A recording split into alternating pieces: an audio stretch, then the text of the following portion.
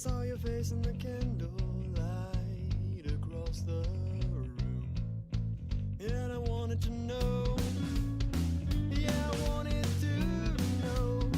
Well, I'm anxious to know if you dance with me. Put on those dancing shoes, grab my hand, let's dance, let's get this ballroom rocking tonight. Clear the floor so we can do this right. We will dance till we got holes in our souls. Let's get this ballroom rocking tonight till the moon fades out and the sun's inside. We will dance till we hear a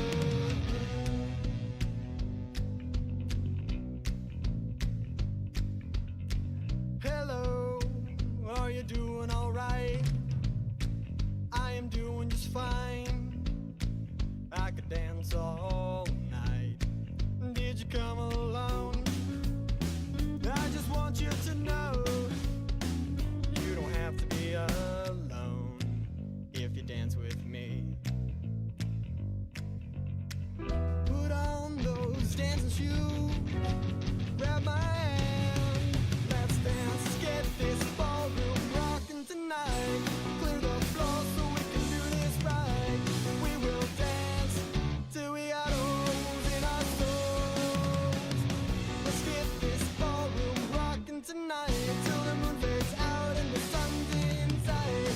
We will dance till we hear a hush.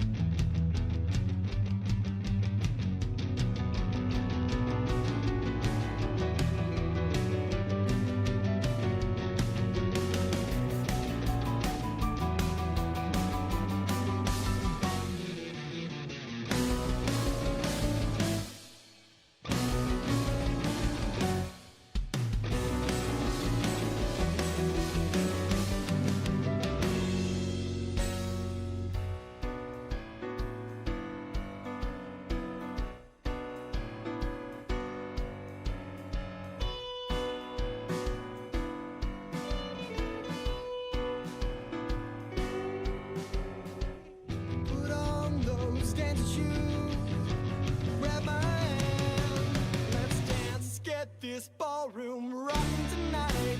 Clear the floor so we can do this right. We will dance till we got holes in our souls. Let's get this ballroom rocking tonight till the moon fades out and the sun's inside. Let's get out, girl, I'm taking you home.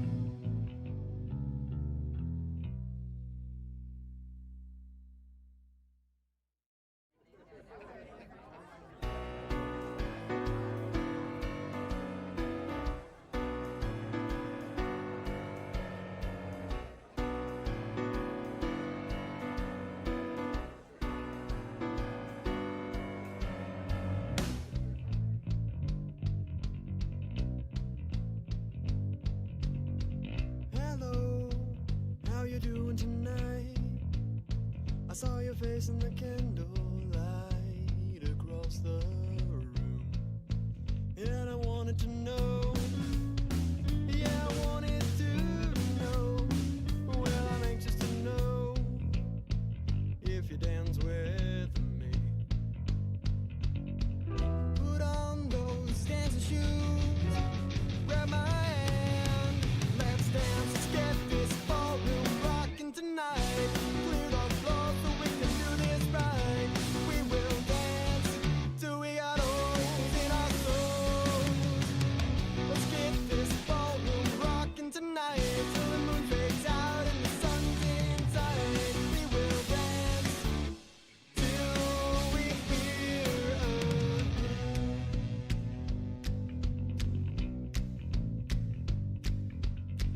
a hello, are you doing alright? I am doing just fine.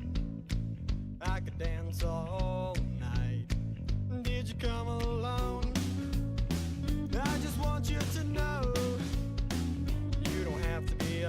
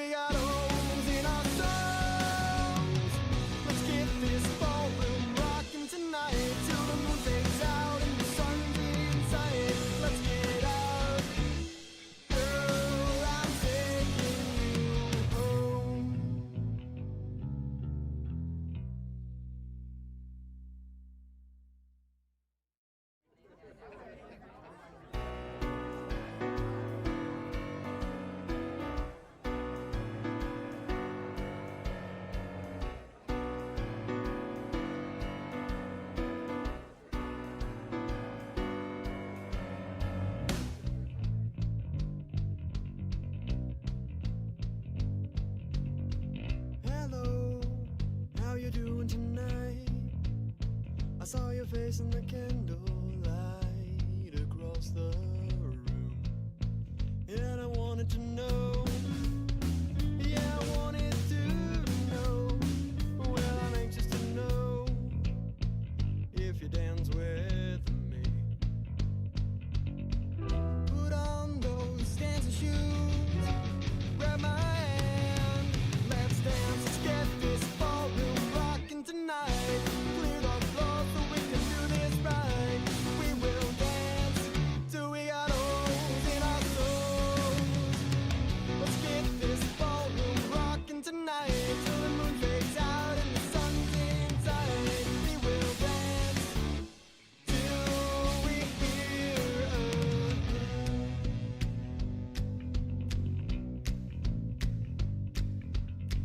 hello, are you doing alright? I am doing just fine. I could dance all night. Did you come alone? I just want you to know you don't have to be alone if you dance with me. Put on those dancing shoes, grab my hand, let's dance, let's get this ballroom rocking tonight. Clear the floor so we can do this right. We will dance till we got holes in our souls. Let's get this ballroom rocking tonight till the moon fades out and the sun's inside. We will dance till we hear a hush.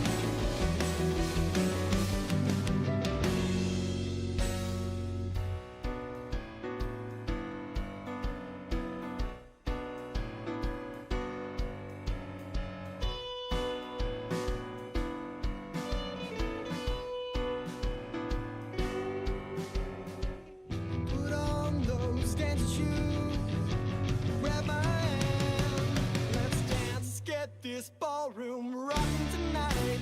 Clear the floor so we can do this right. We will dance till we got holes in our souls. Let's get this ballroom rocking tonight till the moon fades out and the sun's inside. Let's get out, girl, I'm taking you home.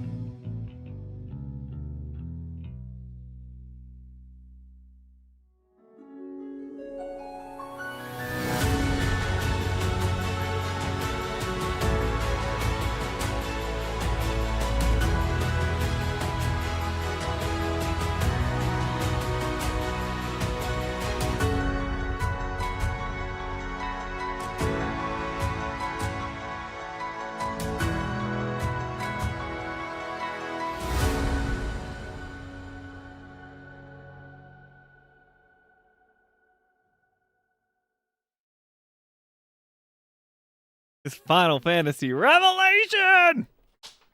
Final Fantasy Resonance! Kingdom Hearts 4! Ocarina of Time remake! Ah! What's going on, guys? Hey, how's everyone doing? Dustin is here. Javi is here. We got Alyssa in chat. We got Alex in chat. Good to see all you guys. How's it going? Jesse's here. Toolman's here. DK's going back to a passive subscriber for a while. What's gonna happen, DK? Did we offend you? Was it Jolie? What did Jolie say? Is it because she didn't know what the word archipelago meant? Or that she'd never heard it? Is it because she didn't know that there were lots of Dragon Ball Z games? I need to know, DK. Seppu Gaming, you called it, man. Brave Exvius, mobile game, turning into a full console game, man. Are you excited, Steven? Valborn says, "Hey, good to swing by for a while. Working in the office now, so secretly tuning in. Shh, okay, don't say anything, Valborn. I promise, I won't say anything to your employers that you're not working." I'm just kidding. I'm on one tonight. Oh yeah, Jolie remembered, Steven, when you were talking about Brave Exvius going to a full game, and you had suggested this like a few streams back when we were playing Final Fantasy Tactics or something. So nice. Dustin says, "My head's about to explode." Dude, this has been like the best week of video game announcements in my entire life. And that's not like hyperbole. I'm not over exaggerating. For me specifically, this has been like the greatest week of video game announcements ever. So, anyway, Biggles is here. Oi, governor, so he says. Jolie misses you already, DK. He's gone. We can't get him. Alex wants a passive subscription. You can do that. There is no requirement, you guys. Biggles says, "Laugh out loud. I saw so many streamers mispronounce archipelago." Oh. Am I mispronouncing it right now? I don't think so. That's funny. Jesse said, "Excited, man. There's a lot going on. I can't wait to hear more perspectives." Cool, man. Well, excited that you're here, Jesse. I don't know if my perspective is something that you want. I will just gush and gush and gush about all the stuff that they've been announcing, which is kind of why we're here tonight. I just want to talk to you guys. That's the reason of the stream. I cannot get myself to get back into remake mode. Jolie and I will probably get back into remake mode on Friday. But for now, I figured we didn't play remake on stream on Friday, so we might as well just like gush more about the announcements and the continued, Square Enix and Final Fantasy hype, which is exciting, so that's the perspective you're going to hear from me tonight, Jesse. Co-Climber says, "I forgot that Final Fantasy Brave Exvius first arc was." Yeah, Jolie says the first arc she says is really good. She played through about like 4 or 5 chapters of Brave Exvius. And it was, for those that don't know, the Final Fantasy Resonance game that was announced at the Nintendo Direct is kind of like an HD 2D remake of Brave Exvius, which was a mobile gacha game with pixelated graphics, which is like really cool. But now they're like doing that HD 2D where it's all pixelated. If you saw the trailer, we're gonna show it to you guys here in just a second. It just looks awesome because it's getting like that Octopath, diorama HD 2D Square Enix signature remake style. And Jolie said that the first story of Brave Exvius was actually really good. She's like, "This is actually like low-key really good writing." But then she's like, subsequent chapters, you know how gacha games go. They just want you to pull your favorite characters and then they throw story at you, so you'll keep trying to spend money. But the first ones are usually pretty good. So I don't know. We'll have to talk more about that. We'll like poll the community, but I think I said on Twitter, I'm like, we're streaming this day one. I want to stream it day one. I think that's a game that we can give our we can stream and have our first reactions presented on stream to you guys. But I want Jolie to stream it with me because she has all that background of Brave Exvius, so she knew who Rain was already and a lot of the characters. Awesome, yeah. Ocarina of Time remake alone puts way up there. It's so crazy, man. Like, I mean, for me, Ocarina of Time, Biggles, is so huge, and it was so hard for me to see that.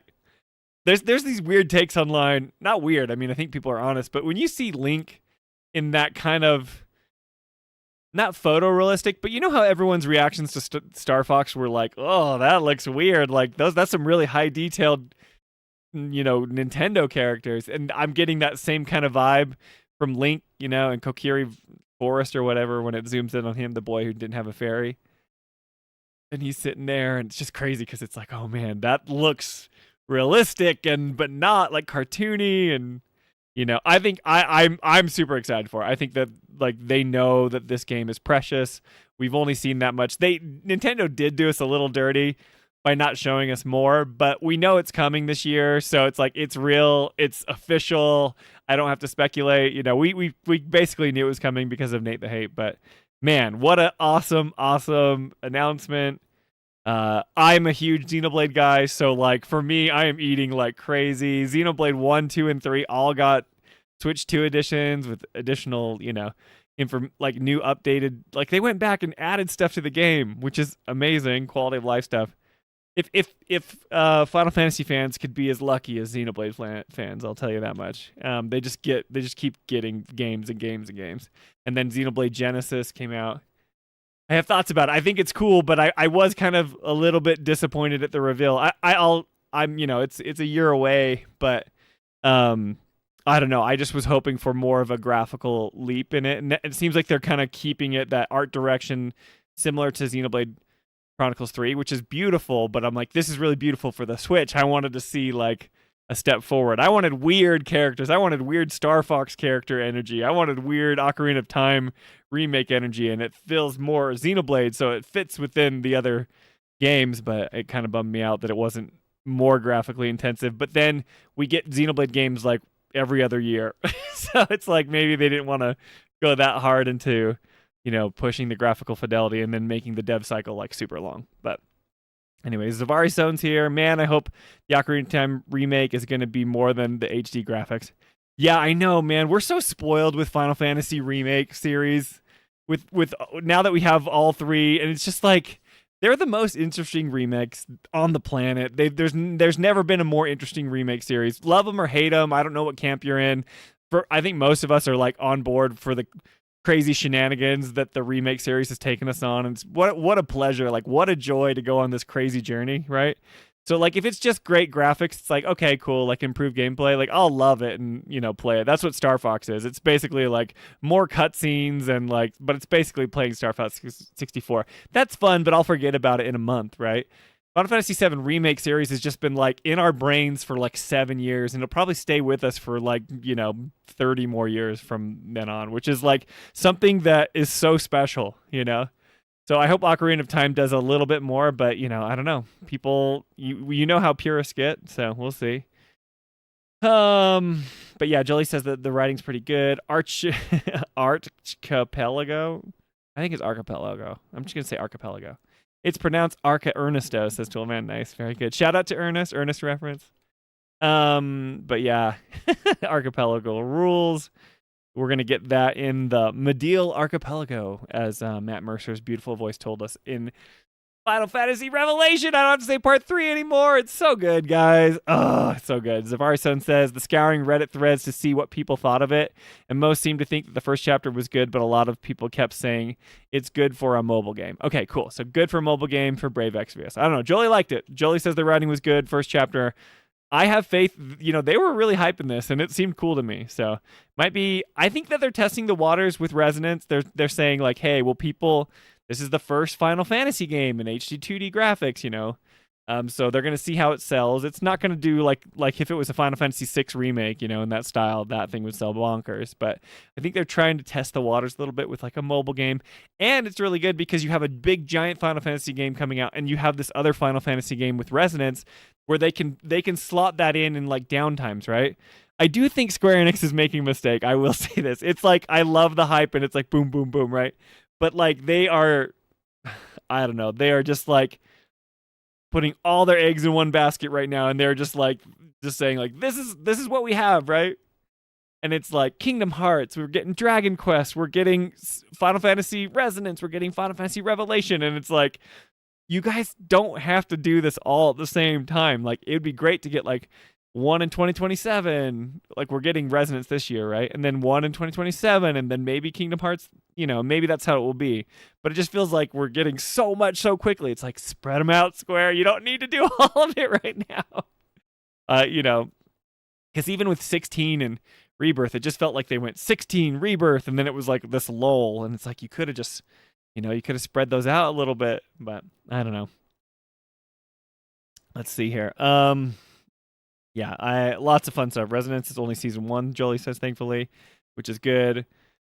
OMG, the Lost Motifs, Leitmotif, chef kiss for Ocarina of Time. Yeah, so tonight we're just gonna like gush about all the announcements. I want to hop into it soon here.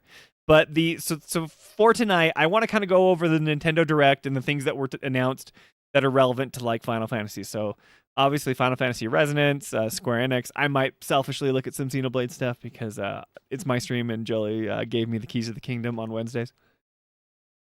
But, we can talk about that. Maybe a little bit of Ocarina of Time just to talk about how exciting it is, What's up, Sephiroth? What a time to be alive. It's just so cool. Thanks for joining in the stream. Sephiroth rules. Yeah, so we'll go over the Nintendo Direct, and then we'll talk about some interviews that Hamaguchi's been talking about.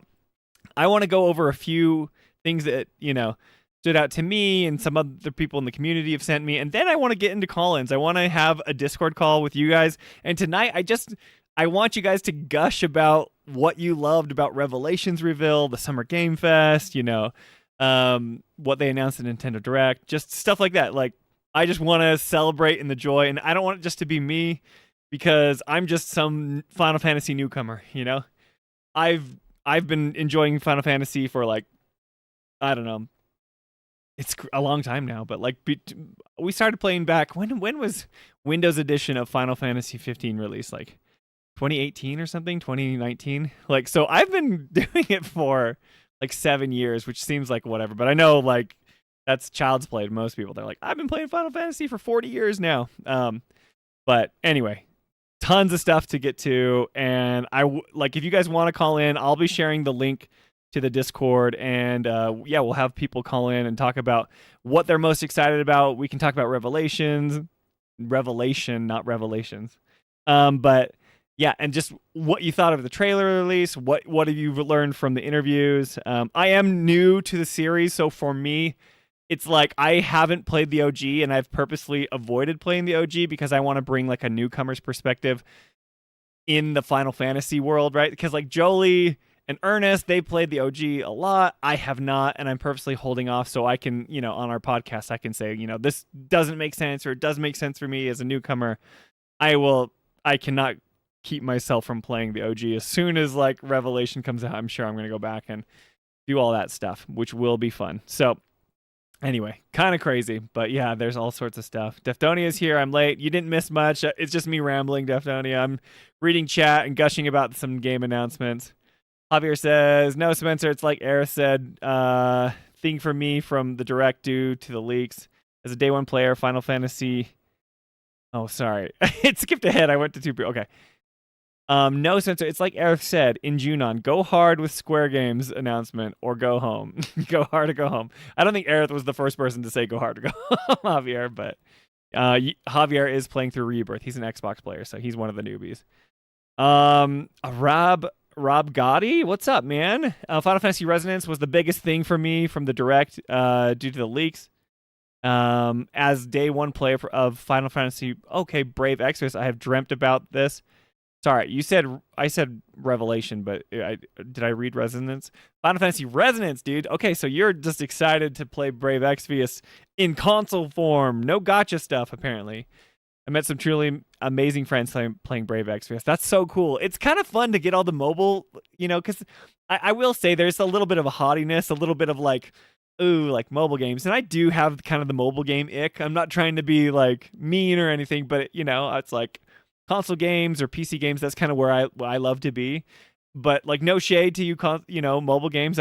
Steven has called in and he says he can't afford a really nice PC and he loves playing mobile games, so that's how he can stay attached to the franchise, which rules. But it's cool that they are taking something that's already known and beloved and they're going to bring it to us console fans. And then we've got Rob Gotti and Seppu Gaming, the people that have already played the mobile games that are excited about it.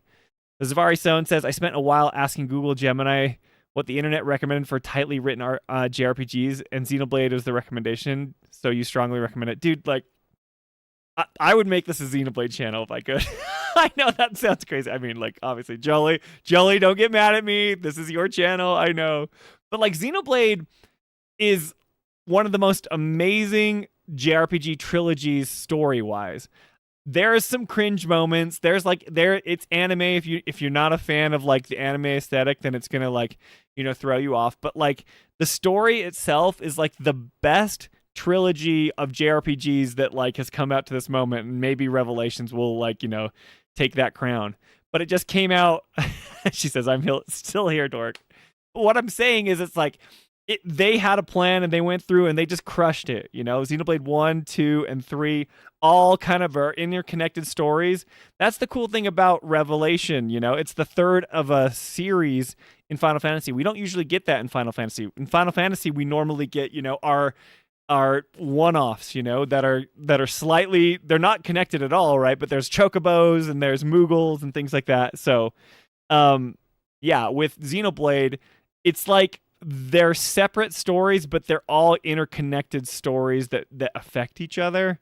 So it's like you have to commit to playing all three to get like the payoff, but the payoff is awesome. And that's kind of what everyone's experiencing now with Revelation dropping. We've spent all this time with these two games and we're finally like coming to the end. It's like, okay, this is cool, But I mean, it's I wouldn't even say it's an acquired taste of Hearthstone. I'm just saying it's a very cool franchise, and I think if Xenoblade gives back to you what you put into it. If you give it a lot, it'll give you a lot in return. Some people have issues with the combat. I think the combat is incredible. It has like story mechanics within the combat, which is amazing. They've just done so many things, which I love. So, okay, enough gushing about Xenoblade. But Sky, what's up, Sky? Says Final Fantasy Files. What are you most looking forward to in the third installment? Oh man. I don't know. It's like I am a newcomer to the series, but I've inundated myself with Final Fantasy news like crazy, I'm most excited for the story. I'd be lying if I didn't say that. I'm excited to see you guys might like think I'm just lying here because I don't really know. I don't know what happened in the OG, but I'm excited to see the community realize the ending. You know what I mean? It's the final game, and it's gonna like they've set up these mystery boxes that they like have to open and they have to answer. They've been opening, but then they have to like, is it gonna be a spicy remake? Is it gonna be something that they change? But like the end Chiron like title screen of every game has been like the unknown journey continues. No promises await at journey's end. They've been doing so many things with the whispers and all that stuff, and it's like, yeah. I think like narratively they need to pay that off. And so I'm so fascinated to see how they do it. But I know it's going to be just like a wild fun ride while we do it. Because the high one is here and we can just jump off and we can go to an open world section, and the stuff that Hamaguchi has been saying is amazing. Like we can drop down anywhere in the world and we'll get the high wind early on. And we can go to places that we're under-leveled for, and it, we'll get stomped by enemies, which is like super cool. That hasn't been in the Final Fantasy games that I've played, right? Maybe Final Fantasy 15, when you were out in the open world, you would see something you're like, dude, I cannot take that on, right? Because it was like a true open world. So I don't know, Sky. I'm just way, way excited to see how they like tie it up narratively, but then just being able to fully explore this world. And I know it's going to be all sorts of amazing things. Like I know you guys are looking forward to these story beats that I have no idea about. I know like the weapons and the stuff, like whatever happens with Cloud. I've been spoiled on a bunch of stuff, but I still don't know how it works. I don't even know what Medeal is like. There's so many new, like everyone talks about Rocket Town. I don't even know what that is. There's just tons of stuff, right? So anyway, very cool stuff. I am obviously just like, I have so many questions, but I'm also so excited about it. And I have all this hope for them now. I was cautiously optimistic. I worry about them being able to tie up all the answers in one game, but like they came out with so much confidence in Summer Game Fest. And like the fact that they're like ready to go, that the game looks as polished as it does. Thank you so much for the follow, Safe from Keyboard. Yeah, the game just looks as polished as it does. It just seems incredible to me that it's like it was ready to go. And I was cocky last stream, so apologize for my kind of haughty attitude by throwing on the glasses and screaming. I watched the reaction of me and Jolie, and I'm like, I was pretty obnoxious. I apologize for that. But it was fun. I told people this. Schrodinger Baby Seal got on my case and saying that it would probably be at the State of Play. And I was like, I will eat my shoe if it's there, Love Baby Seal. But it's like, this was their third party, marketing, multi-platform approach. And it's like come to fruition, which is super cool. Cloud, thanks for the follow. All these people on Twitch. What's up, man? But yeah, And then, of course, it was like boom, boom, boom, day and date with all the platforms. And I was like, this is obviously what they were pushing for. It's just so great that like Square Enix is going back to Nintendo in such a big way. The Nintendo Direct was essentially a Square Enix Direct.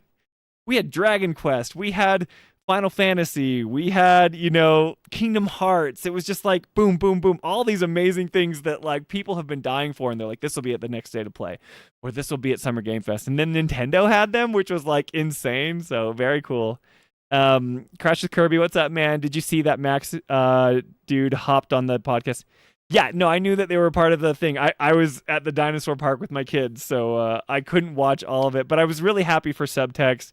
I really like Subtext. Night Sky Prince is really big, so, for him, it's awesome that he gets to talk with Max, and Max is huge, But I know Subtext has been so excited to talk with Max. I was really excited for them to do that. But Blitz and Baby Seal, like, all cool guys. I'm glad that they had that moment. I didn't get to see it. Some people, I'll have to watch the VOD later, but hopefully they got the theories going and what people thought was going to happen. Who knows? But just the excitement, that's the best part of these announcements. Chocobro's here. Square Enix needs to drop the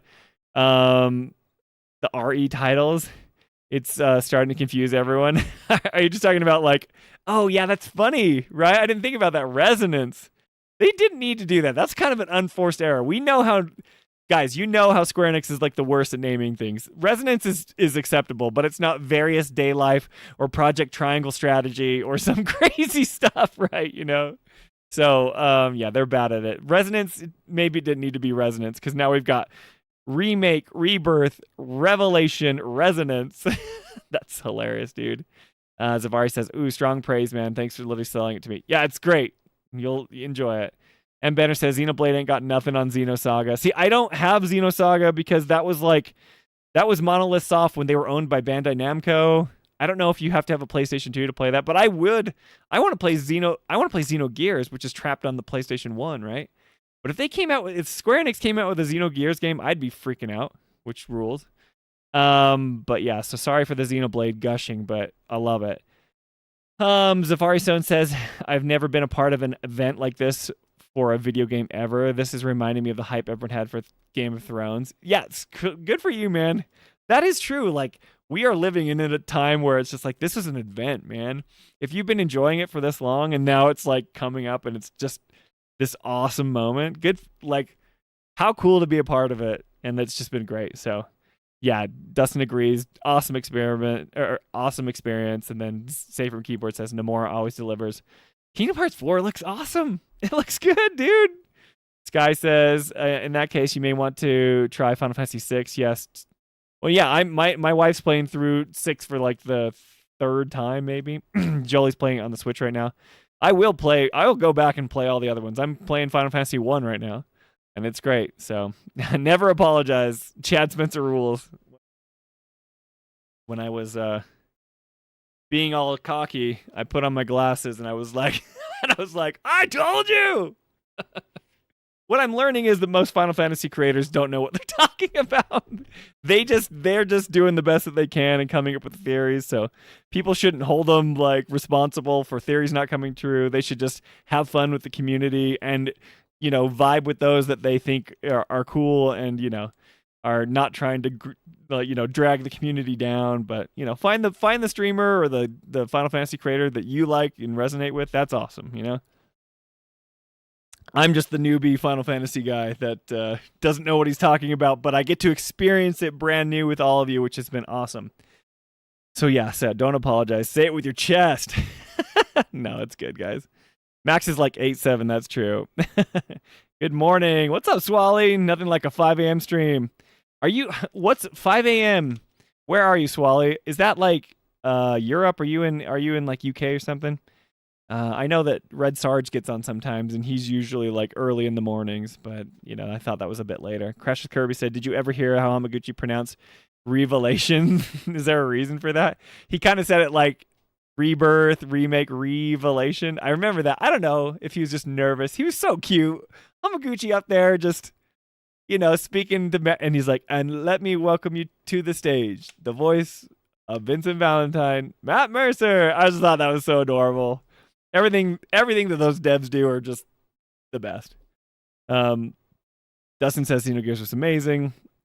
And surprised you have glasses at arm reach. I gotta keep them here, Roosevelt. If I feel like I'm, if I feel like I'm getting sassy or if I'm, feeling confident, then I can throw the glasses on. It's like the reverse. I guess it's a mechanism. You know how Barrett puts his glasses on when he's, vulnerable and he doesn't want to share who he is? Me, when I put these on, I get cocky and I'm just, going off. So anyway, but we had a great time reacting to Summer Game Fest, and what a week, guys. What an amazing time. So what I want to do first is I want to hop into the Nintendo Direct real quick. I want to talk about something. Just kind of go over some of the things that I thought were amazing announcements. Let's watch the trailer from Resonance Revelations. Zage is here. What's up? It was awesome that he got to take stage. Yeah, that was so fun to watch. I thought Hamaguchi was great. It was so funny because everyone was still kind of nervous at the end. I'm like, you see Hamaguchi on stage. There's no way he flies from Japan just to stand on stage for that Street Fighter thing. I think it's awesome that Tifa's in Street Fighter. She's like perfect to be in it. And people are going to lose their minds when they see her fully rendered 3D model. Like, awesome. Shout out to Tifa. That's going to rule. But yeah, let's switch over to the Nintendo Direct and take a look here. This is Final Fantasy Resonance. And let me know if the audio levels are good. But Sky says, aren't you glad that you hadn't played the OG Final Fantasy 7? Not playing the OG will have that much of an impact on the remake. Okay. Not playing the OG will have that much of an impact on remake. Okay, that's it. I'll shut up. No, you're fine. I'm glad you're talking, Sky. I don't know. I'm glad I haven't. I don't know. I mean, I really want to because I want to know. I have so many questions, you guys. But I love kind of going through it with a newcomer lens. I didn't know. I've told this story a million times, but I didn't know that there was a under Junon or a Junon. I didn't know. I knew of Cosmo Canyon, but then like the gold saucer, I thought was like actually gold, and it was like I had no idea of like what it meant. But the Corel and Gongaga and like all the stuff you go to in Rebirth, it's like I didn't know any of that stuff. So it was amazing. I was like experiencing all this stuff for the first time. But anyway, so here's Final Fantasy Resonance. I just want to talk about it. I think it's so cool, but. Hope resonates within the crystals. Let me know if it's too loud.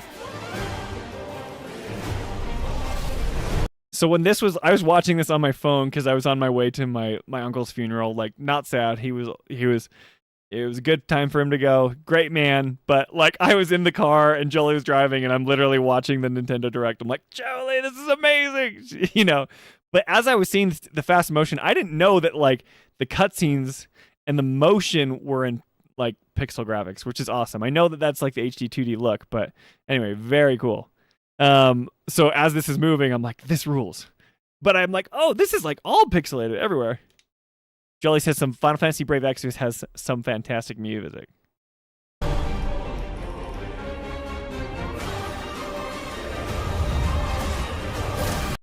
Look at these freaking black mages. This looks so cool.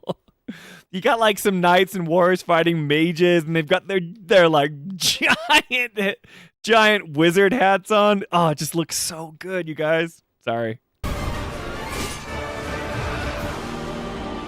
It's beautiful. It has like the modern Unreal Engine effects, so you got like light rays and particle Get ready effects. For the first Final Fantasy game in HD 2D, Final Fantasy Resonance. Oh man, Square just giving us everything right now. This is Lapis, a vast world that has prospered through the power. Look how beautiful that is. This is like the promise. So you have some assets in the background right here, like these pots and these environmental assets, these trees. Those are in 3D, right? So the HD 2D thing is funny because it's like, the diorama stuff, like obviously these stairs and everything, it's rendered in 3D, but then you have your 2D sprites that are going through the world. And this is the Octopath-like style, if you guys haven't played this before. But this might bring in a whole new audience that are Final Fantasy fans. But it's awesome because you've got like the depth of field that's all blurry in the background. It highlights the characters. This is going to be such a cozy game to play on the Switch. I'm super excited about it. Jolie says she loves it in chat. So rad, but yeah, awesome. Power of crystals. But after the invasion of the Veritas, this once thriving world lies on the brink of annihilation. The battles, dude. Turn-based. If you want Now turn-based, Rain, play this. A knight of Grandshelt must journey across the realm with his companions. They're giving us like everything, okay? I know I sound like a fake fan, but Now, my words, Rain. trust my words, these aren't fake fans. If they resonate with you, just know they're not fake. Another Like, we're riding a chocobo in like an open, kind of like, not an open world, but what's like, you kind of have that, what's it called when you're going around the open world? It's not an open world, but like a Final Fantasy X hub world where you get to kind of, go between stuff. Grandshelt must But they're like literally teasing us with an airship. Like, I have not had a Final Fantasy game where I've had an actual airship. Final Fantasy 15 doesn't give it to you. I talked about this on last stream, but 15 doesn't give it to you until the very end. You beat the game already, and then the regalia can turn into the, flying airship. But then when you play Remake, you don't have an airship. You don't have you get the tiny Bronco in Rebirth, but it doesn't really feel like an airship. But like Revelation is going to give us that like airship moment where we can just fly around, right? But this rules, right? This is amazing because it's like, hey, you get to fly around the open world. the realm with They're his showing it to us companions right now. to stop Look at the that. Veritas. Yeah, the overworld. Thank you, Dustin. I couldn't think of it. Amazing, right? Speaking of amazing, we have turn-based, and look at the UI, guys. I understand this as someone who's not like a Final Fantasy diehard OG fan. We've got our party members here, right? We've got like the turns that they're about to take place. So, my biggest issue with Final Fantasy 1, it's like, when do people go first? Is it an agility stat? Is it a speed stat? We've got it right here. We can see who's going next, right? It's going to be this fine lady. Is it Fina, or maybe that's her, that she's going up next, and then maybe Lid or Jake goes, and then it's the boss's turn, where you've got them here and here, and then you've got Reigns or whatever. It's just awesome. Like, you can see what's going on. You've got their health bars, their mana bars. It's gonna be so fun. It's like you can hit the head of the enemy, or down here they have different HP bars. You can stagger them. Awesome, sweeping In stagger. thrilling turn-based battle. Wait, did you guys see that? They actually have some 3D rendered and like animatics here. They do this like animation thing which is cool. So this is very popular in the mobile games. I know that when you do like a gacha games, Jolie, you can tell me if I'm wrong. I don't know if this is an Ever Crisis, but in like Brave Exvius, they would be sprites, but then you would have like a special attack from like Cloud or Tifa or something. And didn't they have like a 3D rendered animation that would be like so beautiful when they do one of their big attacks?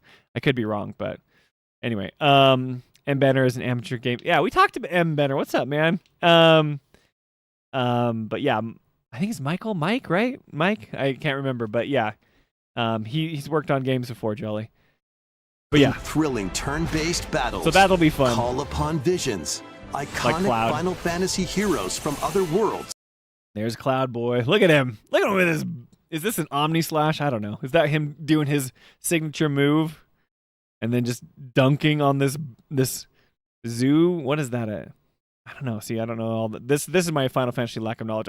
You guys probably know the type of fiend that is, but the monster. So yeah, To take down monsters. dude, just dunk. Can you uncover the truth behind the Veritas and the secrets? Look at the particle effects and the fire effects. It's just so cool. YouTube is like compressing the shiz out of this image, but like it is incredible. You've got the reflections on the ground and the fire, and that's all possible with Unreal Engine and a modern game engine, but then the sprites are just looking super cool. I don't know, very, very cool.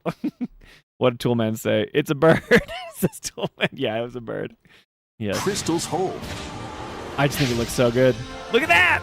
And Look at the that. secrets the crystals He's hold. got like fire wings. Oh, what? This rules. It's got so much sauce. I don't even care if it was a Brave Exvius. I don't care if it was a mobile game. They're like converting it to a proper console game. There's no gacha mechanics. I mean, there might be gacha mechanics, but there's no pulling. You don't have to. I don't think you have to. Well, I know you don't have to pay extra money or whatever for stuff like that, for polls or whatever, but just awesome, right? Awesome. Square Enix just keeping the hype train rolling. I thought Summer Game Fest, we were done. So when I saw stuff like this, it just was like blowing my mind, right?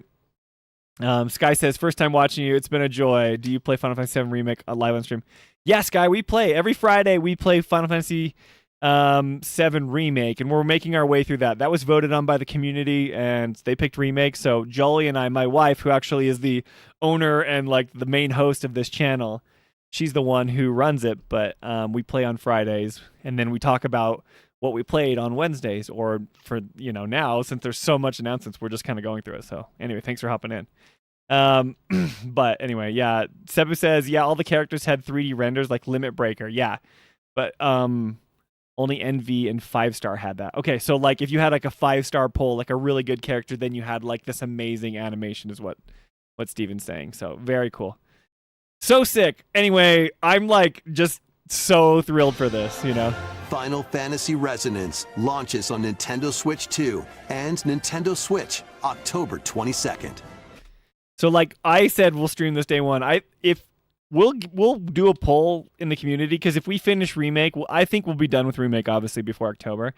If people want us to play Rebirth, or if they want us to play something leading up to Revelation, it's like the community's call. But we will put out a poll and see what people want us to play. But this was just really exciting. I had to share it with you. It's coming out on Nintendo Switch 2 and the original Switch, but that doesn't bother me because the art style doesn't demand it to be like on more powerful hardware.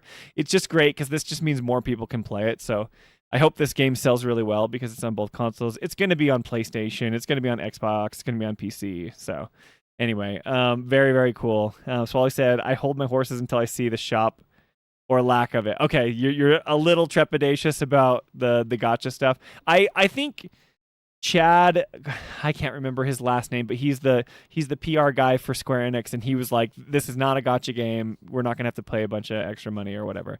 Jolie played Brave Exvius, and she didn't spend an extra cent. She just, grinded forever. It was like her going to bed game where she'd play it at night, so which is cool. But yeah, the Fire Wings looks awesome. To be honest, just the sprite art alone made me get interested. That's cool, Zavari. Yeah, it's amazing, which is exciting. So Chocobro says, can't wait for Tokyo Game Show. They will probably show more of everything.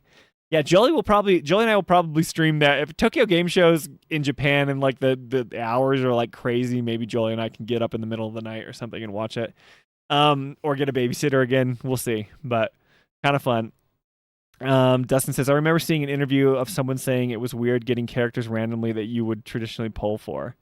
Yeah, I mean, like, it is weird. This is not to bring Xenoblade back up again, but Xenoblade Chronicles 2 is basically a gacha game without any, money involved. You literally get these crystals and they pull like rare blades. Rare blades are just new characters, and there's like really, really good ones. And it's weird because it's just in a single player game, but they did it. It was kind of annoying actually. So who knows? But Wally says, nah, a gacha doesn't mean no shop. Gacha as a whole has been regulated by countries to not be gacha anyway. Gotcha. Yeah. Okay. No, well, they have to like tell you what the percentage odds are of pulling like a 5-star character or whatever.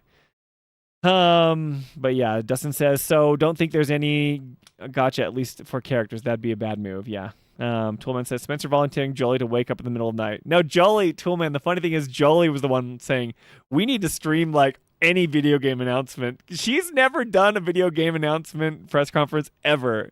Summer Game Fest was her first one. So if you guys haven't seen it on our channel, we reacted to it, but that's Jolie's first ever video game press conference that she's ever watched.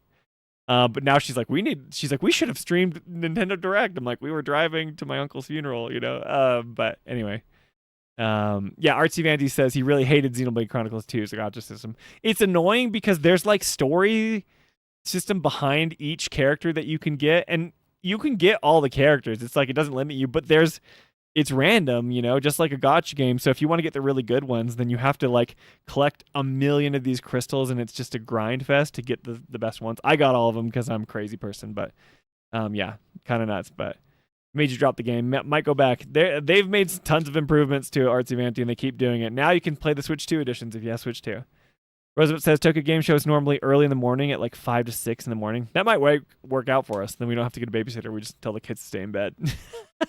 So, okay. And Benner says won't be gacha stuff. Octopath Traveler 0, no shop. That's probably why they shut down Brave Exvius. Gotcha. I mean, it probably made them a lot of money at first, and then they shut it down because they couldn't keep going. But anyway, yeah, to be fair, Jolie at Summer Game Fest was unbelievable. Did you hear that, Jolie? Yeah. it was awesome having Jolie there, and Summer Game Fest announcements were unbelievable, which was great. Entertaining for sure. So anyway, you're getting a Switch 1, 2, or Switch 2 solely for Ocarina of Time. Nothing else matters. I'm so hype. Okay, all right. So that was Final Fantasy Resonance, but then we've got Dragon Quest here. This is another Square Enix thing. Look, we've got Dragon Quest Monsters, which is just I know that they announced this. They announced this at the Dragon Quest 40. Was it the 40th anniversary? But they just showed a graphic, which is kind of funny to me. An all-new monster-filled adventure. It's like their Pokemon, right? They've been doing this for a while, but it's it's just okay, so you've got a bunch of monsters, you got Akira Toriyama art, you've got Dragon Quest, which is cool, arguably pretty cool. But anyway, it's cool. Square Enix is, popping off with one of their games, and it's okay. I'm excited for Dragon Quest 12 fans, but where are you, Biggles, when I need you? Where's the Sleepy Dragon Quest fan or whatever? But I think it's cool. Square Enix announces that. Then we get Dust Bloods, which people were upset about because they didn't show us very much. But then, check this out. We're getting Awaken. Metaphor ReFantazio. We're getting Sega's, Atlas's RPGs on the Switch 2. Just amazing. I'm just for someone like me, we're getting so many RPG announcements, which blew my mind. Usually you get one of these, But we've got ReFantazio here, which is awesome. We don't need to play that because a lot of you guys have played it already. But then check this out. Well, look at what we get. There it is. Sleep Deprived Dragon Quest. I'm here. I've already moved on. Yeah, this Nintendo Direct was crazy. So much Square Enix, Then we get Kingdom Hearts, and they're doing these were available on the original Switch, but they were cloud versions, and they were terrible, I remember when Nintendo, towards the end of the Switch's life cycle, they were play this game on cloud version, I'm not completely against cloud gaming. I was an early Stadia adopter, and it worked really well for my home. But I understand that for most people, if you didn't have good internet, then it was why am I even doing this, But I don't think it's just awesome that we get the native ports of Square Enix stuff. Filled with memorable adventures, 3 collections of Kingdom Hearts games are coming to Nintendo Switch 2. Traverse through iconic Disney and Pixar worlds. They just want you to catch up, man. Befriend all sorts of magical I think allies. you can play the demo, right, for and Kingdom Hearts 3? Enemies in action RPG combat. Relive these stories or experience them for the first time alongside Sora and his friends as they fight the darkness. Wow, Sora's the greatest. That was in the game. That wasn't me, by the way. If you have the cloud versions on Nintendo Switch, you can transfer your existing save data to these Nintendo Switch 2 games. You don't get the games. I think it would have been a cool move if you bought the cloud versions that they just give it to you, and that's kind of low. I'm Nintendo, give it to them. On Nintendo Switch 2, October 8th. How many people bought the cloud with all games? 3 compilations. Kingdom. This is new Nomura art, is what people are saying, right? Because it's a bundle. You get all of them stuck together with all the Soras, which is very cool. I was at work when they showed Kingdom Hearts 4, thinking this event was nothing burger than man. I know, Roosevelt. This is you, man. This is your stuff. Seppuku says it's kind of odd. Many game not released in November. Oh yeah. Well, I know nobody's releasing in November. I feel like Nintendo is the only company that could release a game in November and get away with it, because I think if GTA comes out in November, have you seen the stuff on Twitter? It's hilarious. You'll see the release dates from September to October. It's there's a game coming out literally every day, which is insane. And then towards the end of October, there's nothing, because in case GTA moves it up or moves it back. So then November is nothing, because they're terrified of the GTA, 6 marketing cycle, and they're just going to pour so much money into it. It makes sense, right? But I think Nintendo is the only company that they could be yeah, we're going to have Ocarina of Time remake, and they make it available before Thanksgiving on Black Friday. You go get Ocarina of Time. And I know a lot of people are going to buy GTA, but, Just crazy. Just crazy that there's nothing there. But Actor Gamut says, or Biggle says, the cloud versions are being shut down next year by wasted money. Oh, they see, that's brutal. If they're getting shut down, they should let the people, you purchase them, they should just give you these ones. I don't know if you have to have like, oh, it's on Switch too, so maybe you have to be of Switch too. I replayed Kingdom Hearts 3 recently, and the combat was so disorienting because of the amount of enemies on screen, says Artsy Vanty. I've never played the Kingdom Hearts games. Jolie's played Kingdom Hearts 1 and a little bit of 2. That's another thing that this, you know, a lot of people on stream want us to play, so I thought Kingdom Hearts would win by far and away, but Remake won, so Nintendo actually won this E3. It feels like that, Artsy Vanty. Like, for me personally, Nintendo was the winner. It's hard. My most anticipated game is Revelations. Easy.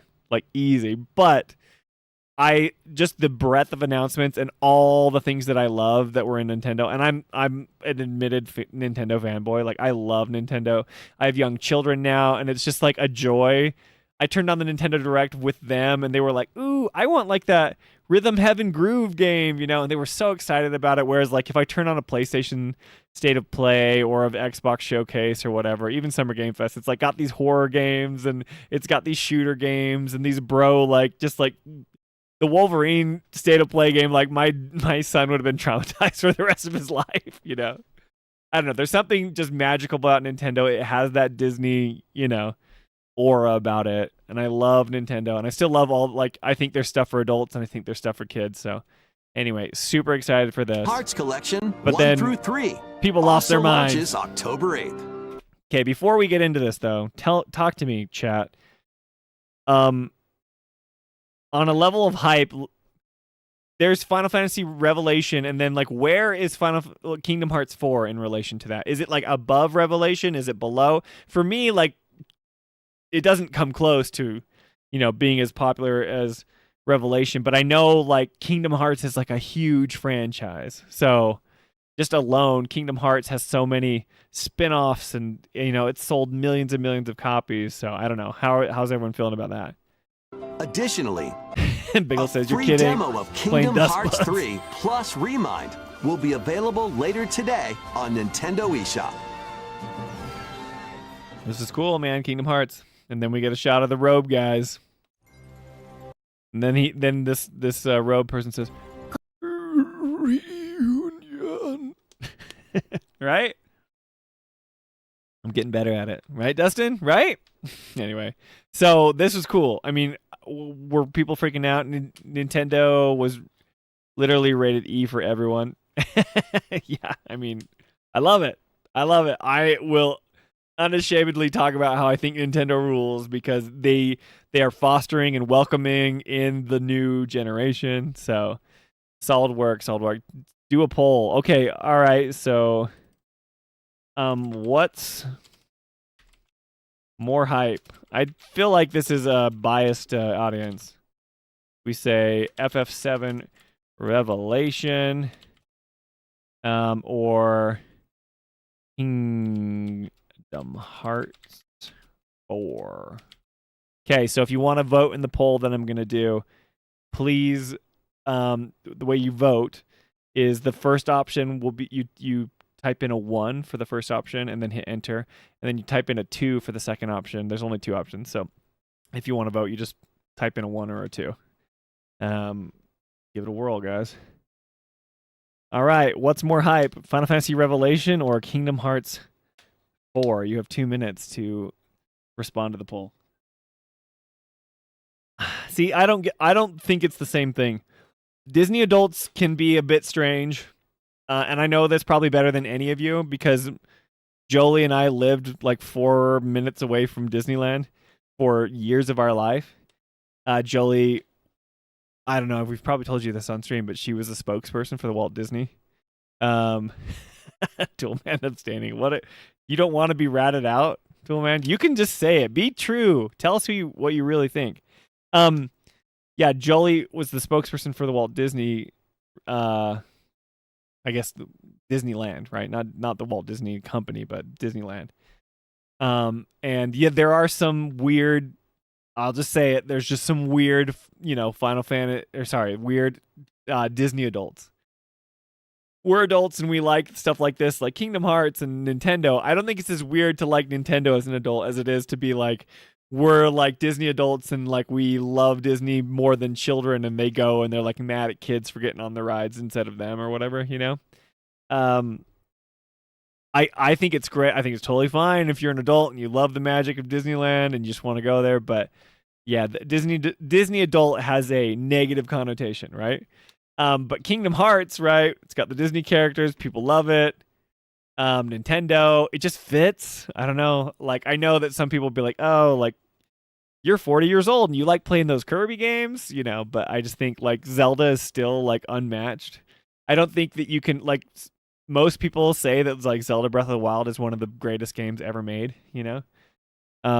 I think in the history of time, like, you know, even for adults, they'll just say that that is like one of the greatest, and they just keep iterating. The Mario games are awesome, you know? So I don't know. I just think they give you a wide range of things where if you get a PlayStation or an Xbox, it's very like, these are, you know, these are great consoles, but they are for a certain demographic. It's like if you're 20 to like 40 years old, like, or 50, right? It's like PlayStation and like PC and Xbox games, like they rule, but I just don't, and this is, okay, here, a little rant cam for you guys right now. I don't care about like the graphical fidelity anymore. We're getting to a point of diminishing returns. I have a computer that can run Final Fantasy Remake at 120 frames per second. It's awesome. It's very cool. I have the settings maxed up, and I'm not trying to brag here, by the way. I'm just saying like I use it for other things too. It's great. Like, it's amazing to play it in that high of a fidelity. But like, I am okay with playing Remake. I tested out the demo on my Switch 2, and it runs at 30 frames per second, and there's a lot of compromises they had to make to get it running.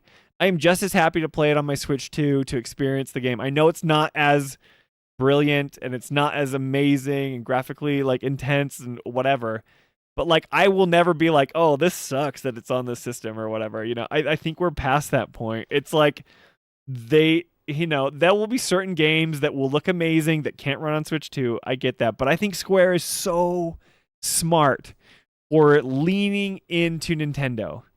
Because what's one of the biggest, you know, hurdles that's facing Final Fantasy right now?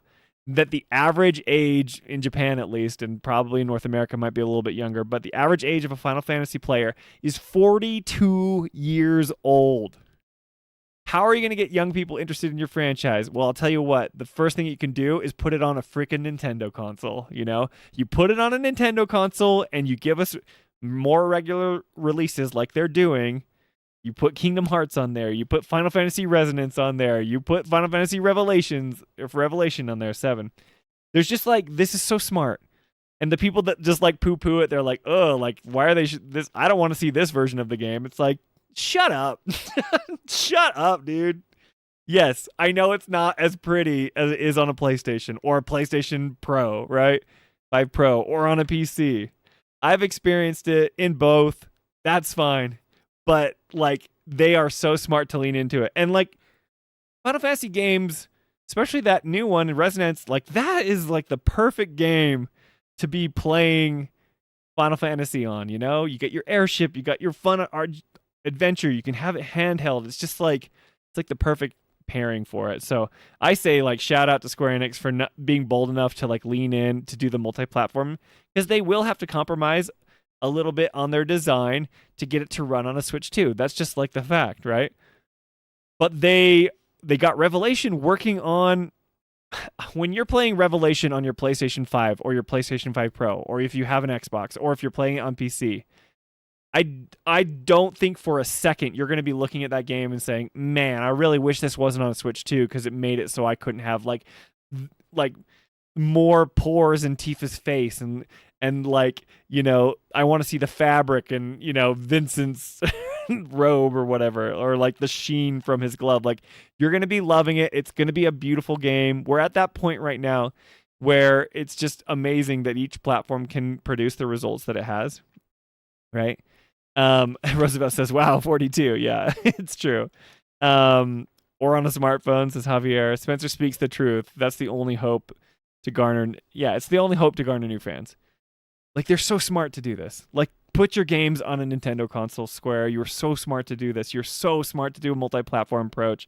Like, you had this marketing deal with Sony, and Sony was great, but like, Final Fantasy is not Final Fantasy X anymore. It's not this blockbuster that's like sells the most and it's the most graphically beautiful game anymore. The thing that's cool about Square Enix and Final Fantasy are the stories, or the characters, and if you limit that to one platform, as big as Sony is, as big as PlayStation is, you're going to miss people. And like, having the Nintendo audience and getting a younger demographic involved in your beloved series can't hurt, you know. So I think it rules. But Javier says, you want younger audience? Release a cartoon. Hate to break it to you, Javier, but Final Fantasy is a cartoon. It is. It's basically anime, my friend, and that's okay. That's okay. Anyways, let's watch this Kingdom Hearts 4 trailer. I just love the movement. When the gameplay of Sora, so cool. この世界の構造はとても複雑で、私たちが定義する光と闇を具現化したものは存在しなかった。でもそれを定義するものがこの世界に来たことで、この世界にも私たちの定義する闇が現れた。Do you guys know who's under that hood? I bet you guys know who that is. Look at this. Look how good it looks. Copyright Disney. Disney owns the rights to this. This is basically where Whispers came from. Noctis. Check it out. I don't know who she is. This guy looks kind of sassy. But check it out. We got our boy Noctis here from 15. I know that guy.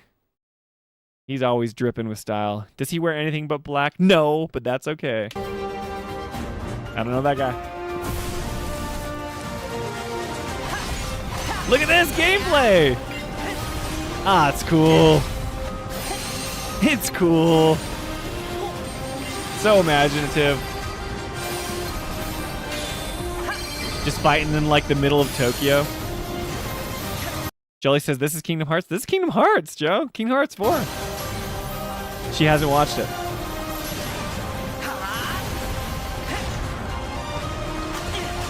I am getting a little bit of Titan Lost vibes from this, though, which was my least favorite fight in Final Fantasy 16. That's okay. I'll reserve judgment. It was Glenn for Final Fantasy 7. I think it was Glenn. Yes, it looks a lot different. Jolie, there's a lot you've missed in Kingdom Hearts, I'm sure. Oh boy, available at launch on Nintendo Switch 2. That was Mickey, because, you know, I do the Mickey voice. いかがでしたか？次が最後のタイトルになります。こちらの映像をご覧ください。 That was awesome. I'm listening to the European version, so it doesn't have our awesome English announcer. I'm like, why does he sound so different? But that's his real voice. Anyway, but that was the last announcement was this. So sorry, Joe. Summer of Dreams. I have to share this with the people that we're all excited about this.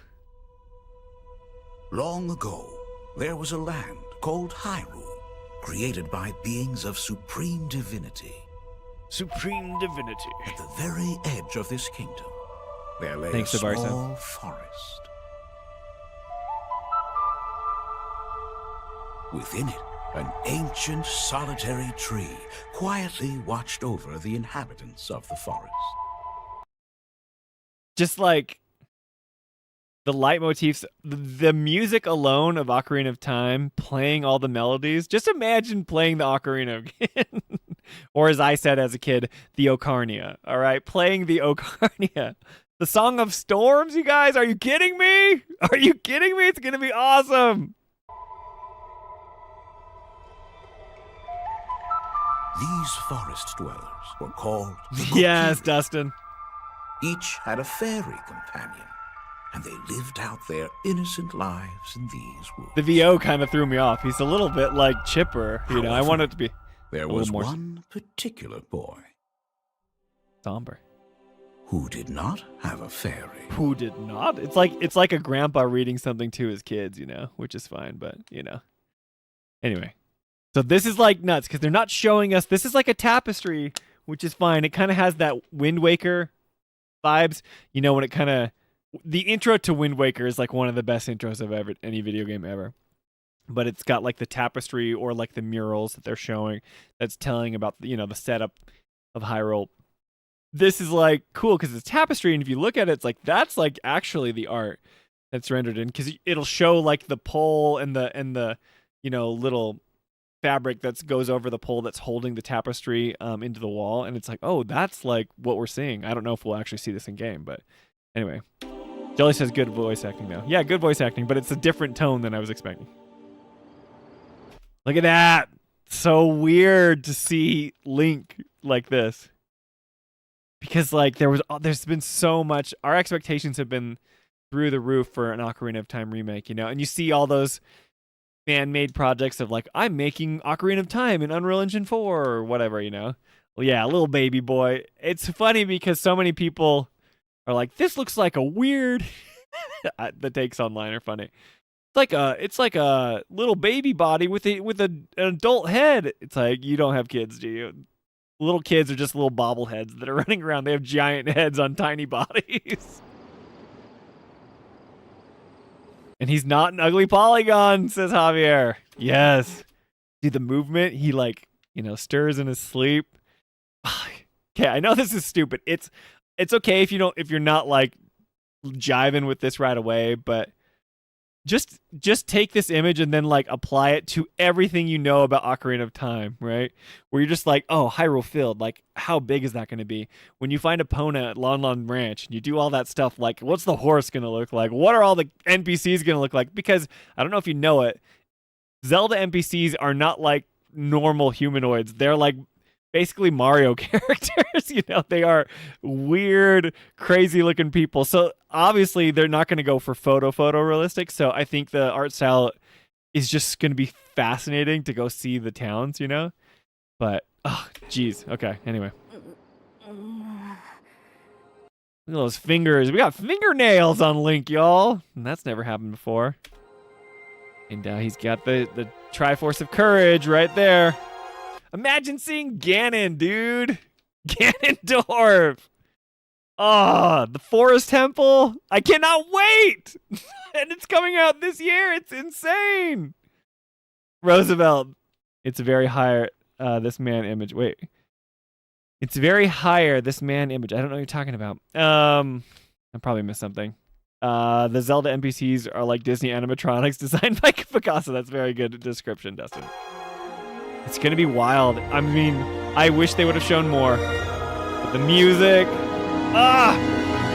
it's going to be amazing. And it comes out this year. We don't have to wait. We saw like basically an entire game when Revelation was dropped. we get like one shot of Link laying in his bed in the Kokiri Forest or wherever it's called. And it's like this is coming out before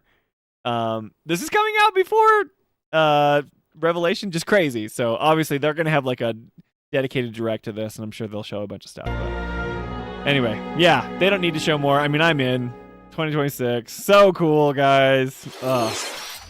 Shout out Nintendo. Well done, Nintendo. What an awesome thing. Final Fantasy Resonance. We got Dragon Quest. We got Kingdom Hearts. You guys voted. I didn't tell you about the polls, but the rules of the poll was 100% Revelation. So that's what we're here for. But yeah, just insane. Very, very cool. Safe from Keyboard says, and Nintendo fans lose their minds. It's true. Like, you're totally right, Safe from Keyboard. There is such nostalgia that's driving that. And I imagine for a lot of you that were, you know, OG Final Fantasy VII players, that same nostalgia, when that got announced, you're just flipping your lids like, this is real, this is so exciting, you know. And Ocarina of Time is the highest reviewed game on Metacritic still to this day. It's one of the most beloved games ever. So, of course, people are going to be judging this. You know, they're going to be, like, scrutinizing every single pixel. But I just think it'll be really, really exciting. So, kind of cool stuff. I'm really excited. Good for them. Awesome. So, but before we switch over to the call-in show, am I making you guys wait too long? I just wanted to show this. This is really cool. because I want to hear your thoughts on Revelation for sure. But what I wanted to do next was kind of talk about Hamaguchi and kind of the things he's been talking about Revelation. So I haven't read like a lot of these interviews. Some of these were sent to me by you guys. But yeah, if you, I have a few things I want to get through for these interviews, and I have some interviews pulled up. And I have so much confidence in what he's saying, but I also am trepidatious because they always kind of talk a big game, and they've been talking a big game forever. This is the first time I will mention Hamaguchi's name on the podcast, because like actually give him time and like read through his interviews, because normally when he says stuff before Revelation was revealed, it was just like a bunch of nonsense. It's like, you're saying the same things, and then people with Twitter ran with it, and they're like, it means this, right? So this is an interview from Automaton West. Jolie sent this to me, and it says, what does Final Fantasy VII Revelation do differently from its predecessors? And director Naoki Hamaguchi on meaningful player choices, resolving the minigame issues, and more. So this is from Automaton, I'm guessing what it's called, right? But yeah, they did their reveal, so this is some of the questions that it says, you know. Themes of Trilogy's finale are resolve and choice. That was so funny when they were like, resolve, the theme of this game is resolve, and it just happens to start with an RE, and it could have been the title, but we didn't give it the title, but we're going to talk about resolve a lot. It was very strange, you know, but kind of funny, right? And Alex, you're not going to get your no more minigames chart for sure. So anyway, what do we have here? It says, following from Final Fantasy VII Rebirth, what are the biggest challenges you face while developing Final Fantasy VII Revelation? And then Hamaguchi says, it's not exactly a challenge, but throughout this remake trilogy, we've always wanted the gameplay experience to transform with each new entry, which is cool because it does. You know, you have your linear, you know, remake, you're all in Midgar, and then Rebirth opens the open world. You have your different chocobos, and then Revelation's like, here's an airship, and you can parachute down on anything, which rules. The first thing we discussed as a team was how that would change. Every game in the series is developed by a large team, so it's important to establish a clear theme that defines the game is about. One thing I will say about this, I've been saying this to Jolie and to other people, but like, okay, another rant here, but having a AAA developed giant blockbuster game come out from the same development studio within three AAA games within 7 years is unfreaking heard of. That's insane, you guys. People got mad at me about this on Twitter. I was like saying, this is incredible. And they're like, Square Enix, you totally forgot about Final Fantasy 16, Final Fantasy Tactics, and all the other stuff that they put out. They're like, you're a fake Final Fantasy fan. I'm like, no, you don't understand, simpleton person that's getting mad at me on the internet. It is from the same development studio. So that's like if you take like a Naughty Dog, right? Which is one of like the premier studios, development studios from PlayStation. And then they're like, we're going to give you like an Uncharted or like a Last of Us 1, 2, and 3 or whatever in the span of 7 years. Like, they don't do that. Video game development cycles are so long now. We'll be lucky to get like one game and then like 7 years go by and then maybe you'll get another one, right? This is amazing. This is like Creative Studio Unit like 1 or whatever. It's not Business Unit number 3 or that's Yoshi P's team, but this is like Hamaguchi's team is over the remake series, and it like delivered, man. We saw so much of Revelation at Summer Game Fest. There was so much gameplay. There was so much footage. I was telling Jolie this, they were probably making that game in tandem with Rebirth. Like, they probably made this with Rebirth, right? And they were like, well, like, let's cut this out and put this for Revelation. Like, they probably were working on Wu Tai, but they're like, where are we going to put it? You know, Mediel, all the stuff, all the places where we're going to go. Then they're like, okay, this is the Rebirth stuff that we have to hit. I guarantee you, like, they've had a lot of this stuff working, and they've just been crushing it. They keep the same teams. There's not a lot of turnover. Just so awesome. Chugabro says the Creativist Studio one. Yeah, it just feels like that. Like, shout out to them. Whatever they're doing, I hope they're treating their people well. I hope that like they know how important this is, because this should be the blueprint of how to make AAA games in the future. They didn't get in the weeds by trying to switch engines because new hardware came out. They made the first game on a PlayStation 4 on Unreal Engine 4. Then PlayStation 5 comes out. They come out with like, integrate and intermission DLC, and they up-res it and they do all the PS5 fancy things, but they're like, we're sticking with Unreal Engine 4 for part 3. And now Revelation comes out and it looks awesome. No one's complaining about, oh, this would be better if it was a PlayStation or a Unreal Engine 5 game. It's like, no. This is how games should be made. Scope creep happens so much in development, and like these developers deserve so much praise. I know I'm going off, so shout out to them. Very, very cool stuff. But they say like, they had to establish a clear theme that defines the game. And, this is their kind of like writing of Bonds was their thing for Rebirth, and Resolve is the thing for the central theme. What I read from this is like they had a clear plan, right? So good for them. But let's see here. True, it felt like a bit popping a bubble wrap. Let's see what. Oh, am I skipping ahead? For example, in Final Fantasy VII Rebirth, the world map was packed with content, and no matter what order players tackled it in, there were no disadvantages. You could simply start playing from whatever interests you first. Oh, sorry, I skipped the time. Simply put, from the story perspective, Cloud and the others face their final battle. When they'll confront the feelings and the burdens they've carried with them, and they are filled with resolve to face those things head on. As creators, we also have to resolve to properly bring this trilogy to its conclusion. Thank you. When we translated the idea into a game design, we felt that players themselves should also be asked to make their own choices with conviction. This is great. Like, this is all good stuff. For example, in Rebirth, the world map was packed with content, and no matter what order players tackled it in, this doesn't make sense to me, because maybe they're just saying no matter what order you tackled, like, the towers in. I guess that's fine, but you couldn't go to Cosmo Canyon before you went to Gongaga. That seems a little bit strange, but there were no disadvantages. You could simply start playing from whatever interested you first, and eventually you'd clear everything. We designed it to give players a sense of security. And they say, true, it felt a bit like popping bubble wrap. I don't know if that translates. Amaguchi says laughs.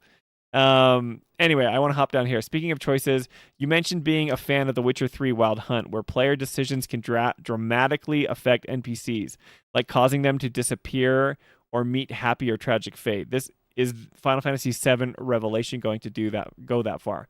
Jolie's highlighted this to me. She's like, read this on stream. Because for those of you that have played The Witcher 3, it's like you can have she's trying to pronounce archipelago. For like Witcher 3, you could make decisions that, you got the really good ending, and there were certain things that you had to say or do that would change it, like the best ending is like where Geralt like presents Ciri. Spoilers. Oh man, I just hit the microphone. Where Geralt presents Ciri like a Witcher sword, and that's like setting up the next game, and there's all this cool things, but there's like not as cool endings. But this is what Hamaguchi says. I wouldn't say we're directly following what The Witcher does. When I think of this kind of depiction within the world of Final Fantasy VII, having someone disappear or become miserable might not always feel appropriate. So how are we expressing those consequences instead? I'd like to keep that under wraps for now, he says, which is funny. So he's still being cagey. They still have something to show us.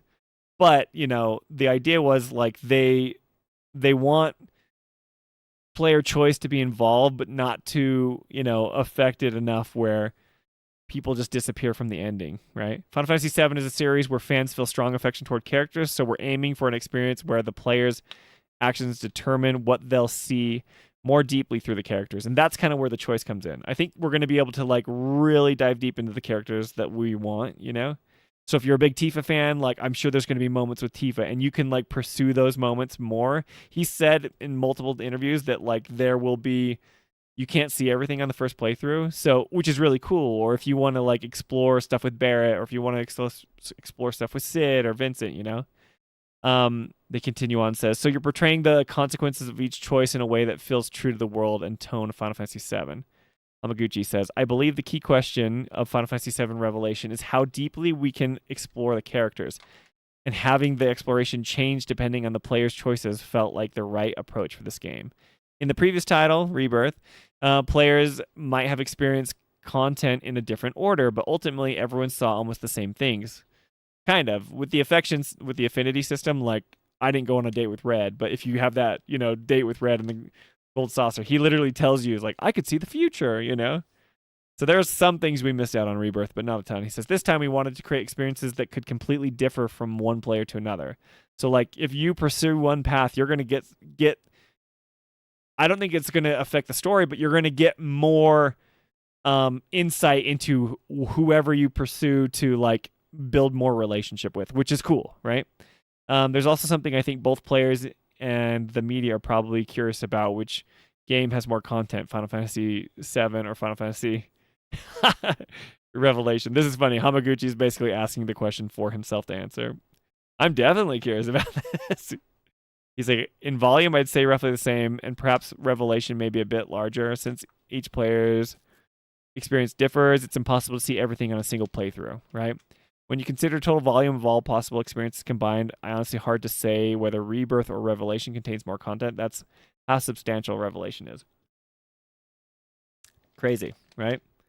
Jelly says, one single ending, but your choices affect which character stories we see, which is great. Jelly says, this is the way. Jolie was very excited to hear this. Dustin says, so like the remake dresses selection, but with party members. It's so funny, Dustin, because remake had like an affinity system where it was like, if you do enough side quests with Tifa and then you pick the right thing or whatever, you get this, right? Or if you do enough with Aerith, and this allows you to have the certain dress outcome, and then, you have like the little Johnny side quest, or like whoever you do the things in Wall Market with. And that gave you a certain result, but you didn't really know. I hope this one at least is, it allows you like a clear, like, I want to pursue hanging out with Tifa, and you go and do a bunch of Tifa stuff, and it's like clear, and the next playthrough you want to go and learn more about Barret or Red or Cid or whatever, that would be cool. My biggest issue with the affinity system and all this stuff, it's like, I had no idea that like the dress, getting the different dresses for the different girls was a thing. Or like Cloud's dresses and all the stuff that you do. It's like you don't really know about that until you go online and people like show you guides. The game doesn't do a good job of explaining that. It just kind of happens to you. And then you're like, oh, I guess I should replay this. So. But yeah, you're right, Dustin. Alex says, I think you're going run out of time for Colin. I'll get to it. Don't worry. I just wanted to finish this interview, and then I'm going to switch over to Colin's, and then we can have you guys. If you want to talk about something, I can pull stuff up, but I want to hear from you. And I can pull up the Revelation reveal and just talk to you guys about what you felt. So Swally says, Rebirth was awesome to me, but it kind of feels like Hamaguchi just took it as a tech demo for Revelation. That's true. Like, I mean, they got it working, but I hope they iterate on stuff, because I liked Revelation, but I liked Rebirth, but I think a lot of stuff is clunky. It feels like a Ubisoft open world game with the towers, and a lot of people like that, but it felt like the checklist was a little bit like, I have this problem where I have this OCD and I need to go check everything off, even though I don't want to do all of the stuff. So hopefully giving us freedom to go wherever we want from the Highwind will kind of alleviate that. I'm sure that there'll be lots of stuff for us to do and wherever we land. But the fact that we can just take a ship and go wherever, that sense of excitement is going to be like throughout the entire game, I think. And I like the idea of going to a place in Revelation and then landing and being like, oh, I can't really do this yet, and then going back to the Highwind and being like, I will come back to you later. That kind of has like a Metroidvania style feel, even though it's not like, mechanically blocked, but like, maybe it's blocked by higher level enemies or certain things that I want to experience in the story, but you come, go back and forth, which is cool. So Dustin says the exact dress option is Vincent, I'm sure. Kimono, Dustin. Part 3 has big shoes to fill, though, says M. Benner. A huge part of its story gives you a chance to see things from Tifa or Cid's point of view. Yeah, I know, like, I don't know what happens. I don't know how it happens with Cloud, but I know that, like, he's not in the story the whole time. So, anyway. Yeah. It's funny. Hey, guys, I've been looking at tires. I didn't know if you knew, but I need to get new tires for my van. I noticed the trailer was saying something along the lines of how you play is up to you, suggesting a higher degree of freedom in the gameplay. Hamaguchi says, fundamentally, player involvement in the game choices we discussed earlier can directly affect both gameplay progression and storytelling to the point of the narrative branching. This is very cool. Though, if I put it that way, it might end up coming off as a multi-ending game. Laughs.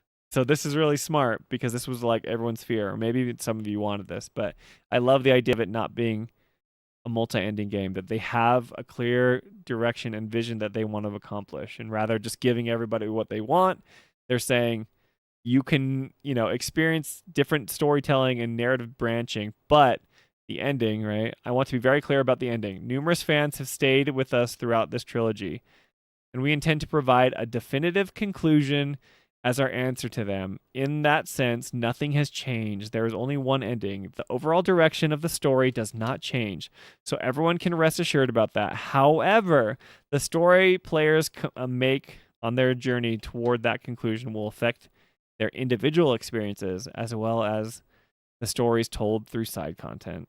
I think that's the way to do it. Jolie and I are in agreement. So this is just them, kind of coming out and being confident in their direction.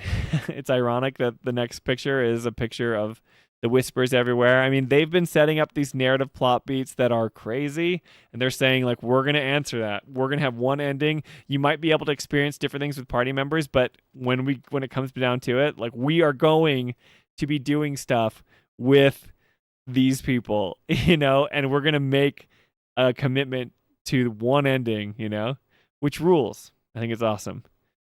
What does it all mean, though, Celtas? Well, I don't know. We have to wait until Revelation ends, Let me give you this little snippet. I don't know. I'm sure people have talked about this, but from a newcomer's perspective, we'll switch over to Collins next. Okay, so what does Revelation mean? You guys will laugh at this because I haven't played OG, but I know that Cloud has a sort of revelation, right? Like he's not really who he is, not who he says he is, who he's acting like. I also feel like so that is like a revelation when he needs to have a revelation. Like, let's say at the end of Rebirth, we don't really get a definitive answer of what happens, right? There's the theories of all the branching timelines and all that stuff that they need to answer, right? But like I see it as like him having a revelation because he doesn't have it at the end of Rebirth. I think Cloud has a revelation and realized, okay, what happened at the end of Rebirth? Boom, rough. Also a revelation as to like who Cloud really is. A revelation. That's kind of like on the nose revelation stuff. And then like for the big branch, like another revelation, maybe a revelation to the fans for like what they've been setting up, the narrative plot beats. Like it will be a revelation for us when they reveal, what they've been working on and all that stuff. I don't think that they're just gonna play it straight and be like, this was just a remake. There's no reason to put in the whispers. There's no reason to deviate. There's no reason to do all that if they just don't pay it off. I'm not saying that this changes like fundamentally the remakes from OG in a certain way. Maybe they can thread that needle and get it back to come back to the 97 ending. I don't know. I think that would be lame and kind of like, which is fine because like someone like me, I have no nostalgic attachment to the OG. So I'm not someone that's like, well, they better bring it back to the OG because I don't care. You know what I mean? Because I haven't played it. I just can't, I think what they're doing, and I think it's very, very interesting. I think that they need to be courageous and, move forward with what they've done. Are they going to do that? I have no idea. But I think like it'll be a revelation to all of us, which is very cool. I think that the subtitle or whatever is appropriate. Jolie says the meteor holy stuff is kind of like the book of Revelations. Yeah, that's true. Like Revelations like the apocalypse, right? Things are ending. And so that's appropriate too. There's lots of stuff that you can pull from, but those are just like my newcomer thoughts of what Revelation means. But anyway, I want to hear from you guys. So let me get this set up. I'm going to invite you guys to the call-in. So if you don't like what happens for Discord, if you guys want to call in, I will put a Discord link in the chat and have you guys join a waiting room. You guys can talk there. If it's annoying, you can mute the chat. But what I do is I take one person in at a time, and I want you guys just to be able to like share your thoughts on the announcement of Revelation and all that fun stuff. So let me give you guys here. I'm gonna set the link to expire in 1 hour. No limit. Okay, cool. Okay. Don't care what it means. Just we'll play the game. This is game over for Final Fantasy VII, the final episode.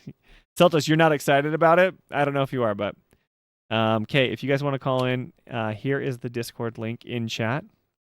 Feel free to join. You'll start if you click on that. It'll be bringing you to our waiting room. But go ahead and hop in there. And yeah, share with me your thoughts about Revelation. The things that you're excited about. How it felt watching Summer Game Fest. Were you guys as excited as me and Jolie were? But yeah, go ahead and join in. While you guys join, I will kind of show you some of this other stuff, which is exciting. Let me pull up right here. One sec. Let's see here.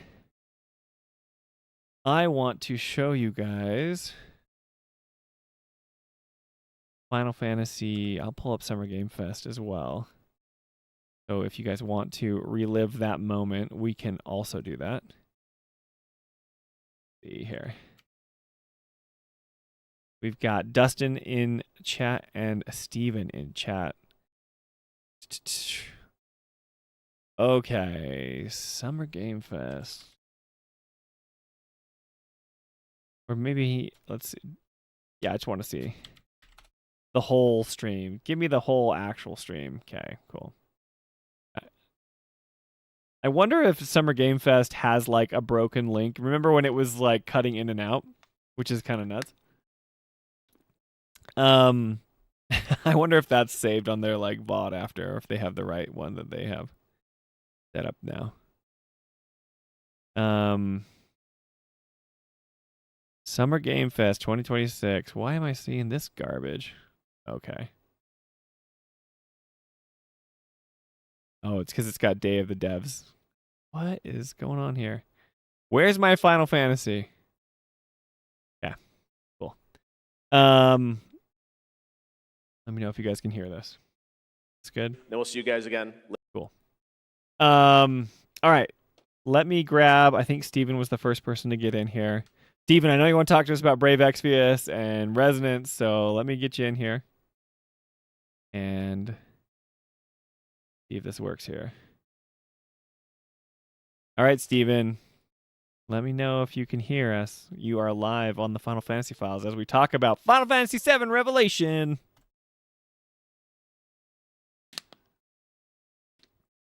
Let me know if you're not muted, so you're live if it's working. I know you're in Indonesia, so it's a bit farther away.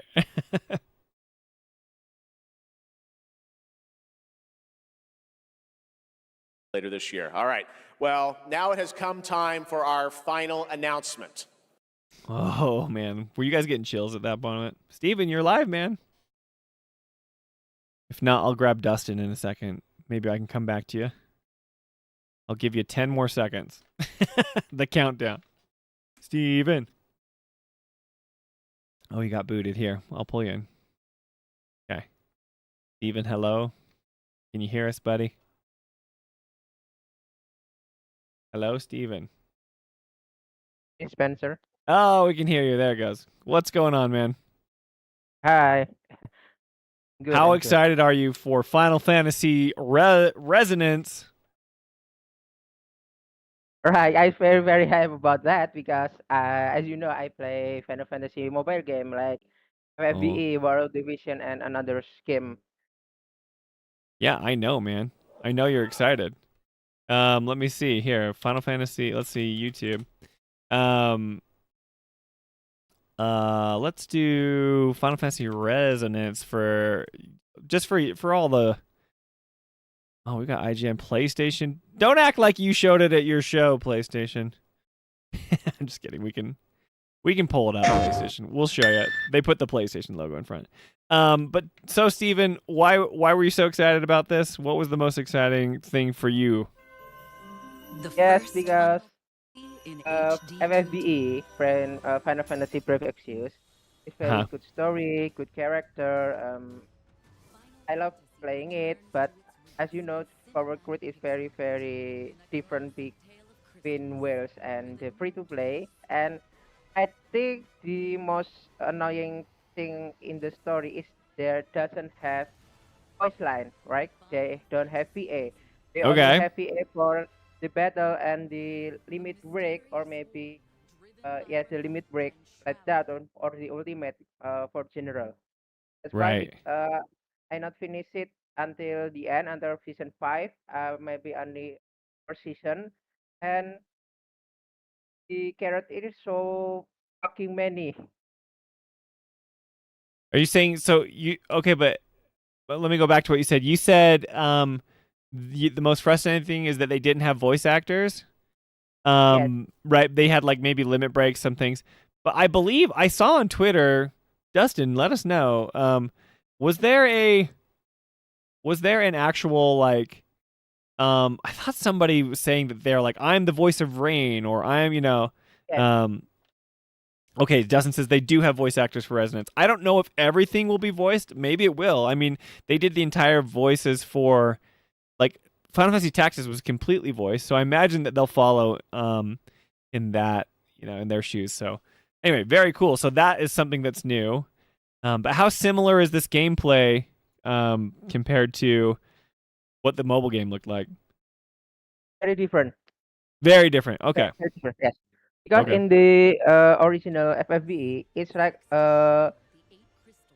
original Final Fantasy. There are no stagger. There's no what's that's there no stagger, and is the gameplay is very more like Octopath Traveler, Yeah. right?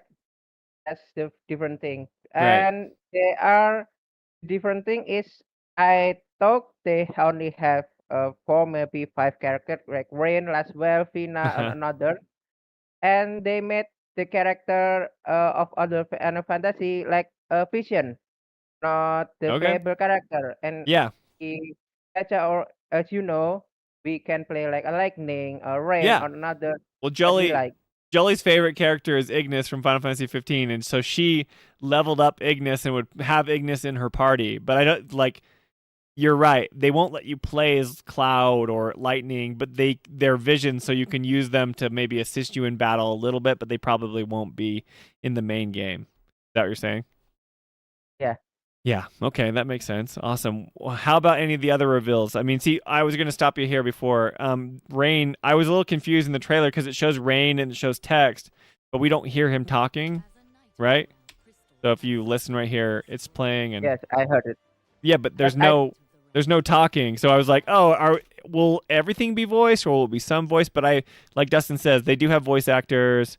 Dustin says Alejandro Saab is one of them. Sorry if I'm saying that wrong. But yeah, kind of crazy, but very cool. Yeah, because I thought it's very FFBE very very good game. Maybe Hmm. that's why they have no voice actor. Uh, for comparison, Octopath Traveler mobile game Hmm. have voice actor that the game. That's why I 100% optimist they will have the voice actor for this newest FFBE. Yeah. Okay, because I can hear them talking now in the background while they fight, but I didn't know if that was like combat barks where they just, have the voice actor scream or yell or say the attacks out. But no, I mean, I'm all in on this. I think it's going to be really exciting, and I think it looks beautiful. So very, very excited. Any other like exciting announcements, Steven? What were you most excited about? Yes, the most excited about is always Resonance because I played it before. I Cool. have the memory about this game, and maybe I only play one half about 2 years at most because, as I say, is many character in this uh gacha game. Hmm. Like maybe it's only Rain last well, but Rain on have maybe 10 variant of that. Last well have 10 variant of that. Lightning have maybe 4 and 5. So it's funny. Very very many variant of a character. Yeah. Maybe in this offline there is maybe only one rain, two rain, maybe only one last rain on another's. That's what I love. And maybe Revelation I like it because as you know, Tifa changed her clothes. Maybe we Yeah, can the fit change system, clothes. right? Yes. Yeah, dude, that's cool. The fit system rules. Let me go there. So yeah, very awesome. We get a little shot of, I know Cloud's going off here, but where we see the fit system in action, which made me laugh. They had like a name for it. It was very you know. Woo. But people were freaking out. Does it happen in the first trailer? Maybe it didn't happen in the first one. I know people were like, "What is this?" But I don't know. I think that's very cool. So like, this is very, it's very mobile game coded in a way, right? Because this is Cloud. He's fighting in his warrior outfit, right? Which is kind of cool. But you have Tifa here in her new like black mage outfit. So people are gonna lose their minds at this stuff, you know. I did read something from the developer that was saying that the fit system will change your look, and then you can have that as like a, you know, the way you look on the outside. But then you can also, all the costumes that you've gotten from Rebirth and Remake or whatever, those will transfer over, I believe. I don't think you can have like, I think it would be cool, maybe they would do this if they put like wall market dresses and all the other things like you could dress up as. They didn't allow you to do that, but in Rebirth you could wear the, you know, soldier uniforms, and you could wear the, you know, the swimwear that you got in Costa del Sol. So they did say that they were going to make that available on top of the fit system. So if you wanted to be a Tifa Black Mage, you could still wear her bikini or something if you wanted to, even though it had that. Or you could be like a warrior, you know, Cloud, but then still have his original outfit, which is cool. So anyway, pretty awesome, man. But yeah, okay. So anything else? We're gonna get through a lot of people because we got a lot of people in the call. So tell me one more thing that you're excited about, and you know, just get excited for some of the best games ever coming out real soon, Steven. Maybe there are Fire Emblem news. Fire Emblem. Oh, that's right. I forget didn't even talk about Fire Emblem, right? Which is sad. I was bad, right? But I should have. But yeah, Fortune's Weave, right? I'm not gonna pull it. Yeah. I'm not gonna pull it up. But what are you most excited about for Fire Emblem? Yeah, Fortune with newest Legend of Zelda Ocarina of Time. That's I love it. Maybe Yeah. because it's only exclusive in Nintendo. I never play Legend of Zelda, but I love their lore about the story of Link and Zelda. That's why I interested about that. Gotcha. That's awesome, man. Well, Fortune Weave is coming out in what, September? So I don't know. Is Fortune Weave only on the Switch too? Or is it on the original Switch? I don't know. But I know because you said you like Three Houses. Maybe it's on Switch. I don't know. But it might be a Switch 2 exclusive, but I'm not sure. I know that, but I am happy for you. I think Brave Exvius or Resonance is on you know, your devices will be able to run that game. So hopefully, yeah, which is exciting. So I'm really excited for you to be able to play that. But Steven, so good talking to you. Sorry we got to rush, but we're gonna get through a lot of people tonight. So awesome seeing you, man.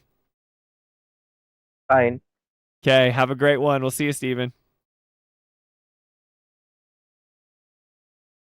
Okay. Do I have any volunteers to go next? We've got Alex, Dustin, Javier. We've got M. Benner and Zafar. We haven't had Zafar, but I think Dustin was next. Dustin, can I pull you in?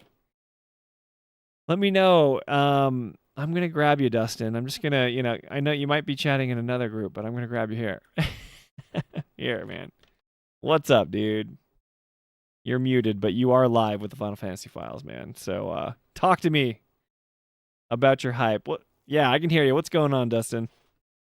What is up, dude?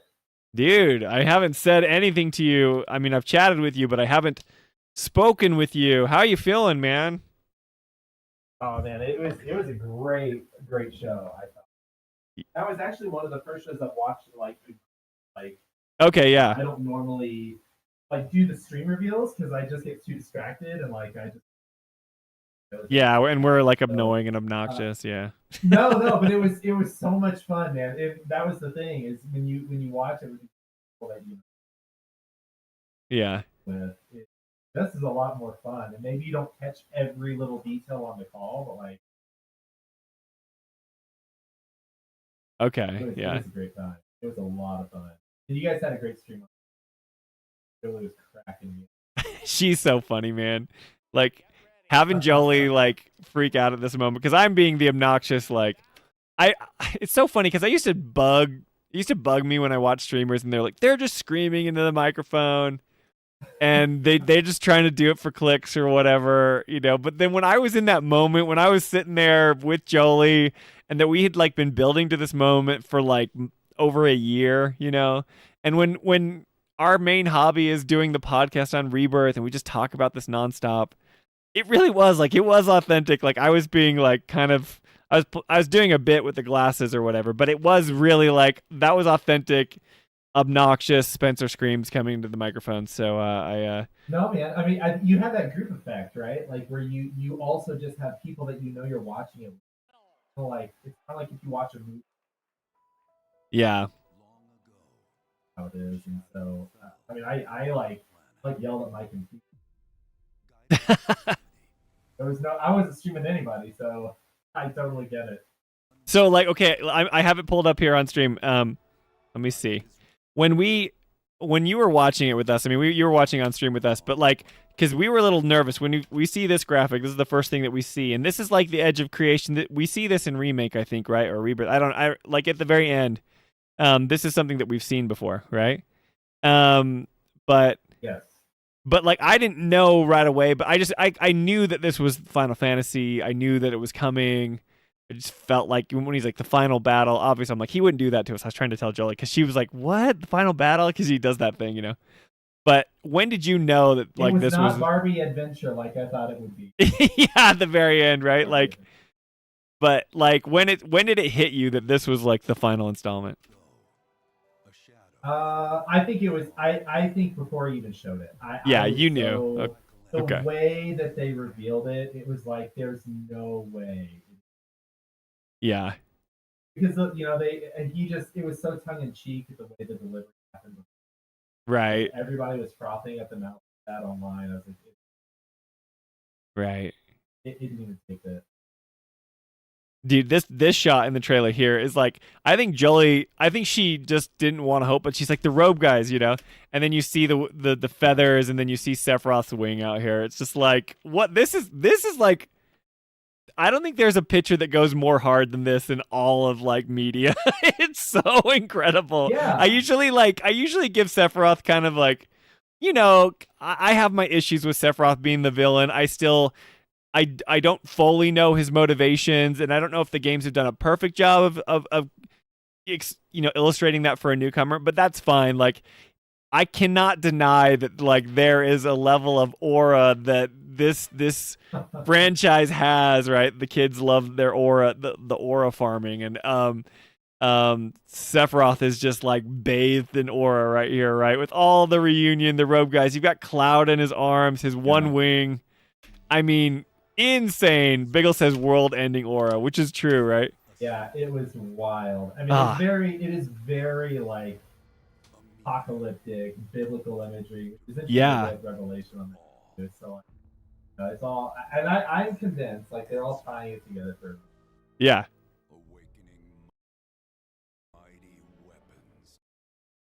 So, Yeah. As you're going through, sort of see Right. go through, and there's all these callbacks that you're nice from that Rebirth, which I'm actually independently as well, and I'm all that Yeah. after Revelation. So yeah, I mean, So it's cool to see that together. You voiced before on stream. You have said that you're like whatever happens, like I'll trust the development team to, you know, deliver on their vision. But at the same time, you know, you actually are a bit bullish on that. You know, you're like I think that they're gonna, you know, give us something satisfying. Like they have confidence, and now you're going back and replaying it, and I'm getting glimpses that are giving me more hope story wise as we're playing through Remake 2. So just like you're experiencing, I'm feeling that as well, which is awesome. But well, it's funny, man, because I mean I feel like they are. You can say what you want as far as how it's sacrificed. uh-huh. everybody's got theories. Yeah. But the bottom line is, regardless of whether I think like it, they're definitely putting a lot of care. Whether or Yeah. not it's your cup of tea, like they're putting so many tiny details and that they've Yeah. got people poring over what is happening. So Right. the imagery that is there, I think. Yeah. And I mean, for me, I'm definitely bullish on it. I do. I'm just like I think they know what they're doing. I Yeah. don't think they're gonna hit every point. I've said that pretty much every time, but like I Right. think that they have a really good idea of where there's a confidence that I think they have with this. They're not, it pays off. I don't know, but Yeah. I'm going to sit here and believe like they know what they're doing until that. So cool. Just yeah. I mean, and so yeah, we'll see how it goes. We'll see how it goes, but at the same time, I'm not gonna say it. No, Yeah. I don't want to be bad about it for get to it. No. Like, Oh, I am disappointed with it. right. You're just setting myself up to be disappointed. Right. I'm just going to be stoked for it until it gets here. But from what they showed on the deep dive, I feel confident. Yeah. Regardless of what the story is.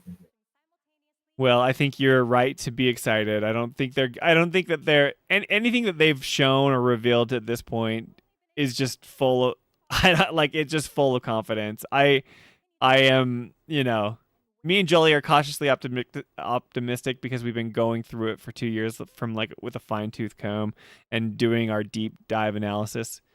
And there's certain things that obviously we have problems with, but I don't know. Like I was telling Jolie, I was like, I have confidence in them. Usually I laugh when, I hear a developer interview before they showed Revelation, and it was like, oh, we will answer all of your questions, and it will have a satisfying ending. I was like, yeah, right. Like, sure. Yeah. But after this reveal, it's been insane, Well, I mean, they're definitely not gonna everybody over. Sure. Honestly, I don't know if they're trying to. That's ultimately what I hope for. Yeah. That they just tell a good story. And I don't. I'm going into it without any expectation where it will end. Yeah. Okay. If it's Right. whatever they want to do, like I'm not. So and I think that that's a lot of online. Yeah. But I do think the word revelation. Very interesting. It works on multiple levels, and I think that's the point. Yeah. You get the revelation. It's kind of like the stuff that you mentioned, the revelation of what happens. Yeah. What or at the end of Rebirth. What happens in the Cloud and his revelation of like how much is going on. Yeah. Those are, I think, the low hanging the word. But I mean, I don't know, but I mean, I could see it being a huge word. Yeah. Where it is sort of revealing something that has yet previously. Right. Kind of that sort of mentality as well. Like they're very capable. Like they're showing us a lot of stuff that we know Mediel, we know the Northern Crater, we know all of these things in the story. But for me, I think the more and it just feels like a sleight of hand. The way that they're delivering it, I am excited to see if that really is true. And if that's but that's just a vibe. I just think they're setting something up. The whole thing. Yeah. That's the way that. Totally. For regardless of which direction they go. I'm totally Sure. Well, that's what I'm most anticipated for, right? Someone asked me in chat, and I'm like, honestly, that's like my thing, right? For me, it's like the story. I'm so excited to see all these places and to do the mechanics of the game and actually play it. But this is like the most interesting narrative setup that's like in fiction for me in years, right? Like I read fiction and other books and stuff, and I was looking forward to like some books releasing, but for me, this is thing that I'm most excited for because it's just been built up for so long. So we'll have to see what happens, and whatever happens, we can decide then. But I'm cannot wait, can't wait for it, man. Yeah, it's gonna be great. It's a lot of fun. Yeah. Regardless of where the story goes, I think. Yeah. Energy stuff is back. You're seeing Barrett, and there's just gonna be so many cool scenes that are gonna get that we know are coming. Yeah. I think they're gonna be awesome. People that are looking for.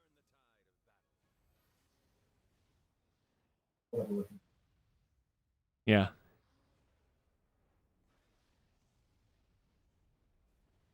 Yeah. Well, I don't. Yeah, I think they will too. So, but anyway, I'm sorry. I'm gonna rush through people tonight. It's gonna be quick. No so, worries, man. But yeah, I appreciate it. Take Thank care, you for. thanks again. Anytime, Of course. dude, anytime. Awesome, Dustin. Thank you so much for calling in. We got to get. I'm thinking I'm gonna grab M. Benner. Is that cool? Remind me. I think it's Mike. But if I forgot your name, M. Benner. If I'm saying if it's something different than Mike, then you can tell me. But you're going to be up next because you said you had some issues with the voices changing. I know that's a big topic of Sephiroth getting a new voice actor. So I'm pulling you in. M. Benner, remind me your name. Is it Mike? Am I wrong or am I crazy? You're right. Okay, I'm right. Okay, what's up, Mike? How's it going? Great. Yeah? You feeling good? Are you jazzed? Yeah. Okay, so yeah, what was your issue with the voice actor? I mean, I can pull it up here if you want me to. I can highlight the part where Sephiroth talks. The Sephiroth voice actor. Well, my problem was if I got to be honest, I absolutely hated him. And the first game. Oh, you didn't like him. So you're a fan. Okay, you didn't like Sephiroth in Remake and Rebirth. No. I mean, I hated him in Remake. Okay, you hated him in Remake. But Rebirth, I kind of warmed up to him. You were getting used to him. Yeah, and he was doing I don't want to say he's doing a better job. Like, he's doing what he's told he's supposed to do. He's a voice actor.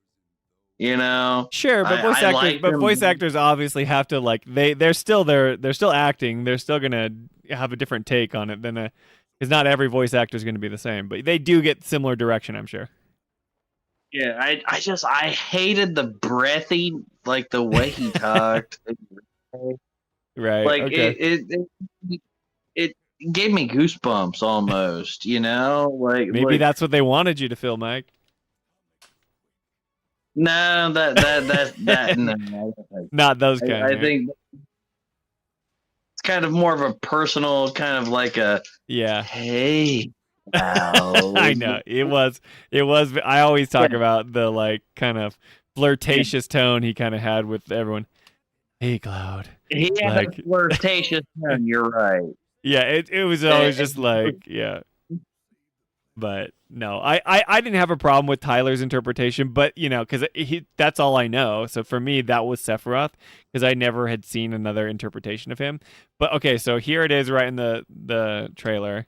Let me because I remember hearing this, right, and I'm like, if you watch our reaction stream, at the very beginning, I'm like, oh, that's the voice, that's Gina Talk's voice, right? That's the voice that I remember hearing in the 2015 reveal trailer. I'm like, it's the same voice.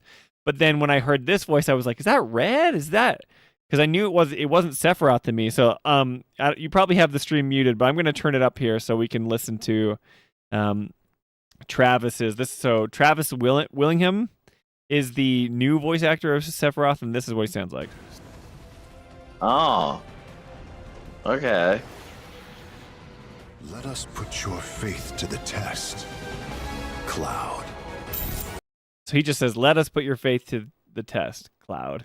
And I remember being like, that is not Sephiroth. But then the news came out, that it wasn't actually Sephiroth. So that made more sense. But, kind of crazy.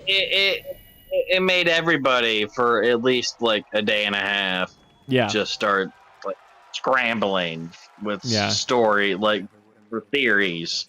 Yeah. Who's the voice? Who's the voice? Yeah. I think knew it wasn't Enoch. I knew it wasn't Sephiroth, at least in the original. But if that's the new Sephiroth, then all right. But fine. I think this, maybe chat can confirm. I think this is the same Ginatok. I don't think they're different.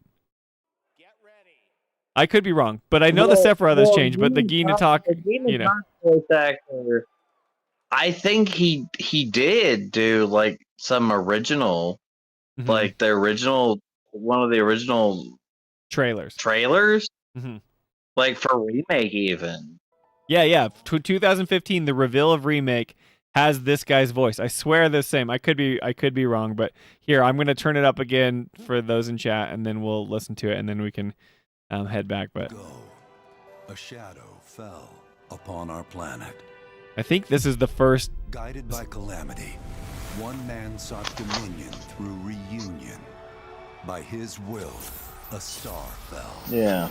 I think that's the same voice as like the 2015. Let's see here. The 2015. Let's see. 2015. Final Fantasy VII reveal. I would say remake. Yeah, this one right here is a PS4. Let me know if this is the same. He'd throw all that away for us. Oh, this is the wrong one. Wrong.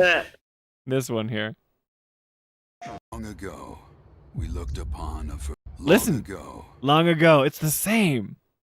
Let's see. Yeah. Long ago, we looked upon. He's a great voice actor, though. Oh yeah, he's so great.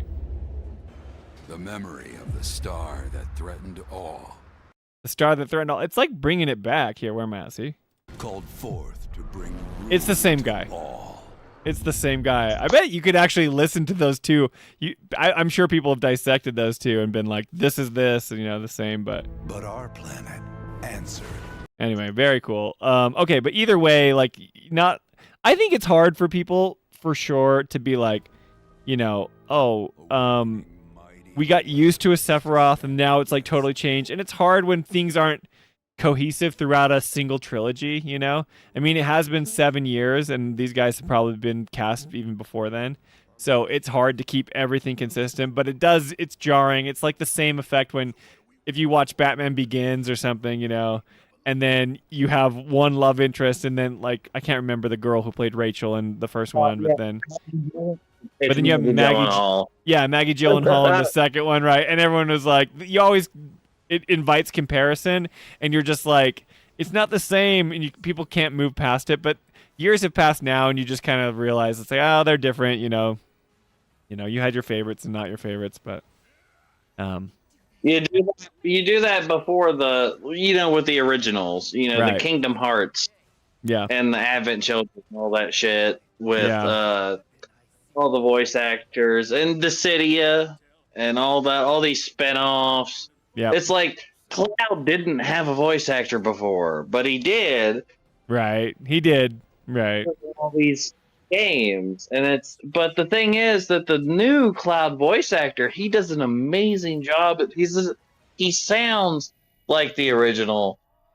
Right on. Yeah, I mean, people have their preferences, you know. Great performer, he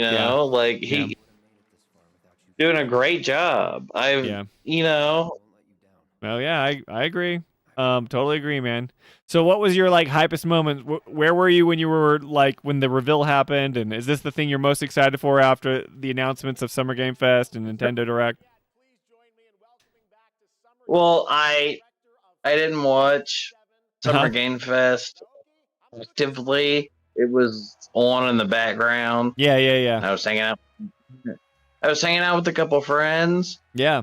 And it was at the end, of course, and I didn't even expect, I knew you guys were doing a stream. Yeah. And I'm like, no, you're being a little bit too hopeful to think that there's going to be a I told huge you, man. Revelations. I guess that's what it. No, none of that. No, you're not gonna get a good. I had no plans. I had no hopes. Yeah. And I'm sitting across the room. Uh-huh. And I turn around and I see it. And I'm like, okay, guys, hold on. Everybody stop. Stop what you're doing. We need to watch this. That's Hold awesome. on. I see it over there on the TV. Yeah. Across the room. That's awesome, man. Such a cool feeling. Yeah, and the whole time I'm like, guys, please just give me a couple minutes. Yeah. Because they're doing everything that I wanted them to do. That's so cool, man. It's the one thing I can say that I hate about Rebirth. Uh-huh. This costumes shit. Yeah. It's like, why make 3D models for all these characters so detailed and not let users equip them? Right. For fun. Okay. Why not do that? Why does, well, like, who does that hurt? Sure. Who like what's the problem? But for some reason that's what the game designers thought. And they even created this system and they still just they finished the game, you can complete the game. There's no DLC even. There's no, like, if they said, "Hey, do you want Advent Children costumes for $5?" Would you do it? Is that something that you're into or not into? I didn't catch that. Well, if that's something that literally any player could be into. That's just money on the table. Sure. I totally agree. Like, I'm the type of person that's like way into. A big reason why I like the Xenoblade games is because every armor piece that you equip changes the way you look, right? Whereas these games have, you have Tifa and her iconic, suspenders and like, like her skirt or whatever. You got Cloud and his like turtleneck with his one pauldron and stuff like that. Like, they have their iconic Nomura design. So it's like if you put on different stuff, it changes the way they look. I don't know if that's how it happens in the original, if they stay the same, but I think it's cool that they're leaning into them looking differently in Revelation. So we'll have to see how people do it. You're right. It's like they finally learned. Yeah. But they should have learned like a decade ago. Right. Should have known. Like I said, that's just money on the table. Yeah. Man. You're right. People want to customize these characters. Mm-hmm. They want them to look how they want them to look.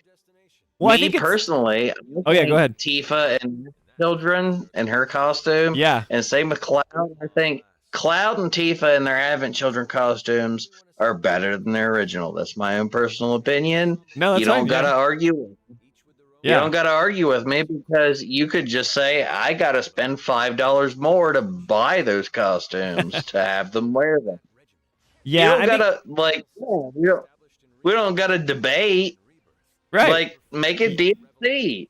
Make it shit that people can buy, Well, I always liked that because as an artist, I always liked cosmetics because it allowed artists to get paid to like 3D model an outfit that wouldn't clip and it would look nice on the 3D model that they have, right? And it sounds like they're doing that. I don't know if we'll get DLCs. Maybe we will. Hamaguchi has said that he's open to DLCs or whatever, but I think it's cool because they're doing it right. They're letting you keep the original outfits if you want, right? And still use the fit system. But if you want to look different, then you can. I think they're going about it the right way right now. That's absolutely the best way to do it. Yes. Do not make, like, okay, I want to make Tifa a black mage, let's say, with the fit system. Yeah. But they still also have a transmog system. Yes, which is so good. Make the look her original way if for some reason you don't like her black mage costume. I was nervous about that because when they were showing off the fit system, I'm like, maybe I'll really want her to be a black mage, but maybe I don't like love that outfit, right? And like later on in this in this gameplay trailer, I don't know if I can pull it up here, but there's a clip of Barrett, right?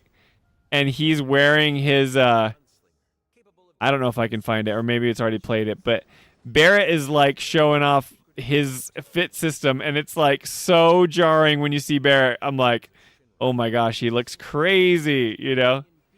But yeah, they do like offhandedly mention in the reveal. They're like, yeah, let's see if I can find it. You don't have to look this way. They just say that. Okay, I found it. Here's Barrett. Look at Barrett. I was like, oh my gosh, man, like this is hardcore. I mean, shout out to Barrett, but he's got like a scarf on around his neck. He's so bulky, and I was like, this just to me does not feel Barrett. I think it's awesome. Like, okay, the cool thing about cosmetics is like there are people that are just going to love wearing this, right? And then there's going to be people that think it looks atrocious. But the fact that they let you, decide between the outfits, like, heck yes, let Barrett look awesome like this. And then you've got Kate Sith over here, and he looks like he's in like a mage outfit similar to Tifa's, right? Which is like, I don't know, maybe that's how his looks. I don't know. I think it's awesome. I'm so happy there's a transmog system that we don't have to be locked into this, because maybe I think Kate Sith looks like the dumbest little cat ever, right? And I'm like, but I want him to wear this. I'm so happy that they're letting us just kind of, pick and choose the outfits that we want. Apparently, you could be Tifa. That's a huge thing. That's a huge thing between whether it's a Western or a Japanese, like Western, Eastern, whatever, RPG. Yeah. At the end of the day, we all just want our characters to look the way they want to, that we want them to look. Yeah, I mean, if you played MMOs, then you know that. That's a big thing to make players happy. Totally. No, it's true. Enjoy that. I agree. I agree, Mike. Well, the funny thing about Tifa, like I read an interview, like you can dress her up in her bikini from Rebirth, but she can be a black mage, or she can be like the freelancer that she has here. Whatever you want to do, good for them. That's what they told us, but we don't know the extent. I hope there's more to than that, but at the end of the day, I wish that was kind of the thing with Rebirth, where you could have had more costumes. Yeah, they didn't do it, and that's kind of their thing. They had like the soldier costumes, the swimwear, and then I think that was it, right? There might have been, and then Yuffie could wear like her traditional Wu-Tai garb that she has, right, which is cute, that she has at the beginning of the goals. They didn't even give you all the costumes. No, but right. But I'm just saying they gave you like one or two. Right. So, get banned from the play. You can get Cloud from the play. Swally in chat says it's expensive to make, though. That's why it's rarely done. All models have to be fitted and such, so not something you can just do for like 1,000 people. Yeah, it's true. I mean, I know this because I'm an artist and I've done 3D modeling.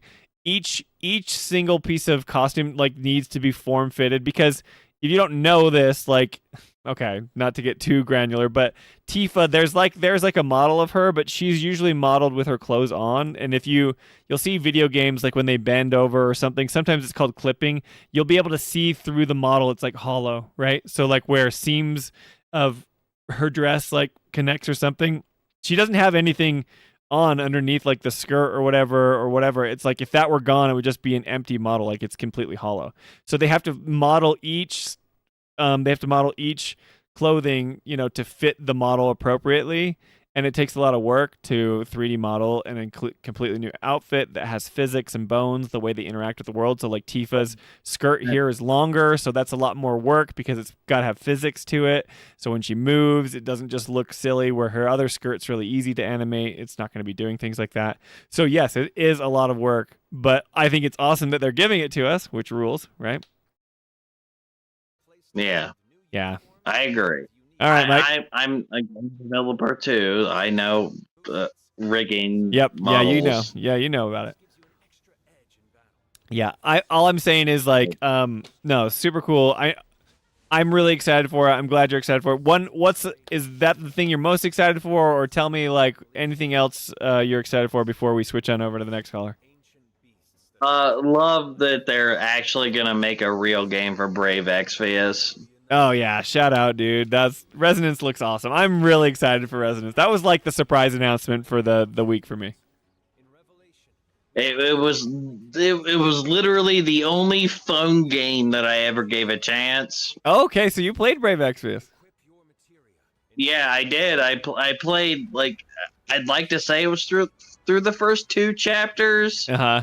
I don't know. I played until they started to make me feel like I needed to spend money. Right. It was a long time ago. It was probably like back in like 2017. I don't know. It was like that, but I did like the story. Yeah. And like I said in the group chat, it's their sprite arts helped me. Like, you can find their like sprite like sheets. Yep. Online, and you can find those, and you can like I did. I found Brave Exvius sprite sheets, like their animation. Yeah, they help you. Well, for me, they at least helped me learn how to like animate. Oh, that's cool. So you like used them. That's awesome. Yeah. This is what I did back in. Oh, it was a very long time ago. Yeah. But that's awesome, man. The original. It was actually. It's funny because they're sticking to their original characters, like Rain. Yeah, they are. And Fiend. Yep. And these are the only 2 names I remember, but the same 4 guys, like the same 4 guys they showed in the trailer. Yeah. I got like their sprite sheets. It was basically like I found online it's basically like here's 35 pictures of Rain. Their walk animation or their attack animation. Yep. Yeah, and you learn how to like draw over them, how to edit them. Like that helped me. Learn how to do sprite arts and stuff like that. And so that, that's cool, man. I love Brave Exvius. Okay. And Brave Exvius, it had a great story. Yeah. To the point to where I didn't want to spend money. Yeah. No, I get it. That's awesome, man. But, very, very cool. Well, okay. Well, I'm excited for you. I'm excited you got your Brave Exvius game. And we're getting Revelation. We're all excited. So thanks for calling in. And I'm glad I remembered it was Mike. I'm sorry that I forgot for a little bit, but always good to hear from you, Mike. Yeah. We'll see you next time, man. Later. You have a good night. You too. All right. Should we get Zafar in? We haven't. Or Alex, do you want to go next? Who wants to go? Any volunteers? I'll let. We've got someone named Zafar in here, and then we've got Alex as well. Who would like to go next? This is also something cool. I didn't know. This is the PlayStation one. I was giving PlayStation crap earlier, but okay, we'll get Alex in here. Check this out. This is new. I didn't see this. Heroes resonate across worlds. So this is kind of showing like the Vision characters in Resonance that are joining. So you got Noctis, you got Cloud. Check out Noctis doing his warp strike. I don't know who that is, but he's doing a crushing blade because I'm a Final Fantasy tourist. Crushing blade, faded circle. Oh, that's Squall. They're all gonna have those awesome animations. A Lalafell. We got Cloud. We got. Is it Terra from 6? Anyway, very cool. So. Be excited for that, y'all. Let me pull Alex in. I know that that's not his game. I better turn that off before Alex leaves the chat. Just kidding, Alex. Hey, Alex, you are live, man. What's going on? Hello? Hey, man. Hey, dude. Pretty good. Pretty good, man. Yeah, we can hear you, man. We can hear you well. I'll be quick. I really enjoyed your guys' stream. I think that was so good because I was suffering those 2 hours watching the Summer Game Fest. I was suffering. I'm telling you. I'm like, Well, weren't you at work when you were watching? So you were like trying to like do both. well, yeah, I was in both, but the time it was starting. The audio was very left, so I wasn't really doing much. You know, the last hour work, you're not doing anything. Let's be honest here. Okay? Right. It's a Friday Yeah, Friday so- afternoon. People are kind of like done with it. Yeah. Yeah. But I had a lot of government people on the office, so I had to be very careful. So I was Gotcha. like, That's so Yeah. funny. And well, you got to see Jolie cringe at a lot of horror games and get upset with certain things. But yes, because Jolie had never watched a State of Play or Summer Game Fest before, so Yeah. very, very funny. But oh, by the way, I got my Switch today. You got Switch too? Yeah, I got it today. Heck It's yeah! so more expensive than last time I bought one of these, like $200, and this one was like nearly $600. I'm like, wow. I know. But hey, this it goes up in price in September, so you got it before the price, raises. Yeah, that's what I thought too. Let's start. I really like. I think the marketing for this thing was spot on. I was totally. I was so like, oh my goodness, this is so.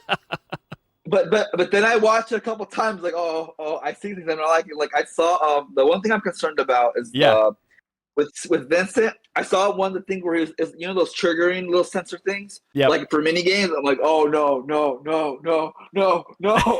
I know you'd hate the mini games. Something. No, I don't hate the mini games, but Spencer, there's too many. There's like every chapter we have like a mini game. It's like.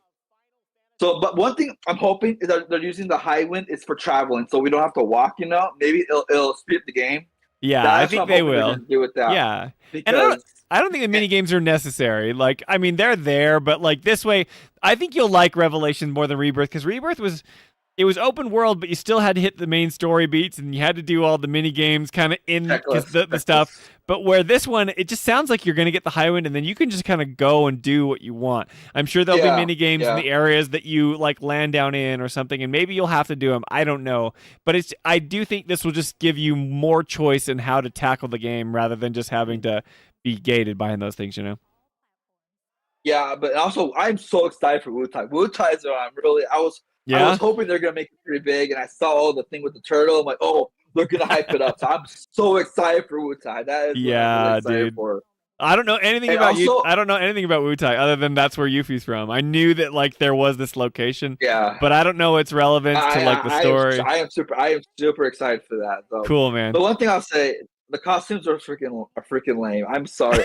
Besides the people one, all those are lame. I'm like, oh no. I'm gonna stick the freelance mode. I saw those. They are. I think Cloud's the worst. I mean, did you see that Cloud? Yeah, we were talking about it. It's so funny. I feel like whatever caller goes before you, Alex always has to come in and disagree with that caller, right? Because like. Mike just got done being like, I love the costumes, and you're like, no, I hate the costumes. But I agree with you. That costume with Cloud, it is weird. But if you but if you like it, that's cool if you like it. I probably won't dress him in it. But some people are going to be like, that rules. Like, I think the Barrett one is crazy, right? The one that we saw. But like, the Cloud one, he's already so small up top, right? So then it's like, he has these big... It's making him smaller. Yeah, because he has these really big like armor pieces on his legs, but not on his torso, and it feels a bit strange. So I do get the last call. I think I know we don't talk about Avatar on this channel, but I think the Avatar outfits are pretty good. Yeah, I do too. I do too. No, I mean we can talk about Advent Children. Roosevelt's here. He loves Advent Children. That's a joke. It was a joke. No, they're good, dude. I'm gonna say Jolie really hates Advent Children. That's why I said that. I don't like Advent Children, and I like the character designs. But I think a DLC costume, like they did this. I know they did this exactly for FF13. That you could get DLC and you can get like 5 different costumes for each character, right? Yeah. Yeah, that's what kind of reminded. That's why I kept bringing up FF13 too, because they did that for they're like you have 4 or 5 different outfits for Mog and Noel and Sarah. So that's why I kind of. but Sid's combat looks really good. I think Sid rules. Yeah.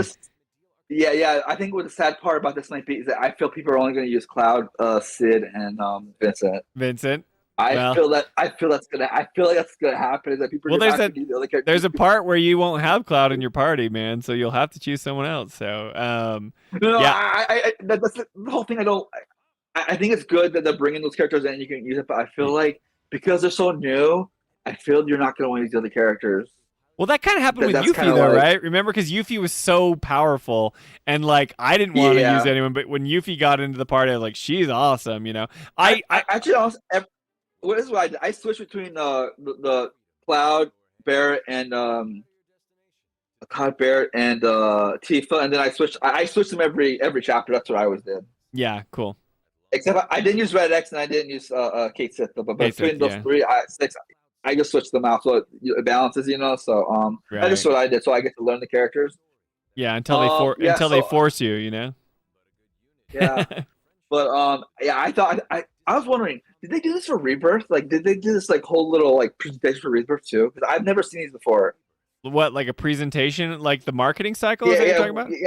Yeah. Was it like this for Rebirth or no? Not this big of a blow. I mean, there was a substantial Rebirth trailer. I don't know if it was shown off at a State of Play first, or I know that they did a Summer Game Fest trailer, but that was not the first Rebirth deep dive. But they kind of showed the synergy skills where like, you know, the two, you know, party members team up and do the cool stuff. And I remember seeing stuff like that. And they did trailer after trailer, like, but they would wait for showcases. So it would be like it was revealed at like a State of Play or something, or Game Awards. I can't remember what it was revealed at. But then they did it like at Summer Game Fest. And as it was getting closer to Rebirth, they kept doing stuff.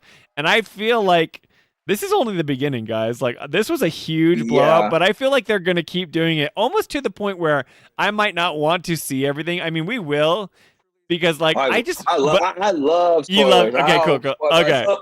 But I'm the type of person, it's like, if they keep going, I kind of want to just experience the game, and they're already showing me so much. I already feel like this game is ready to go, and you know, they still have. Yeah, but Spencer, and their financials are not doing good. I think they have to market this thing really well, like they did 15, because you're right. They took a loss on Rebirth. Let's be honest, they took a loss, and they need. This is going to break them, or it's either go really good or really bad for Square Enix right now with this game. And sure. I think they need to. But I think that now that it's complete, what I think that they'll do, I think Rebirth was always going to be the tricky thing to do because it's like in the middle. Everyone wants to try the new thing, which is remake. And then Rebirth, it's like, okay, this is a chunkier game, kind of got more stuff to go through. But then you've got like, now that it has a finite ending, they're like, this is the end. So I think a lot of people will go and buy Rebirth and get ready for this one. And, you know, so I don't think Rebirth sells. I mean, it sold less than Remake. We know that, but we don't know by how much or whatever. But I think... For financial data, because I do that for a living. I'm a financial data analyst. Oh, cool. I do this for a living. So from my understanding, what I looked up, they took a loss. That's from what I can gather. That's what when I did my research on it. Look like you took a loss. So I'm speaking only from a financial point of view when I'm saying. Gotcha. Okay. They need to do. I think with this trailer, I think it really blew. I think what the trailer was really good is that it wasn't competing with any other game. Like if you look at all the games for the Summer Game Fest, none of them were really that good. Like if you're comparing them, you know, I think it's good that they did this instead of the other one where the PS. I forgot what you call the PS1, the PlayStation 1. Oh, like they didn't. Yeah, that's actually smart. So like they didn't want to invite the comparison to like the new God of War game that looks really nice, but then some people think it's good or bad. But like this was like the standout game for Summer Game Fest. Yeah, I mean, like, I think they did that perfectly. You don't want to compete with anybody. I mean, you kind of, right. You know what I mean? Right. I mean, you never know what's going to be shown, but I mean, they did know that they were the final game. I'm sure Keighley was letting them know, like, you know, you're like our headliner. Yeah. So because they're doing they're not just showing a trailer. They're literally having them on stage. Yeah. They're blowing it out more than they've done with any other game, which is exciting. So what do you think of Sephiroth's new voice? I don't have a problem. I don't have a problem with it, other than it's different. I'm not saying like.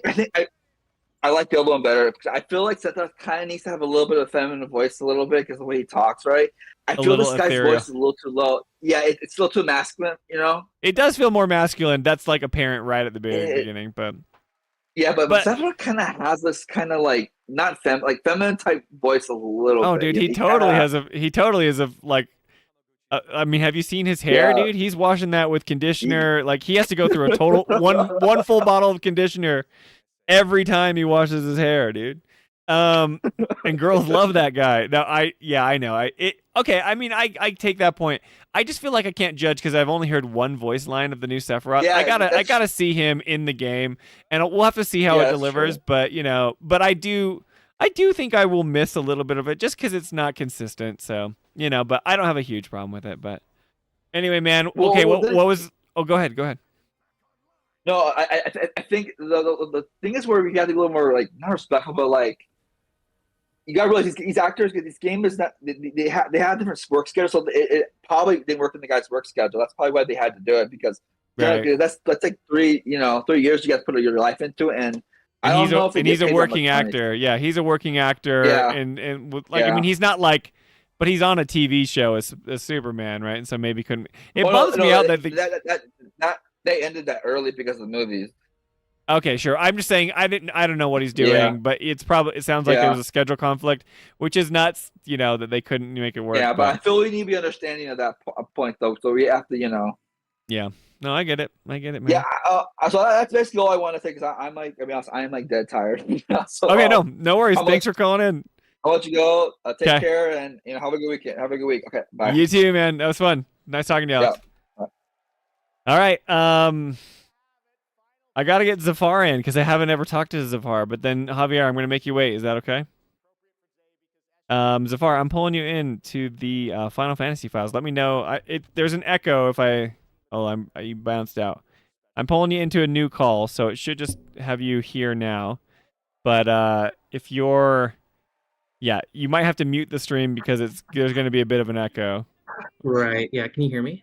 Yeah, I can hear you fine. What's up, man?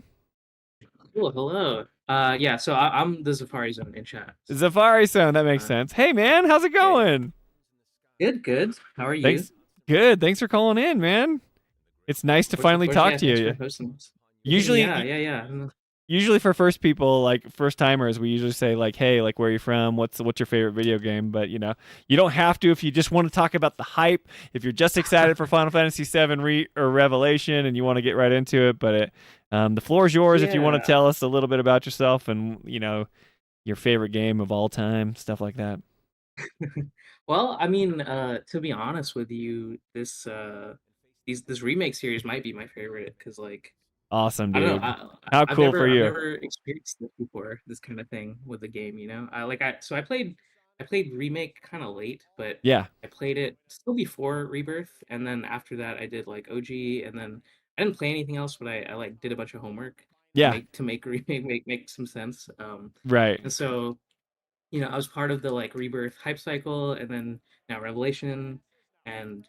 Yeah, it's just such a cool, fun time to be in like this sort of wider FF7 community, and it's quite large, right? So, no, it's awesome. Yeah, I don't know if I've experienced something like this before for like a game. Like again, like what I was saying in chat before is like the closest thing I can think of is like maybe Game of Thrones at its peak, but yeah, I don't know if I'll ever have this again for a game. Also, in general, I'm like kind of a lurker on the internet. I don't really. Sure. Have much of a digital footprint, but for this, I'm like, I'm here now talking to you, and yeah, man, you're on a show. We're not like a big channel or anything, but that's cool that you're here talking about something like that, which is awesome.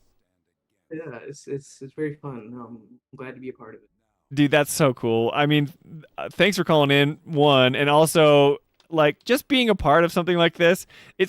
Stuff like this doesn't happen that often, right? So we're kind of living through video game history right now, and it's like a moment in time that I think it's cool that you're leaning in and enjoying it, man. Because I'm happy I'm part of it too. I feel a little bit like a fraud a lot, because I didn't play the OG. But you know what? I say the feelings of that have kind of subsided as I've gone more and more, and I've been playing Final Fantasy games for like 7 years now, you know what I mean? But because this has been out, but this is what got me kind of into the series. Remake was the first game that I really fully played, and then I kind of dabbled with 15 a little bit earlier, but I didn't like play it.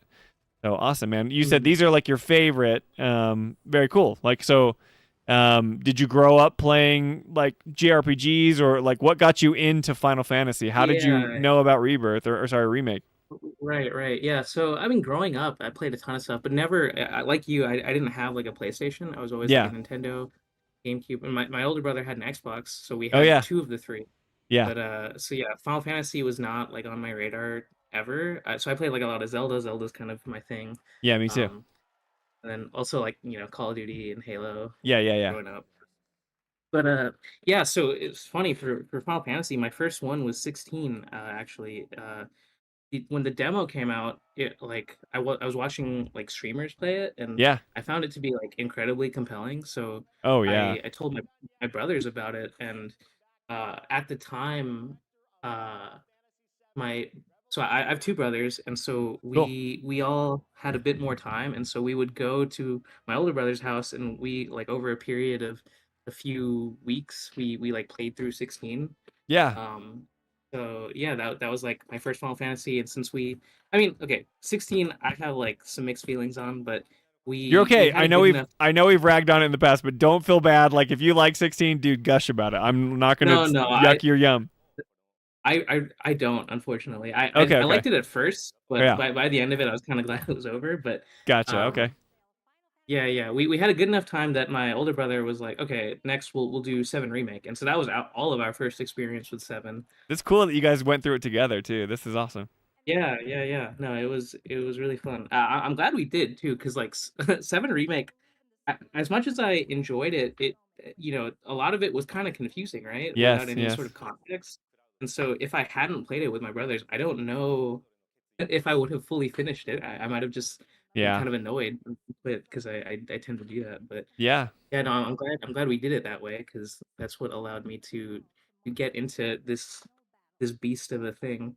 Right. It's so interesting, man. I'm so glad they did this project. It's so ambitious and like risky, right? Like they didn't have to do that. They could have made plenty of money just making like a high fidelity like of the OG, Sure, but sure. they just it's my goal. So I agree. I mean, I think it's so much more interesting. I said that ad nauseum, right? To this point right now. But I'm just like, it's so much more interesting with the route that they took. I mean, it's setting the expectations for Revelation to be like a huge narrative payoff, and if they do it, then great.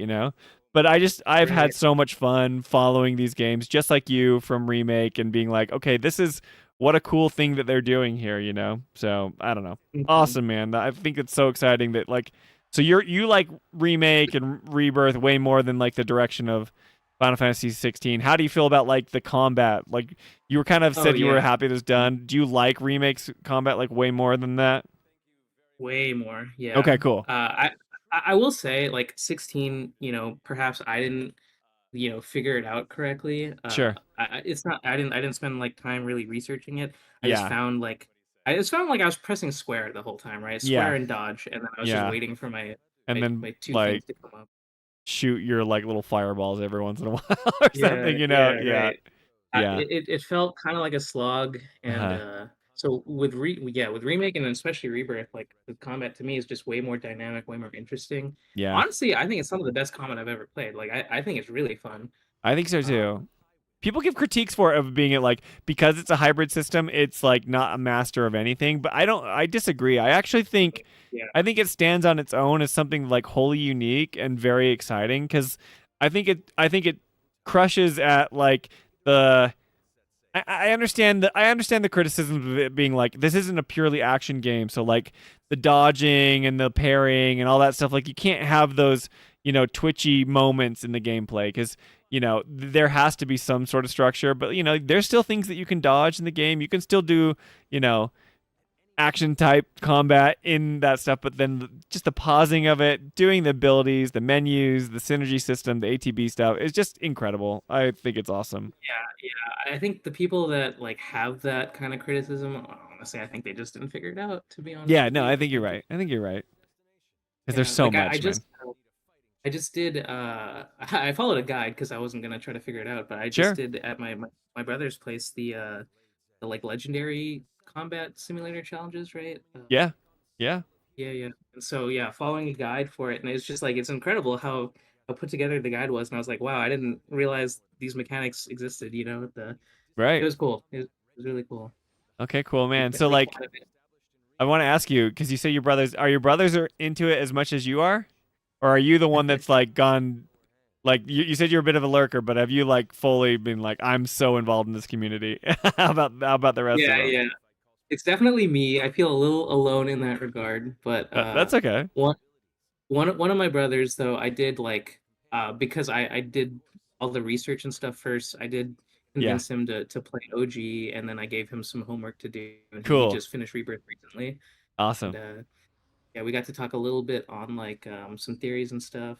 That's cool. I'm glad that he at least has gotten to through that, and Yeah, so he'll I be mean, playing even when he Rebirth's gets to ending, it. man. Just so your brothers have played, you got them to play OG, and then you have played Remake and Rebirth, and you actually get to talk to someone about this, right? Which is close to Mhm. you. That's awesome. Yeah. Because for me, it's like I get to talk to Jolie about it, but she's not going to spoil it for me on purpose. And Mhm. I just like my brothers like would want nothing to do with this game. I'm like the nerd in the family, they're like we go fishing and hunting and like I could never look at like a Japanese game ever. Like dude, this is so good. Right. So that's awesome that you like actually get to share that with your brother. I think that's awesome.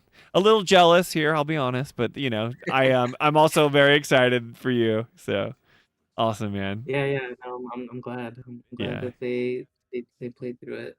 We'll tell I your just brother. wish they could get there, Oh, because my older brother, the one who's done it, he has yeah. kids, so Yeah. yeah, Yeah. a lot slower process. Yeah, I was gonna say, give them a shout out. Say the Final Fantasy Files says hi to them, and we think it's cool that you're playing along with you, which is very cool. But yeah, it's hard with kids. We've got kids, and it's tricky. This is the only game series that we play. I talk about Xenoblade and stuff, and like Star Fox. I act like I follow games news, but I don't play as much games as I would like. And I used to play a lot more when I was younger, but Same. just Yeah, having yeah. Responsibilities and kids and stuff. It's just that's the way of the world right now. You got to make a living and take care of your family. So, okay. So where were you when Revelation was revealed? Were you on somebody else's stream? Were you with us? I can't remember. Were you watching it yourself, or did you watch it later? I think I had a couple of streams open. Yeah, cool. But honestly, when it happened, I was just kind of in it myself, Yeah, good, So, good. but yeah, no, it was they showed way more than I was expecting. But I'm Oh, really so happy much about more, that. dude. It really shows their confidence on everything, Yeah. and yeah, like I will say, like kind of like what you and Jolie like having a bit of maybe like apprehension of like Yeah. how are they really going to wrap up everything. Yeah. 'Cause, it's not all the writing is as solid as we'd want it to be, Sure. but Hamaguchi, he's making me a believer, man. He's He in all of is. these interviews. He He's is. saying some good stuff. So, Yeah, I'm on board with it. I mean, like Dustin has convinced me to be more of an optimist, right? To kind of have that sort of just go in and just take it for what it is. I will hold their feet to the fire. I have questions from Remake and Rebirth, and I'm not going to just let them slide if they choose not to talk yeah, about them. right, And me and right. Jolie will obviously talk about them on the podcast. But at the same time, like I'm willing to accept whatever they decide to do and just go in with an open mind. And I wasn't like that at first. I was going to be like, oh, like there's no way they're going to be able to pull it off. They have way too many questions to answer.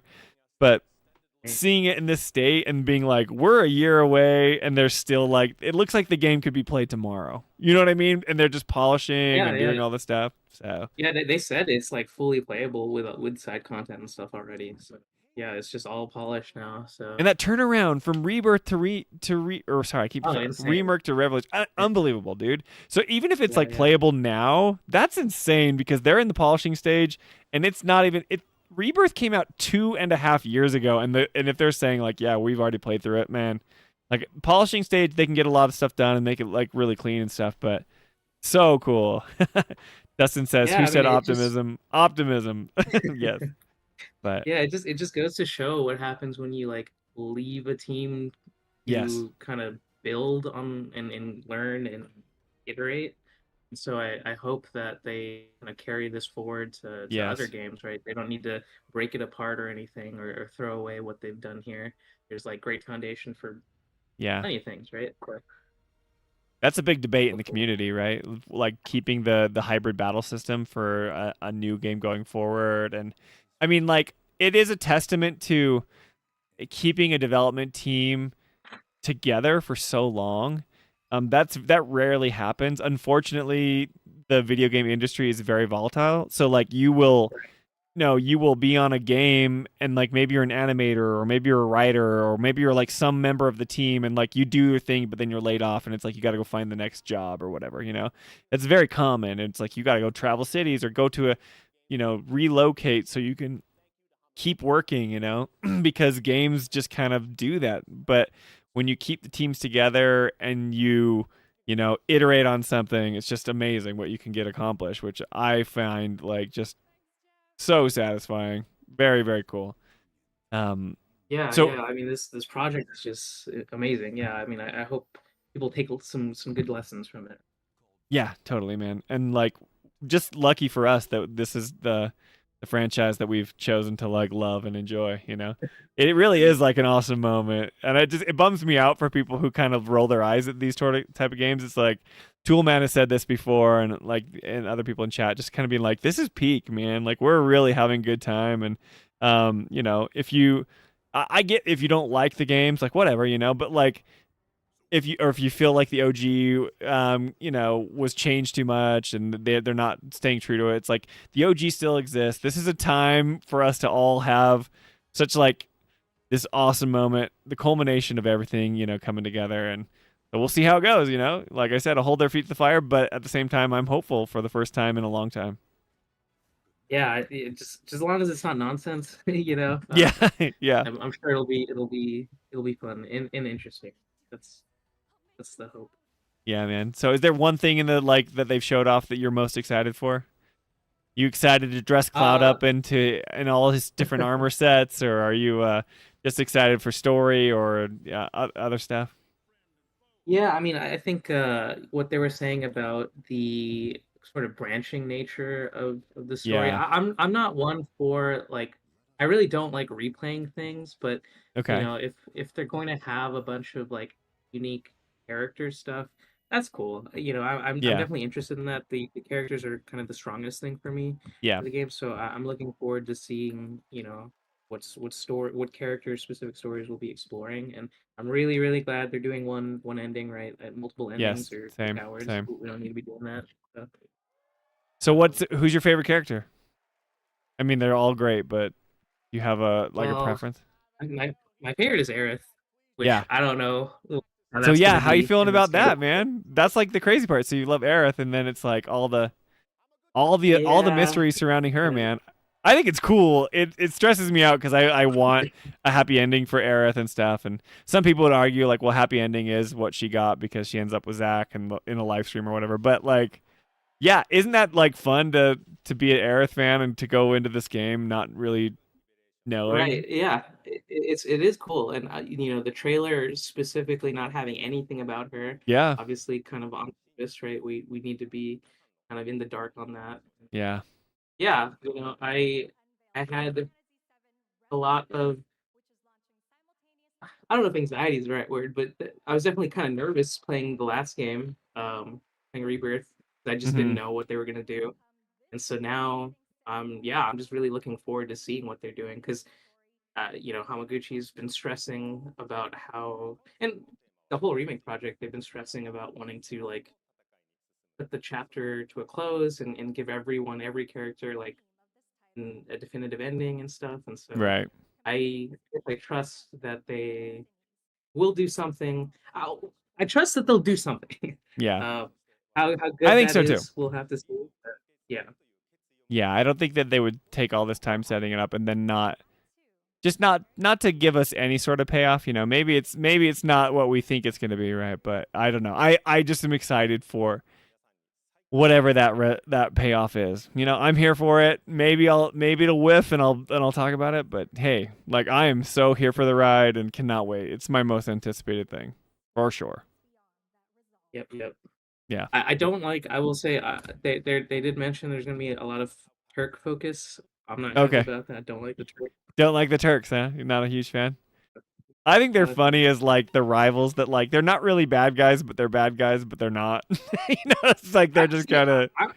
I'm fine with that if they weren't actually just bad guys. Like I feel like we kind of skirt past them dropping a plate on Sector 7. We kind of do, yeah. kind of That is true. It's like that. We still kind of like Reno and Rude. It's like you literally killed like thousands of Yeah, people. you had the highest kill count of anyone in the game. More than Yes, Sephiroth, I that feel. is true, and it's kind of a bummer because like, yeah, it is. It's like oh, Rude, and if you've seen Advent Children, you know, I don't know. Have you seen Advent Children, Zavari-san? No, but I kind of know what happens in it. Well, you should. The way they portray Reno and Rude in Advent Children is like bizarre. They're like the comic relief. It was just bizarre, you know. I see. Yeah. Yeah, I mean, it's clear they want these characters to be endearing, which I think would be fine if they didn't drop a plate on Sector 7. You know, I just Yeah. can't get past that. Yeah, which is good. That means it affected you. I like that's the problem. I do think I don't know, like I can't you've played the OG and I've been told that the OG does a better job of like not raising the stakes cuz you get to know people when you're playing in remake and it's like, okay, I know the people that, you know, died or could have died in this, but in the remake they kind of do a thing where they like show you the people that you care about, but then it shows like Aerith goes to get everybody out before that happens, you know, so you don't really like you kind of feel like in remake it's like, yeah, people died kind of, you know, I mean they see it, but Yeah, you know, and then whereas it's also kind of cut with like Kate Sith appearing out of nowhere. that is so Dude, weird, dude. I didn't know It who is Kate so Sith was weird. before that. I could not believe Yeah. what I saw. I was like, what was that? Yeah. Completely Yeah, out of man. nowhere. Kind of nuts, but I don't know. So just a frustrating thing when I see Kate Sith. I don't know who he is because I haven't played the OG, and it's just some cat getting upset about it. But you know, Yeah. so funny, dude. Well, I'm super excited for you, Zafarson. That's awesome that you're like having this moment, you know. And I think a lot of us are having that moment that we can share together. It is a special time, and it's exciting, you know. So thanks for being part of the community and like always being, you know, excited about it. I've seen your comments many times on the videos that we put out, so it's been fun interacting with you, and hopefully we're doing a decent job just kind of adding a little bit of our slice of, you know, who we are to the community. I love that there's so many different people, you know, sharing their thoughts and stuff about the series, but it really has been just a joy to go through, and I'm excited for Revelation, man. It's gonna be the best. I think it's gonna rule. I really do think it's gonna rule. Yeah. No, thank you for doing this, and I appreciate y'all for even doing the channel. You know, Oh, sure. I think the videos are great. I know they take a lot of time to do and to edit, and so yeah. Thanks, man. keep it That up. means a lot. That means a lot. I mean, I'll tell Jolie, she's the one that does all the hard work, and then I just get to come and hang out with you guys and stream, you know. But yeah, we have a good time doing it, and if you know if we can make it work for us, we'll just keep doing it. But for sure, so but you know, the community makes a big part of it. You know, if no one was watching and it was just us, yeah, we would have content for people to see. But it is fun where we get to meet you guys and interact with you. So thanks a lot, man. It was nice meeting you, and have fun, man. This will be now we're in hype cycle. You just get more and more info, and it's probably going to happen. So this isn't the last thing you've seen of Revelation, and you know, we're not that far away. I mean, the fact that it's like spring, I think it's going to be later spring or mid spring. I think April at the earliest, you know. I could see them Yeah, even people doing are like saying a April. yeah. Yeah.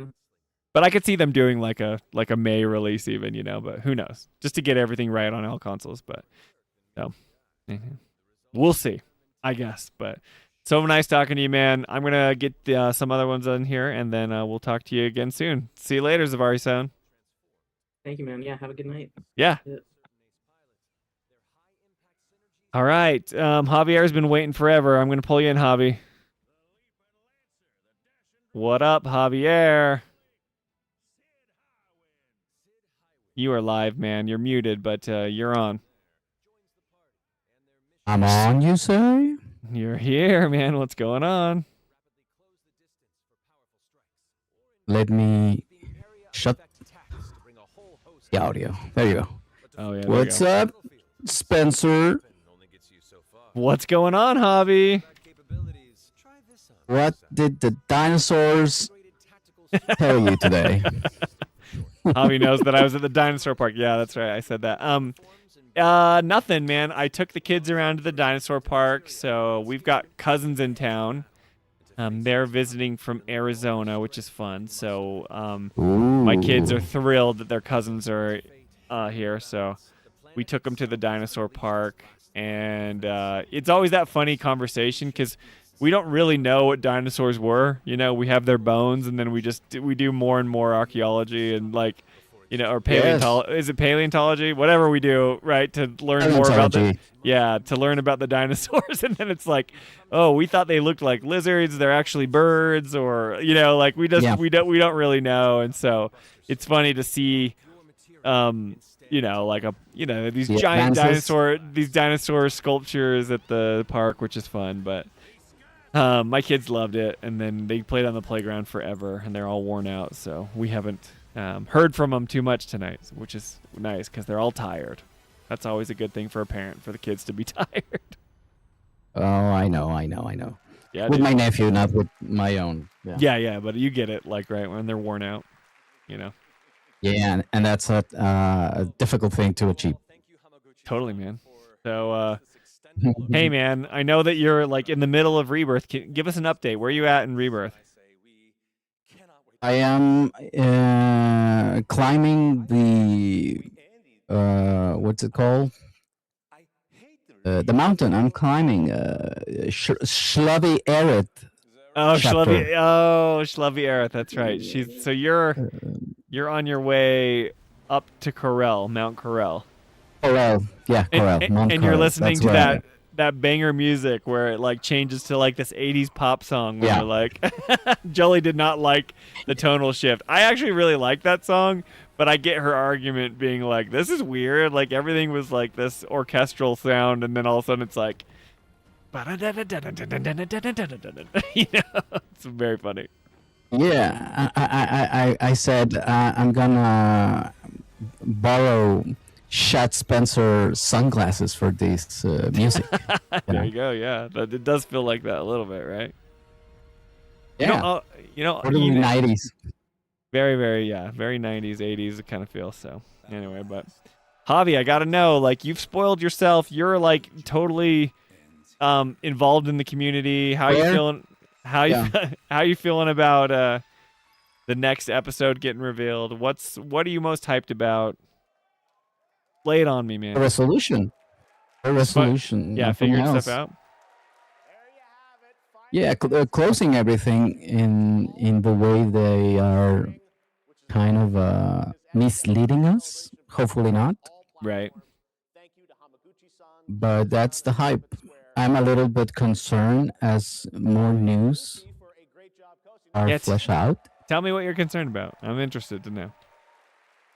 I don't like what they are saying about the affinity system. How is it going to work? I mean, to me, it's not a safe thing to say that it's going to have one ending. If the middle part, it's going to be do whatever you want. Okay. How is that going to transition into one ending? You know, you get me? Yeah, I get what you're saying. I have a little bit more faith than you do, probably. I don't know, because like me and Jolie were talking about this, and it's like the fact that like they let you, it's like you put into it what you get out of it, right? The thing that's weird to me is like, why can't I just go and do all the side content with all the characters? Why do I have to pick and choose, right? They're making it seem like if I go and spend time with Tifa, let's say, you know, then it's like I will miss out on other stuff in this playthrough, which sounds a bit strange to me. I know I use the Mass Effect analogy a lot, but right, like in Mass Effect, you weren't allowed to romance everyone, right? But you could go on the suicide mission before you went on the suicide mission in Mass Effect 2, if you've played it. I don't know if you have, but you can get to know each character, and you can kind of go do like their affinity missions, and if you learn more, then you learn more about their backstory, and then you can go have more conversations with each party member in the crew. And so it sounds like that's what they're alluding to, but they're saying that the way they're making it seem is like, oh, you could only like like if you know who Garrus is like a main character in Mass Effect, right? They're saying it's like the sniper. Yeah, the sniper. It's like it makes it seem like, well, if on this playthrough you can only do Garrus's side content, and then in this playthrough you can only do I don't know, Miranda's side content, or like pretty much, Tali's stuff. So I don't know if that's like what they're going to end up doing. That's a little bit strange to me, because if it was open world, it's like, why can't I go hang out with every character in the party? But I don't know how it all works.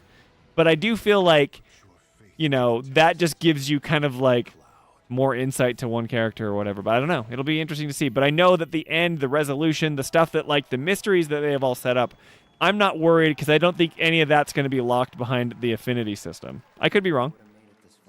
What do you think? I mean, the thing that worries me, it's not. I mean, the coherence. Mm-hmm. To me it feels like it's going to be what if scenarios, and if it's what if scenarios, they're not going to be compatible or coherent with each other. Let's say that you do, a Tifa one. Yeah. And you finish the game, right?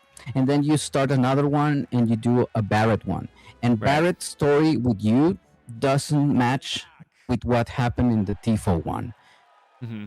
So that part of the game, it's like kind of like the Golden Sorcerer dates, They basically are right, because they conflict with each other. So like if you're like yes. let's say in my playthrough, like I'm not romantic with Tifa. Like in my playthrough, I'm romantic with Sid, Vincent Valentine, and Kate Sid. Like I'm teasing, but that's like my playthrough. That's what. Right, I'm teasing, but like hypothetically, because it's spoilers, right? right, or whatever. Like, but there's, or like you can have affinity with Red, or you can go with Tifa or Aerith or Barrett or whatever. Like, I understand that, right? And so if you don't get those cutscenes, I kind of feel like that, because I've never seen Aerith or Tifa's like Gold Saucer Skywill. I've never even seen it. Okay. So I don't even know. Okay. I know that like Tifa and Cloud kiss, and so like all the Cloudies are like, yay, they kiss, so that means that we're the canon ship or whatever. And then like Aerith puts her head on like Cloud's shoulder, and they hold hands, and it's all sweet, So like I understand that, but I don't know what's said. I don't know, like I haven't gone to YouTube and spoiled myself, because I'm like, oh, I'll go back and play it, but then I never have. So that's true. I haven't been in that moment where I've seen that happen. So it's like I know that you and Jolie are going to play a YouTube video when you get to that part. Yeah. So for example, we just did Cosmo Canyon, right? And we recorded the moment where Aerith has her big speech at the bonfire at the River of Lights, or whatever, that she does in Cosmo Canyon. And there's multiple affinity choices with everybody there, and you can hear what they say. It's not like a romantic scene. I mean, there are romantic scenes, but like not like a affinity date system kind of things. But it is like this cool, moment where like they're saying certain things, and Jolie would read to me and say, this is the option for this, this is the option for this, this is the option for this. And it's amazing. Some of the things that I learned about that, I'm like, holy cow, I can't believe they did that, which is like, I like that games do this. Jolie kind of, this is where we always argue, because she thinks stories are more effective. She wants more story, yes. Right, but when you give the player choice, more logical story, yeah. For example, when Cloud, there's the part where Aerith looks out into the audience and he sees Aerith, right? Yes. Right. And like, there's a really sweet moment if you choose like the 3-star option, but you're not really sure what that is. But if you choose the the 1-star option, spoilers. Yeah, spoilers. If you guys haven't seen this, I'm just going to tell you what happens. You can go see it. Yeah, I don't know what the 2-star one does. I mean, she told me about it, but I watched the 1-star one, and Cloud literally is like, stop talking or something. He like goes, yeah, and it's so abrupt, and it's like, that is so crazy that they go that hard, right? It's cringe, yeah. It's cringe, but it like also, I mean, for people that want to kind of be mean to Aerith or whatever, it's like super awkward and crazy that that's even an option. I like that games allow you to do that, because only games can give you that freedom of choice, right? Because it's an interactive medium. Where Jolie, I agree with her, it makes the story less effective, because then, your story, like you're arguing here, your story, it kind of has like, well, you know, in my story, like Cloud didn't really care for Aerith, and then if she dies, like kind of who cares, right? Or in my story, you know, Tifa, you know, wasn't really like, you know, a romance option. She just kind of was around, and then Cloud was really going for, you know, like Aerith, or like he's really buddy with, you know, Red or whatever. You know, it's like all this stuff that they do. So even in Rebirth, we get a little bit of that, and which is ambiguity, and you're not really sure. Yeah. And so that's fine. That's what evokes to me. You're just nervous it's going to be even more of that for a longer period of time. Yes, because I mean, it would work. I mean, like Mass Effect, for instance. Yeah. Mass Effect has a part of the ending that is, you know, the same. Yeah. Last part of it, right? And prior to that, it changes depending on what you do with your crewmates, right? Yeah. So that's fine. Yeah. On Mass Effect. Right.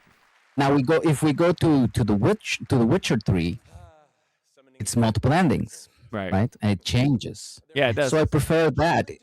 If you're going to do that if I'm going to have a relationship with Barrett in the game, because that's what I am pursuing. You want to bake that cake. It should give me an ending with him doing the cake, right? Okay. Yeah. And it makes sense. And it makes sense as a storytelling tool. And all of the other characters of the crew needs to be, you know, acknowledging what is going on with Barrett and the cake. Right. And or if so you the like way- dated Triss and then Yennefer gets upset about it, right? Or if you date If you start The Witcher and you go through your decisions and you get the ending according to your decisions. Right. But the way they are talking about Revelations is that you're going to have this middle part in which you're going to have a resolution depending on how you deal with the crew, and then you're going to go in to the final part. So that tells me that the ending of the game is going to be completely independent of whatever happened That's prior fair. That's with fair. your crew. Yeah. And so that is like, if you do that, it's going to feel like a what if before that scenario, you know? I mean, like I And said, that- I think that's a fair take. I don't think, like Mass Effect, the funny thing about Mass Effect is that they said that your choices would change the endings, but the endings were all basically the same. That's what everyone got kind of mad about. Yeah. Final one, Because, yeah. right, because, like, I mean, there were certain things.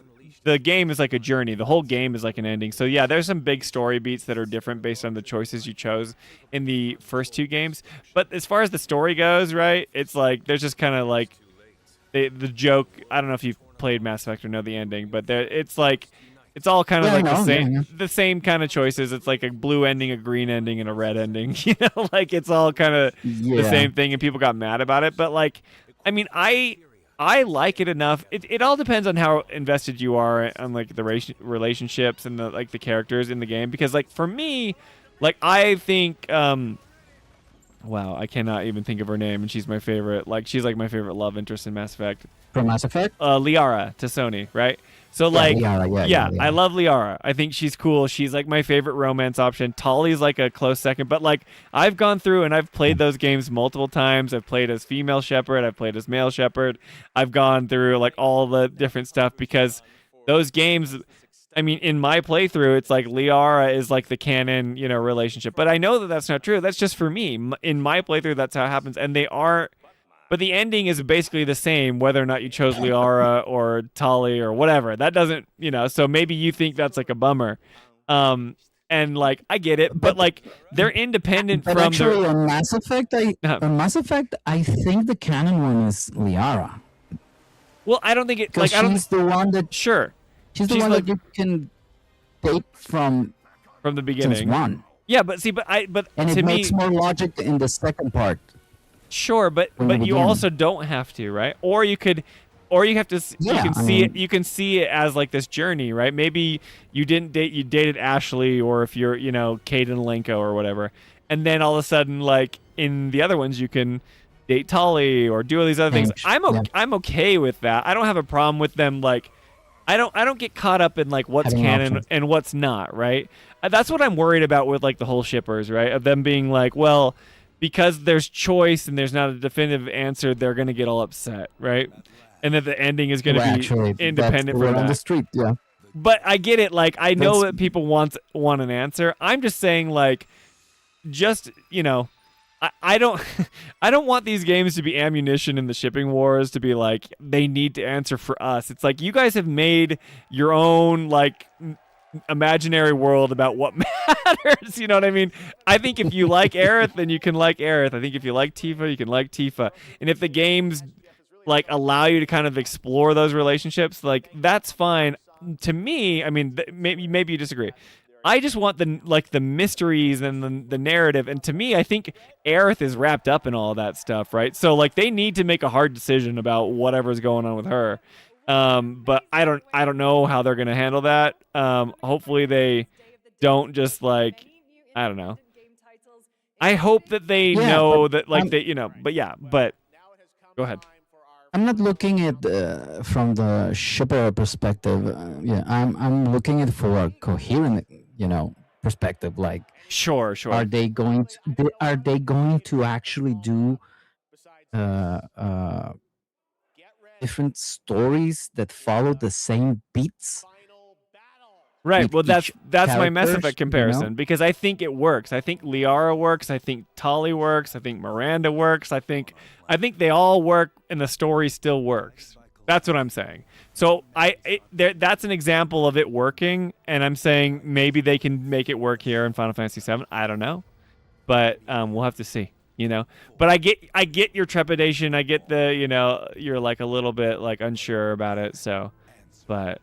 I don't know. Yeah, it really bothered me that that interview and that answer. It makes me like, you're not changing. I mean, you're not doing what you're saying you're going to do. Yeah. If it's going to be one ending, it should be one ending.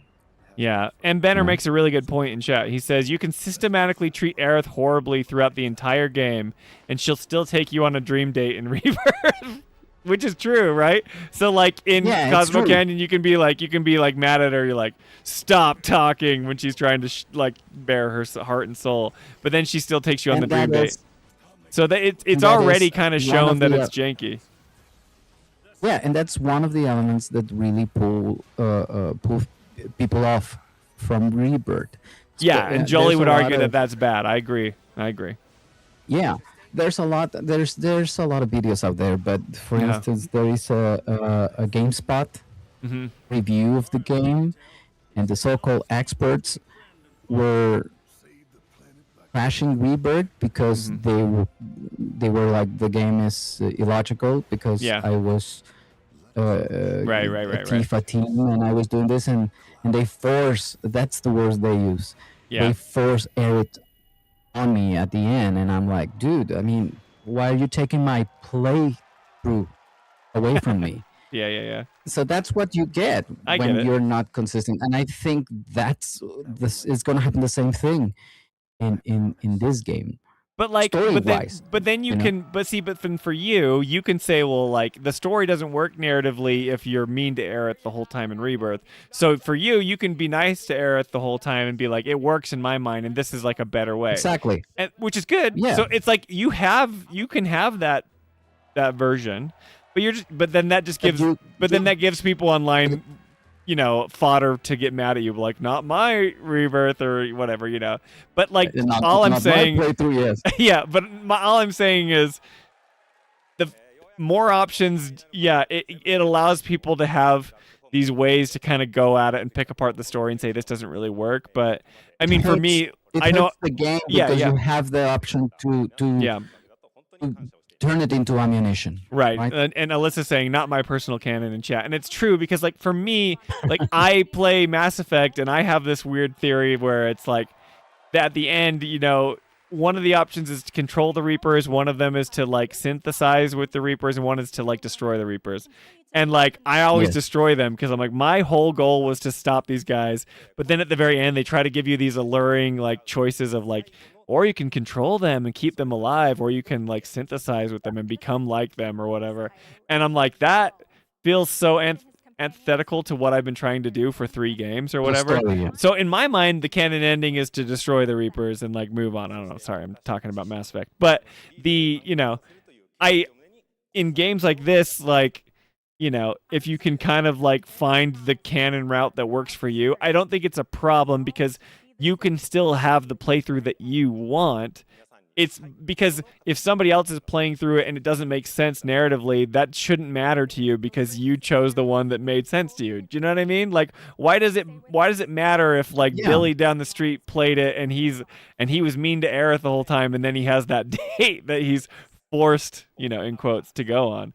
I don't think it's good, but that's also how video games work with choice. Yeah, but I'm thinking more in the lines of the Final Fantasy community and the I know, toxicity but that's brings.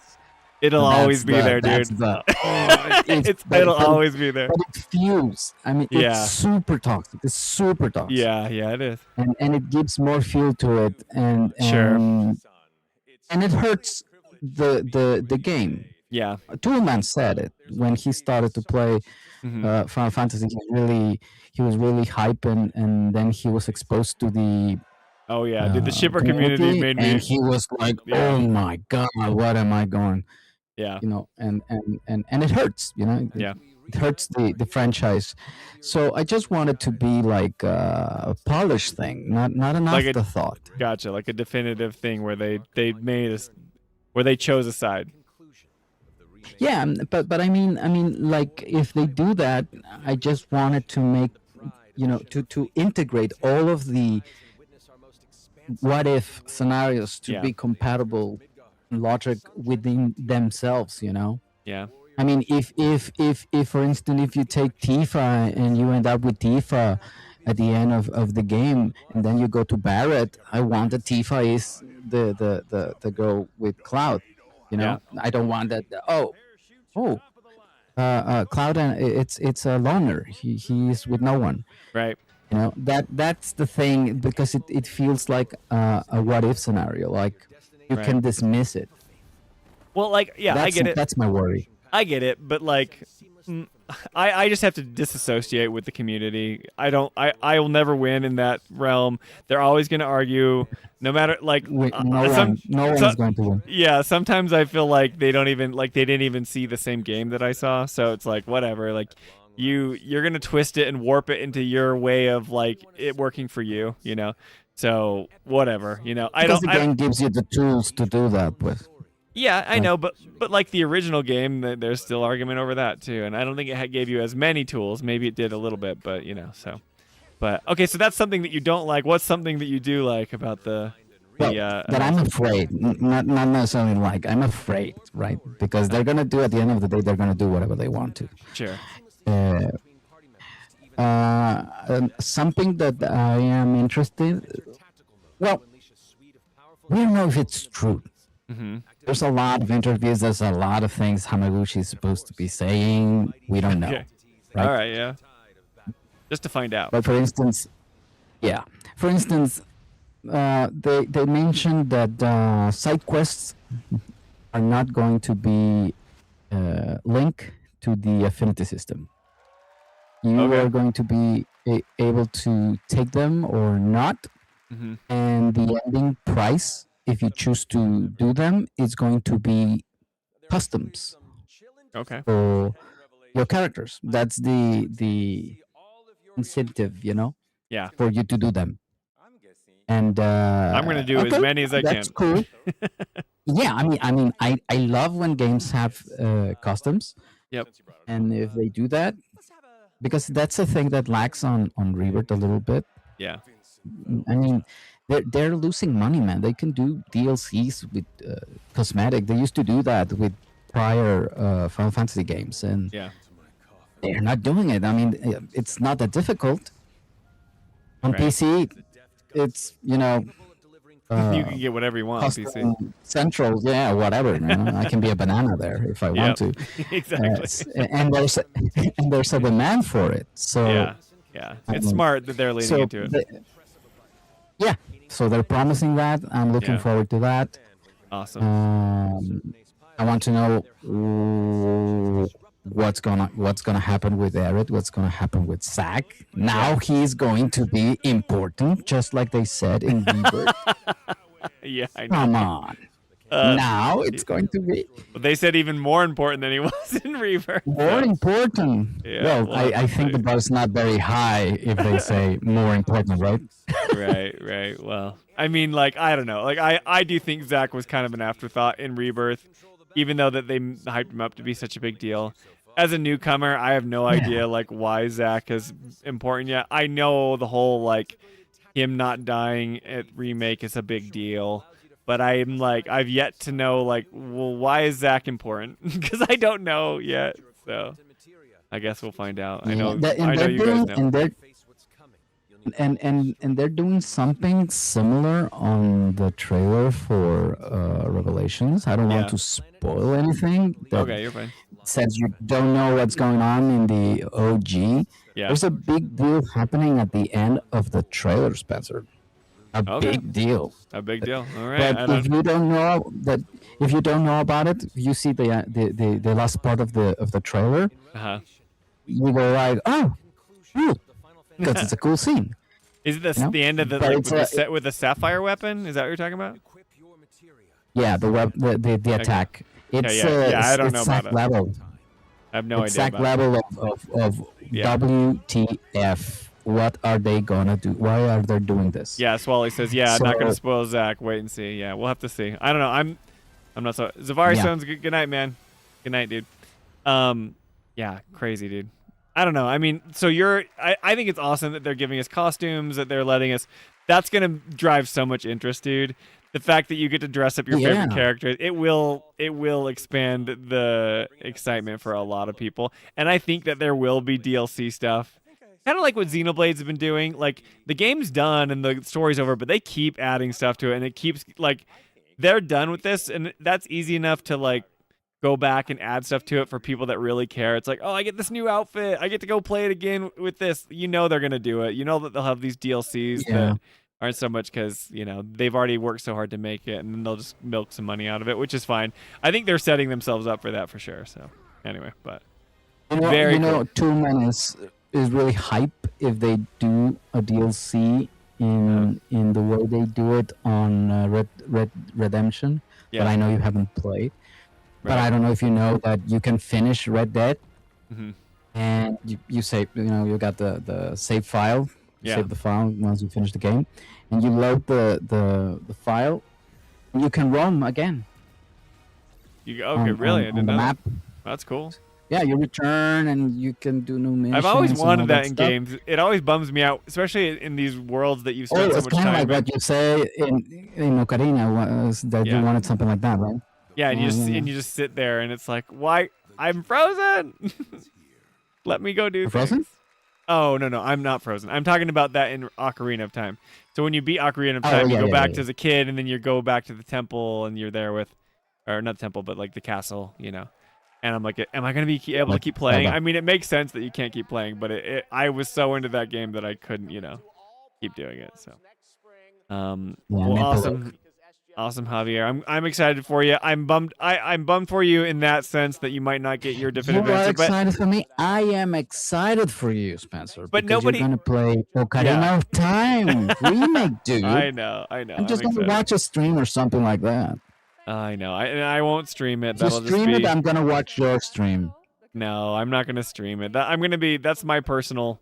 That's my own game, dude. I get to go just and enjoy it on my own. But hopefully anyone else, like, I know Nintendo is for kids in your eyes, but you know, if you ever come back for Ocarina of Time, we'll have to see what it looks like if it wins you over. But I'm excited for it. Yeah, I mean, it looks like they're. I think they're not gonna do a 1-to-1. I think. Hope there's some whispers in there, you know, shake things up. I think Biggles was like talking the ending. He was like, they've got the pose. They could just repurpose them into, you know, they don't need to fix the ending. The ending of Ocarina of Time is perfect. They need to fix the ending. No, it's a paradox ending. No, the ending of Ocarina of Time is perfect.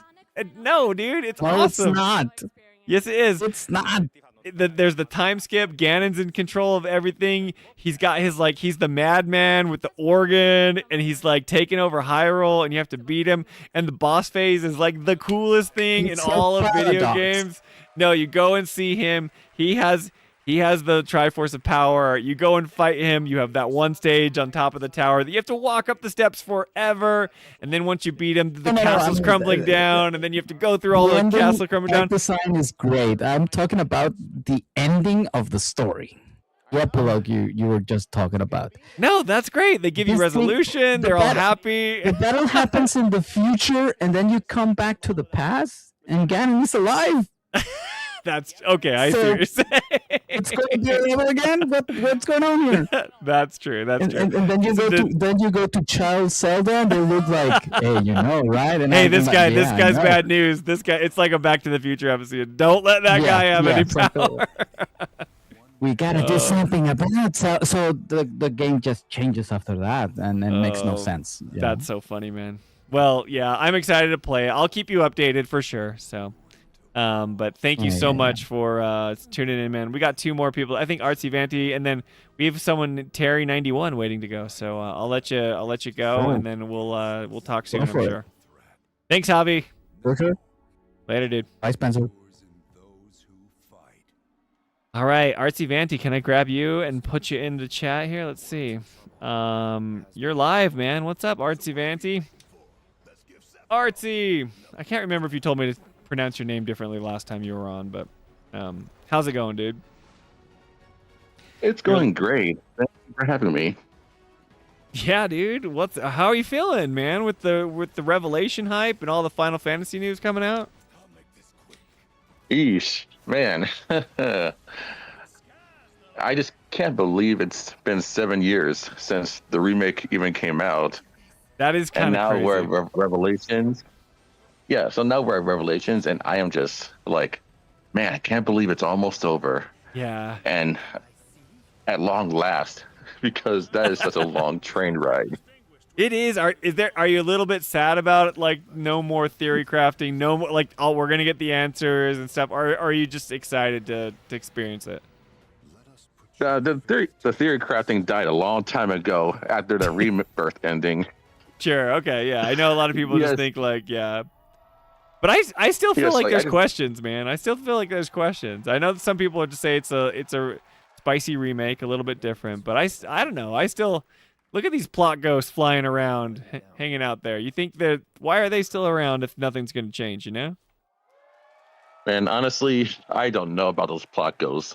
Like they, I know. I thought I knew how they worked, but ever since Sephiroth started controlling them, and now Yeah. we're getting these white plot ghosts. Yep. I just stopped thinking about it, and I just went along with the ride. But they need to answer that, man. They got to answer it. You don't think they will?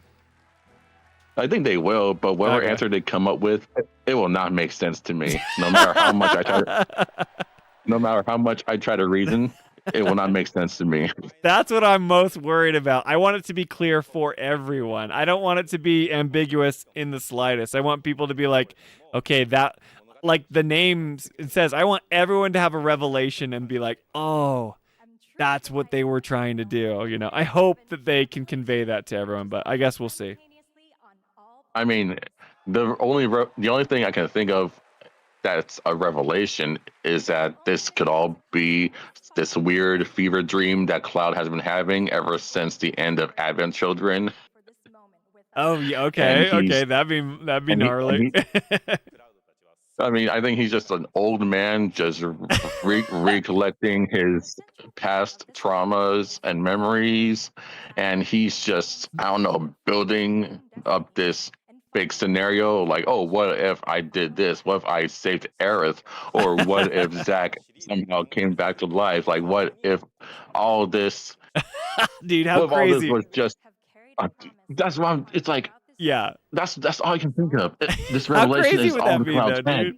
That would be crazy. Like I mean, I don't think this will happen, but how nuts would that be if it's like a time skip, like 50 years in the future, and you see Cloud and this old Cloud, and he's just like he's telling a story to his grandkids and be like, "This is how it should have happened."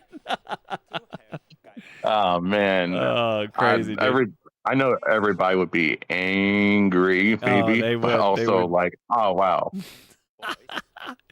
Dude, if I hope But I hope it's something that wild though, you know, because I do want to be surprised, but I haven't played. I'll be surprised no matter what because I've never played the OG.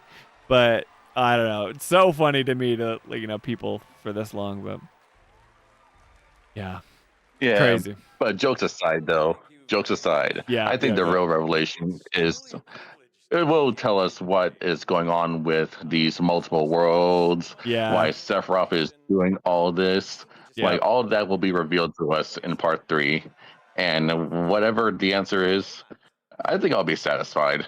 Yeah. Like I said, I would not be satisfied, but at the same time, at least I'll have an answer. Right. No, I think so too. That's what I'm most looking forward to. You know. Yeah. I think that's most people. They've been setting up so many questions for so long. It's just going to be great to hopefully get some answers. But okay, so walk me through it, Artsy Fantasy. Where were you when you were when they were announcing this? Were you live with Summer Game Fest? Were you checking it out with a bunch of streamers, or were you watching it yourself and then you just got some hype news for the announcement? Oh, I was definitely watching the Summer Games Fest. Yeah, awesome. Okay, you were watching Summer Game Fest. Very cool. Yeah, and man, yeah, I didn't expect myself to be that excited for that reveal trailer. I know, it was nuts. Yeah, like just people saying, "Ooh, the trailer's gonna come here," and never comes. "Ooh, it's gonna come this time," never comes. "It's gonna come this time," and it finally came. And it was the very end. Yeah. I was so delighted to see that trailer finally, and it looked so good. It looks so good. I can't believe how much. I mean, we're watching it right now on stream, right? But I just can't believe how much it feels like it's done. You know, I'm just so impressed, and you know, like I don't know. We're at that point right now where like some of the voice actors haven't voiced all their lines, or if they're at that point, but they're in the polishing stages and they have a lot of things done. I think like a lot is done, and so just crazy to see it in this finished of a state. I did not think we'd be seeing this much of it. So cool. Yeah. And speaking of voice actors, I know you guys were talking about the new Sephiroth voice actor. Yeah. Yeah, my impression of him, he sounds like Xemnas from Kingdom Hearts 2, if I'm being honest with you. Okay. Yeah, he sounds like Xemnas trying to do a Sephiroth impersonation, and so far I'm not sold, but that's because we've only heard one line. So maybe as like the game goes on, he will feel more. He'll get the hang of the role as Sephiroth. Yeah, I mean, we'll have to see. I'm not... Who knows how much he's recorded already, or if he's done all his lines, you know. But we're judging him based on one line that we heard, because that's the only line that he speaks, you know. But it is different than the one we've been hearing.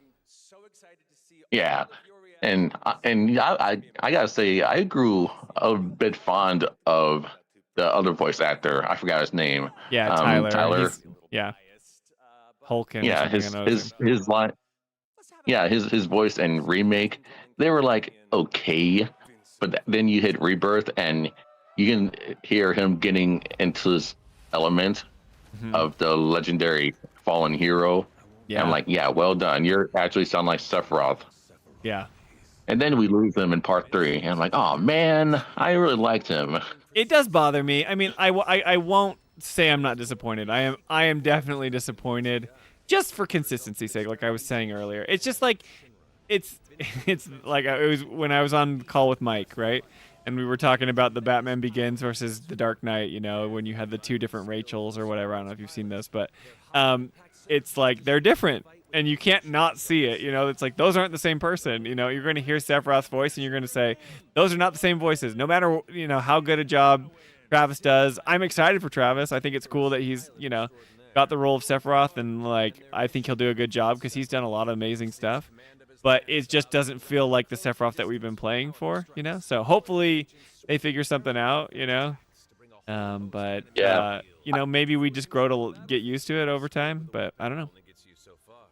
Yeah, I mean, I definitely got used to the new voices for Cloud, Aerith, Tifa, Barrett, especially Cloud, because the guy who played Cloud previously Steve Burton. Yeah. He was in Cloud for ever since Kingdom Hearts 1 Okay, yeah. up until Final Fantasy, or maybe Final Fantasy Dissidia NT. Like, he Yeah. was that Cloud for a whole decade. And then we get Cody Christian, and he sounded exactly like that previous voice actor, except much more younger and with more range. Yeah. So people were I grew okay with attached it. to him. Yeah. Yep. Yeah, he was like a good how do I put it?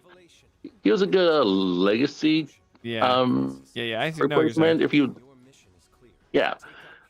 As for the other voices, I never really was fond of their previous actors, but I was more like, okay, so yeah, this is Tifa, this is Aerith, this is Barrett.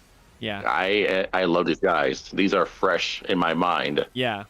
Because I barely heard the previous actors, because it was always Cloud in these games or in these spin-offs. Right. You don't get to, not everybody had the voice acting, you know, the fact that they really blew it out and everyone's voice acted in these new remakes, you know. You may have gotten a voice line here or there, but you didn't get attached to a voice because there wasn't that much to really get attached to.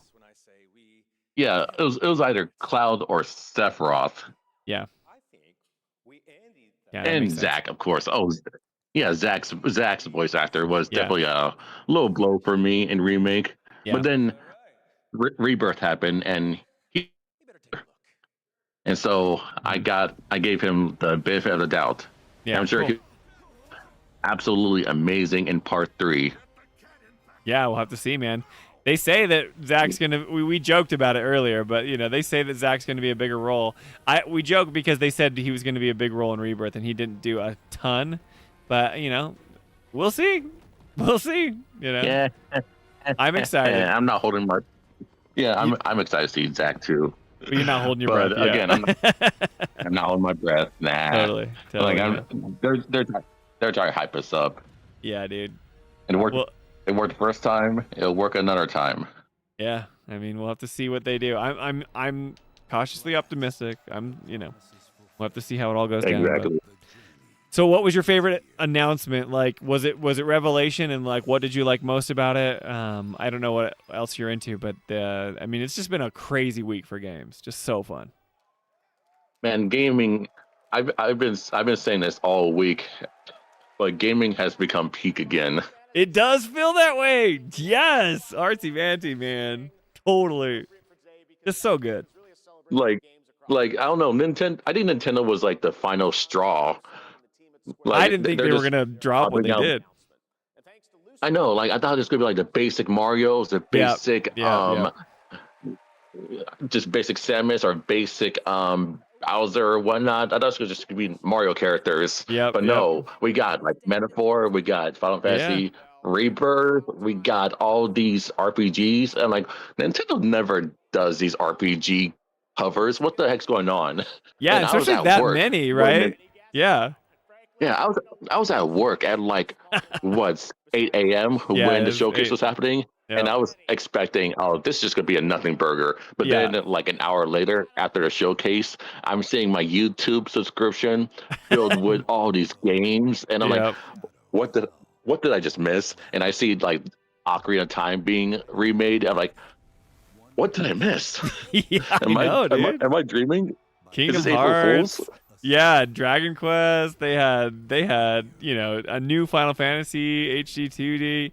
They obviously they have Rebirth that just came out, and this is coming out on Switch. Just crazy. Like everyone's eating so good. And if you're an RPG fan, man, there's probably never been a better time in games.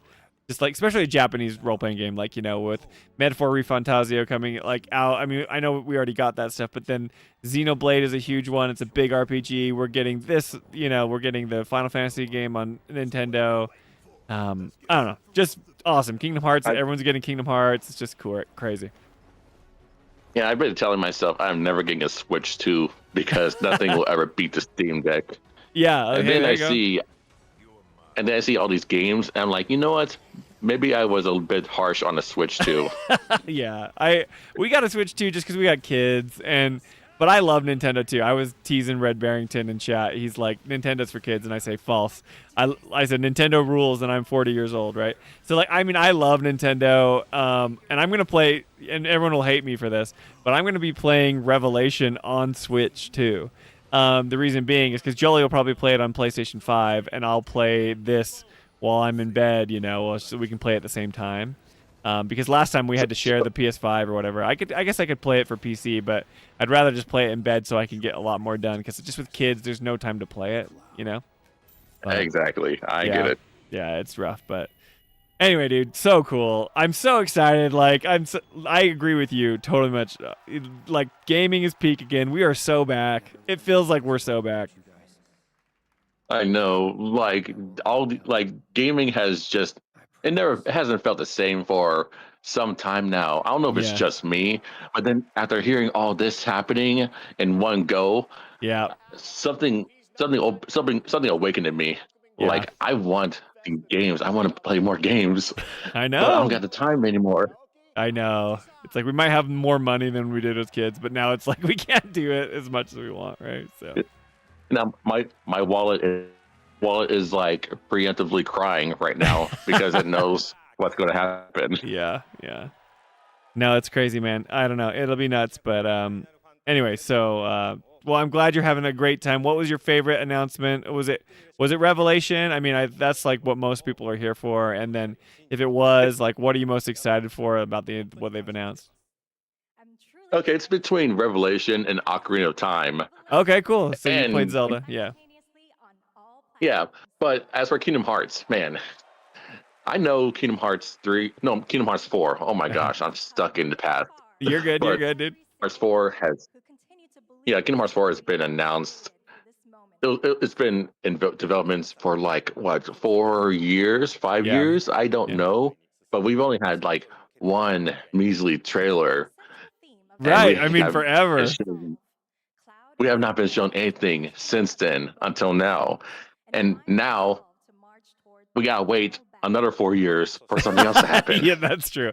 To be honest with you, I'm surprised that they even mentioned Kingdom Hearts 4 because it's like you would think they'd want Revelation just to have all the spotlight, you know? So it surprises me. It surprises me that they're like, okay, you know, Kingdom Hearts 4 is out, and they're like having all these announcements, and I worry about that. Square Enix, like, know that Revelation is like your main focus, then go on and like do other things. I think it's cool that the little pixel game is coming out before people can get excited and enjoy that as a little appetizer before they play like the main course here. But I'm like, you don't need to announce Kingdom Hearts 4, but they did anyway, and it's hype, but crazy. Yeah, I think my theory is they're trying to like set an example, telling us that because they apparently didn't sell well with Rebirth and Final Fantasy 16 because it was like a console exclusive for both of them. They really want to show everybody that they do. They're actually doing it. They're actually releasing everything on multiple consoles, multiple platforms, and so they used Nintendo as a way to tell everybody, "Hey, we're serious this time. Totally, get ready. You're totally because right. This is going to be a crazy ride." That's been my pitch forever. I was like, I knew that they were like, say, I mean, I can scrub ahead, but like that ending, you know, when they have like spring 2027 and it's like Nintendo Switch, PlayStation 5, Xbox Series X and S, Windows, Steam, Epic Game Store, launching simultaneously on all platforms. Man, this was my thing. I've been saying this for like a year now. This is what they want to do, and it's so cool for Square Enix to just like lean into it and really embrace that. I think games, parity between the consoles have gotten close enough to where you can just enjoy the amazing games that are coming out on all consoles and or all platforms and enjoy it in a similar way. Like I said, I'm going to be playing it on the Switch too, and people might be like, I don't want to play Revelation on Switch too. It's like, yeah, I get it. Like, I won't have the frame rate. I'm not going to have like all the bells and whistles, but I'll be able to experience the story and do all the stuff, you know, I'm so excited. And you can do it at your own pace too. Yeah. And I'll just be able to, and I can do it handheld, and I can bring it with me if I'm going place with my kids so anyway, way excited, dude. I think it's so cool. Yeah. What a time to be like Square Enix has had it's hard when you follow a series for so long, you know, and it's hard because you're like the narrative for Square Enix has been like they are struggling, and now it just feels like Yeah. they're finally coming out of that, you know, that slump. So it's so exciting. I just can't wait for know. the fans that have stuck with them long enough to just finally enjoy everything coming together, and it kind of feels like that. And we'll have to see, but I think that they're showing confidence that, and I hope they earn it, you know. Yeah, I'm just ready for, you know, the remake trilogy to end so we can move on to bigger things from now on. That's like true. it was a fun ride, a fun crazy ride. But I'm just happy to see all this come at a conclusion. Only this is my guess. Yeah. They're gonna pull the rug from underneath us and reveal there's gonna be a fourth and final Final Fantasy game, a brand new story. Like you thought we were done with Final Fantasy VII. Final No, Fantasy we VII. got another. That would be crazy. No Like, way, man. Final No way. Final Fantasy VII Part 2. Oh, that'd be hilarious, you know. But, well, yeah. I'm just super excited for everyone in the community, and thanks for sharing your thoughts with us, man. It's been super fun interacting with all you guys, and we'll keep doing these call-ins. We're going to be tracking it as it comes out, you know. So more and more info, we'll be talking about it. So don't go anywhere, man. We'll be hanging out for sure, but which is awesome. So thanks for waiting so long to get a call in. I feel bad to make you wait so long. Hopefully you're not falling asleep right now. But oh no, nah. I'm all good. Thanks for thanks for having me. Nonetheless. Yeah, it's always fun talking to you, RC Venti. It's a pleasure, man. We'll talk to you soon. All right. Okay, all right, later, take man. care. Bye-bye. All right. We got Terry, the last one in. I'm going to pull you in. Terry, 91. You are you are live with Spencer on the Final Fantasy Files, man. What's going on? And I won't let you down. I promise. You unmuted yourself, which is good. But you are... Let me know. I haven't heard you yet. Hey, sorry, can you hear me? Yeah, I can hear you now. What's up, man? Oh, wonderful. Sorry. This is the first time I've done this. So, It's apologies. great. No, you sound great. Your audio is very clear, and I appreciate you calling in, man. What's up? I'm Spencer. I don't know if I've seen you in chat, but it's great to meet you, man. Yeah, maybe not. This is so I made Twitch like recently, so just because I saw this show on YouTube and I was like, ooh, this is really cool. So let me call in and not completely mess it up. So that's cool. I didn't do that. You're not breaking anything. I'm sorry it took so long to get to you. I know it takes a little while to get through these. Hopefully you're not exhausted, but for those that are new, Terry, what we usually do, like I've talked to most people so far. I talked to Artsy Vanty before, but Zavari Zone and you are the two new ones that have come to stream, which is awesome. So tell me a little bit about yourself, and then you don't have to talk a lot. Just maybe say your name and one of your favorite games of all time, and then we'll get into all the hype that we just experienced over the past week, which has been so cool. Yeah. So first and foremost, thank you to Jolie, Ernest for your time and what you do. That's greatly appreciated, and to everyone listening for lending me and them their ears, right? So yeah, of course. With that, our voices travel that much farther. So that thank you all, and thank you for giving me this platform. So my name's Ed, and I usually do night shift anyway, so this is kind of my wheelhouse. So that's not too bad. Okay, cool. So you're not as far as not video, too tired. No, not too bad. As far as video games, I'm pretty not really too picky. I know I'm also a fake gamer, just like you. Right on. Who's not a real fan. Right, I'm a fake gamer who's not a Final Fantasy fan as well. But no, I like all kinds of games. I think if I had to pick one aside from Final Fantasy, obviously, I like SNK. So like Fatal Fury, King of Fighters. I'm really stoked about Street Fighter, dude. I am such a big fan of Street Fighter 6, which again I'm not supposed to like because it didn't come out in 1999. Dude, that's okay. I love it, and it's keep coming. I'm pulling it up right now. We'll watch Street Fighter while you talk, dude. Awesome. So yeah, you're excited for Street Fighter 6. That rules. And Tifa's in it, which is gonna be awesome. this brand synergy, like you said, this kind of revival for Final Fantasy, because I Yeah. did not get to experience it in the 90s. Yeah. So this is like my version. Like, so ironically, the Yes. remakes are my Final Fantasy 7. Yes. Yeah. No. Me and you are the same.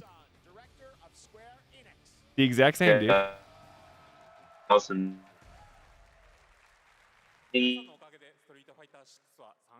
Oh, sorry, you're cutting in and out. You're cutting in and out, but I can hear you. I don't know if there was like some service thing, but you're good. I can hear you. I've played 2, 4. Oh, sorry. I've played 2, 4, and 6 and 7. Okay. For Final Fantasies, and You're they're not all a- really great. I don't think I've played them bad. You're not a tourist, man. That's way more than a lot of people have played. So that's cool. Okay. Appreciate that. But I guess I wasn't there when the Yeah. 90s happened. I'm kind of like, remake is fine for me. Rebirth is one of the greatest games I've ever played in my life. Oh, that's awesome. Okay, so you're like all in on Rebirth. That's awesome. I love it, dude. I think the world of it. It's like, I feel like, here's my logic, and I always try to be like, think of like the time period. Yeah. If you gave Rebirth to people in 1997, Sure. do we honestly think they're gonna pick the OG? Sure, I know. Yeah, I mean, if you had to compare them, yeah. No, Yeah, no. Obviously, they'd pick the you new know what I one, mean? but-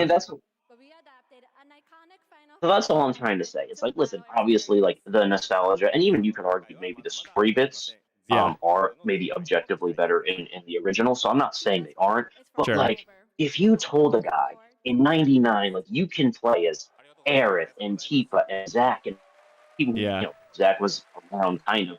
Right, But it's right, like, right. I was like, I feel like we're like you said, we're in a golden age. Yeah, I mean, it is that feeling, that people are finally saying, like, Square Enix is back, man. That there's all this stuff that's going on. I know that there are some purists that just love the OG, and that's fine. That the OG does still exist. You can still play it on modern consoles even. But to those that are okay with the direction that they've had, people are just, they're eating so well. Like, for the longest time, I was telling, Square Enix was in a slump for so long, but now they're coming out with game after game. They show confidence. It just feels great.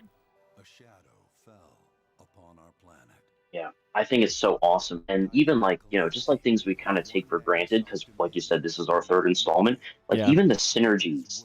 Like, why is Aerith wearing glasses with Barret?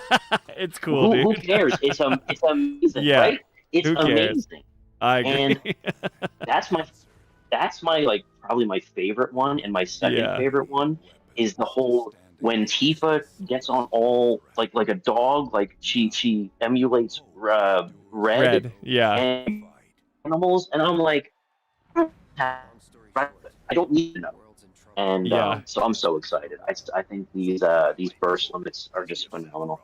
Yeah, man. I'm so excited for, like, this is the fun part too. It's just hearing the hype from the community, I love the excitement and the joy that games bring to people. I just think it's the coolest medium ever. My dad doesn't understand it, which is fine. Like, this isn't like, my dad's an awesome person, right? But his generation just is like, I don't get it, like, why do you want to run around as these characters and do these things? But I grew up with video games. I was an NES kid, and I've like grown up with them. And so this is like my favorite thing to do. It's my favorite hobby. I love it. And being able to like progress with games as games develop, we really are in a unique situation, right? Because yeah, I was old enough to play the OG. Like, I was probably in 4th grade in 97 or something when it came out. But I didn't, I played other games, but we all are kind of growing up with the medium together. And it's just like a special moment for all of us that we get to share, because games keep getting better and more photorealistic, or like they have new mechanics, and they're better at telling stories and all this stuff. And now we, are at that stage where some of the games that we loved as kids are getting remade, and they're doing these things, or they're bringing new fans in like me and you. And it's just this moment in time where either, love it or hate it, it is like a cultural gaming moment, and it's fun to be a part of that. And I'm just so excited, dude. It's like, I love the excitement. I love the hype, and I think I just got to lean into it, you know. Well, and obviously, too, you look at the metaphor and the kind of more socio-economical aspects of these games, and what is the Yeah. it's like, games are supposed to be games that we play, Yeah. and there's a social aspect, there's the attachment aspect, and that's all beautiful too. And I think that's what's awesome. It's like, yes, we care about the lore. Yes, we care Yeah. about the characters. Yes, things kind of drive us up a wall. But the beautiful thing is, it's a game, and Yeah. when you have fun with a game, that's the goal, right? What is the goal here? To Right. enjoy Right. a game, maybe Playing not the even, actually the not experience. even necessarily. Right, right, and Yeah. life is already tough enough. Yeah, totally. So I think that right, especially children and Yeah. clearly from what you say from your podcast, you guys work all the time, and that's a beautiful thing too. Sure. But this is the release, Yeah. and I think you guys really get that, which is Yeah. so cool. And I'm just I don't know, maybe I'm too optimistic, but I'm happy about games. I'm very happy about gaming in general. No, you're fine, Terry. To be honest with you, dude, it's like it's hard because it's become such a fashionable thing. Like you can have a disagreement with games in the direction, but like it's so weird that people like just hate on games so much now because the enragement bait and stuff, it's like people like negativity, and it's like, yeah, maybe like these games aren't your favorite, but you can't sit back. You cannot objectively look at like the breadth and like totality of the remake series and say that like everything about this is bad. It's like this is incredible. The like 3D modeling of the games, the animation, the just like everything about it, like the post processing, the things that they do, like the storytelling, the ambient occlusion, all this stuff. It's like this is like so amazing. We would, like you said, if we were kids when I was in 4th grade, and if somebody showed me what games could be like in the future, and like, and you were to tell me, okay, this is a game that you can play. You can be Tifa, you can be Aerith, you can be Cloud, you can go all over the world, you can experience everything. Everything is like photorealistic. You get to go and experience this world. And guess what? Everyone in the future is negative and hates games. You know what I mean? Like that would blow my mind. It's like, why is everyone so salty about stuff? It's just like we should be grateful for the things that we get. If you don't like the stuff that we get, sure, you can voice your opinions and be like, I don't really jive with this. But it blows my mind that people are so negative about something that, like, developers are literally trying to sell you a game. The way they sell games is by making something that they think that you will like, right? And they spend years of their lives trying to develop some of the most beautiful, amazing things on the planet, and then people just poop on them. You know what I mean? It's like so sad. And Terry, I'm with you. I am a positive. I'm super up on games. I think games are only going to get better, and they I think we can learn things. Yeah, I think they misstep sometimes, but in like the grand scheme of things, I think it's awesome. So cool.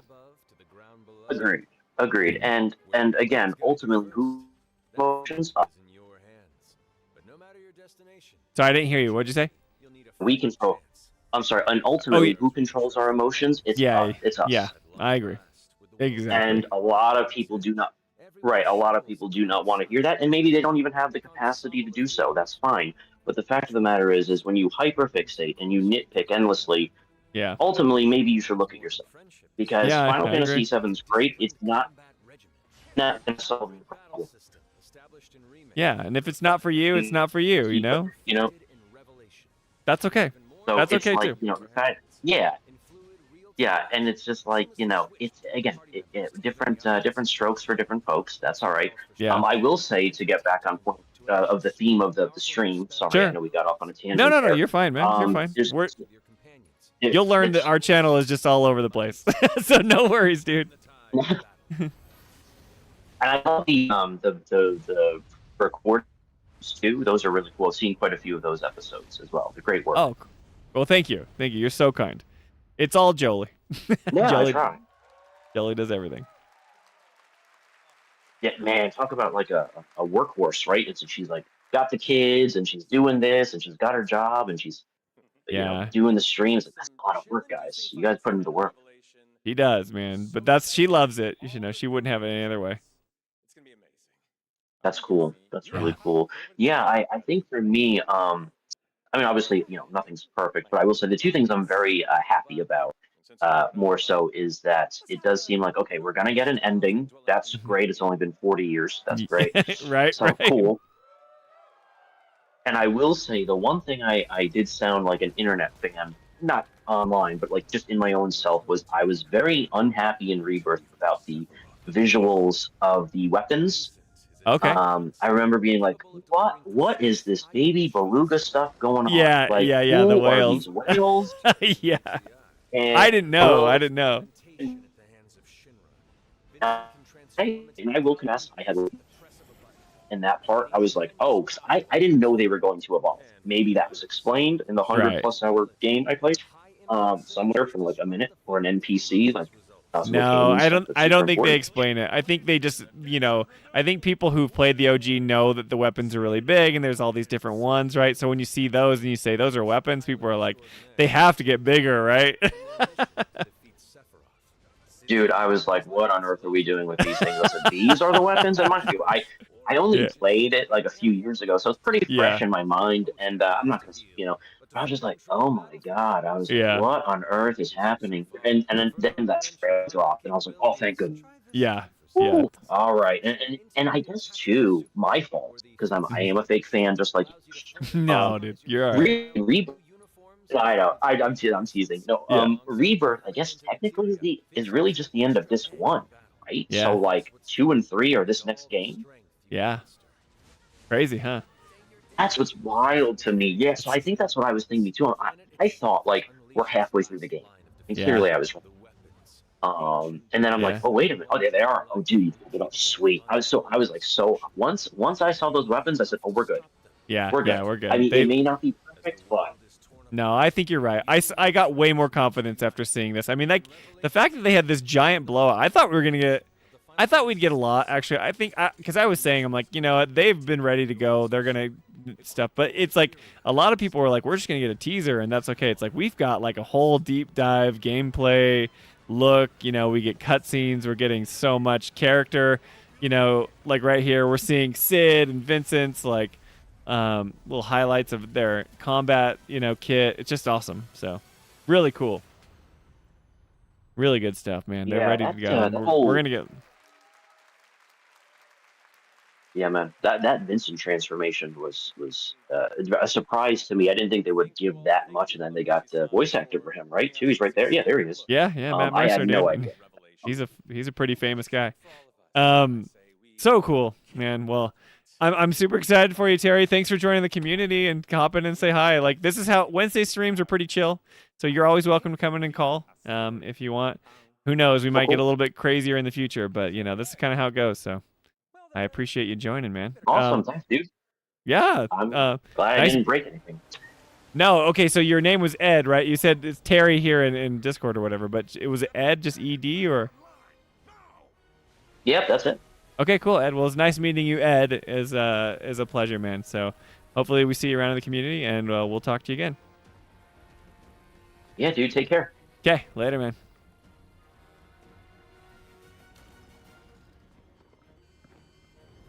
Alyssa, I got to you before 1 o'clock. That was my goal. What is going on, Alyssa?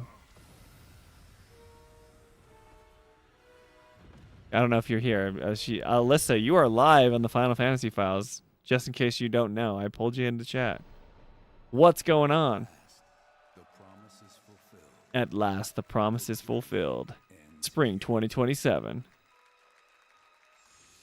Alyssa, are you here? He's like, I don't know if Spencer's still here. Let me see.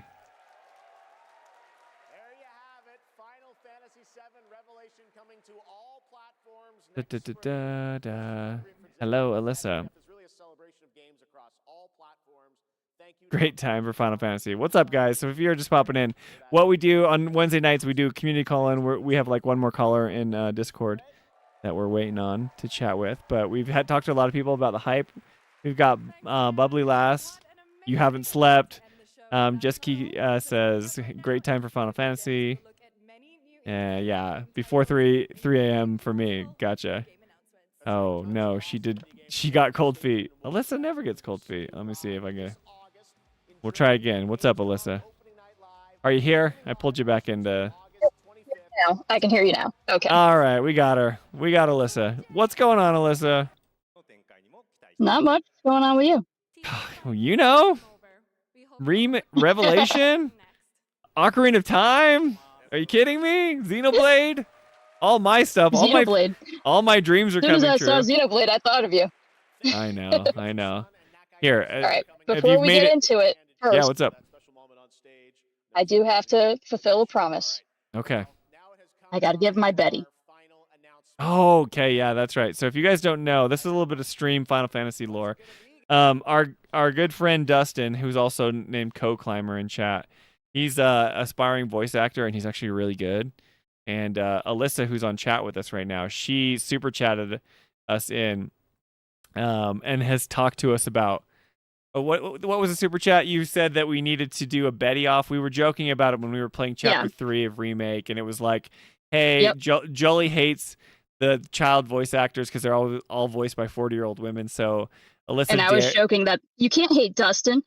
Yeah, because we made a joke that Dustin was the voice of Betty, and then she super chatted in and said we needed to have a Betty off. So me and Dustin did our own Betty. But I think you have an advantage over me and Dustin for some strange reason. You seem like a very lovely lady with a nice womanly voice, and from which is why I'm gonna play her as Barrett. Oh, you're gonna play her as, because I was gonna say, I know that you're like what? You're barely 5 feet, not even that, right? And so like you're like ready, like you could be Betty, you know? You're just like right there with her. So okay, I mean, so she's gonna give us her best Betty impression. I don't have a line to give you. What does she say? You know what you want to say? You're Biggles did a video, so. Oh, Biggles got one for you? Okay. You can always trust Biggles to make sure that you're taken care of. All right, I'll get the floor. So this is later on in this. This is later on in the story when they're seeing Betty in Walmart. Yep. Oh, hey, you two. Where's Marlene? She okay? Yes. Alyssa channeled her deepest voice of Barrett, and you just sounded. Yeah, you may or may not have sounded like a 13-year-old boy, but that was pretty good, you know? Yeah, that's fine. Woo, Alyssa, well done. I could go for the rest too. You could go what? Hey, you too. Where's Marlene? Is she okay? Yes. Yeah, you would be good. See, look at that. Jolie would never know. Jolie would never know that it was a, how you're a few years younger than me. An almost 40-year-old woman. Yeah, you've got that younger voice. You do sound younger than you are, right? Yes. I don't know. Yes, I do. Which is great, though. Hey, you'll take it anytime you can seem younger. Yeah, it's pluses and minuses. Sure, right. When I won't bring it up because I always bring up work, but I was like, I'm sure maybe people don't respect you as much, and it's like, hey, I know what I'm doing. Listen to me. I'll pull out my Barrett voice for you. No, it's okay. I come off as a major B at work anyway. I was telling Dustin that the other day. No. That is hilarious. Well, not to me he here, was like, not here. I'm like, I'm talking about at work. This is at different. Work. This is different. We're chatting. Nice. Okay, well, I mean, Alyssa, okay, I know I've talked to you a lot about this, like Final Fantasy VII, you played with your friend, you were passing the controller around, you have such fond memories of the original. But, like, how was last week for you? How was the announcements? I mean, were you just, like, over the moon? We got to experience because you were on stream with us, but give me your... Well, I was at work, so I was freaking out with people around me. They're like, what the heck are you watching? I'm like, I'm watching Final Fantasy VII. Keep an eye on that cutter so it doesn't explode. This is a big deal. Don't break the machines. And then it didn't explode, but at least it did it later. Nice. Oh, that's awesome. So you're just loving it.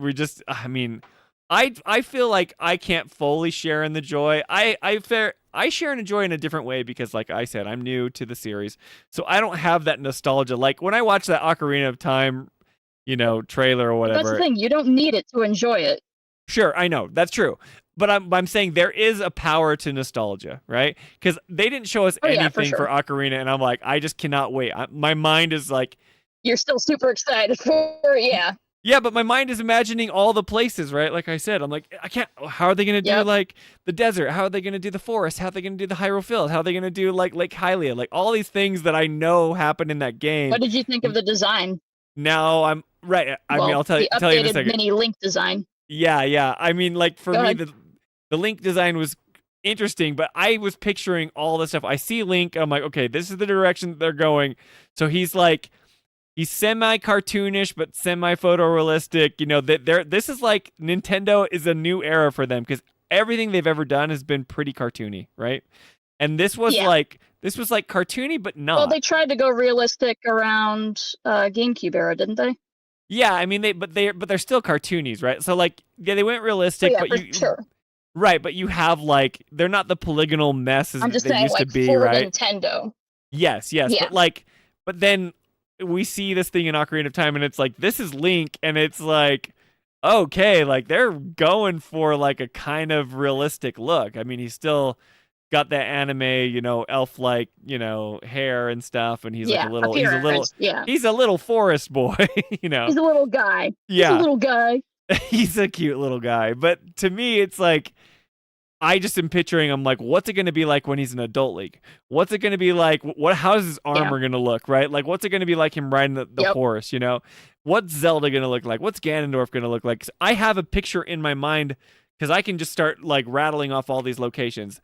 I could not do that for Final Fantasy VII because I have not experienced the OG. I don't know these locations. I don't know what the weapons look like. I don't have this picture in my mind of what these things shall be. It's just all new, right? So I do appreciate the OG fans that have been there from the beginning and are fans of the remake series because now they are just having that moment, right, where they're like, we get to have, like, we finally get to see Mideel realize the Mideel Archipelago, right? We get to go see what weapons look like. This is like this, this is Sapphire weapon. This is, Ultima weapon. All these things that people are just like, they are getting that moment that I could never have, which is totally fine. And I think it's cool that we have new fans like me and then the OG fans that do enjoy the remake series is just having like the time of their lives. And it's just a cool moment in time. We've been talking a lot about it tonight, but just like it's been a lot of build up for it. Yeah. So like, how you feeling? Like this is like the final game and like one of the most beloved, games that like you grew up playing. I don't think that will hit me until after I actually finish playing the game. Yeah, that it's the final game that we're not getting anymore. Yeah, but as far as like my excitement level, like I want it right now. I want to play it already. It feels like you can play it. It's ready. I'm ready. Yeah.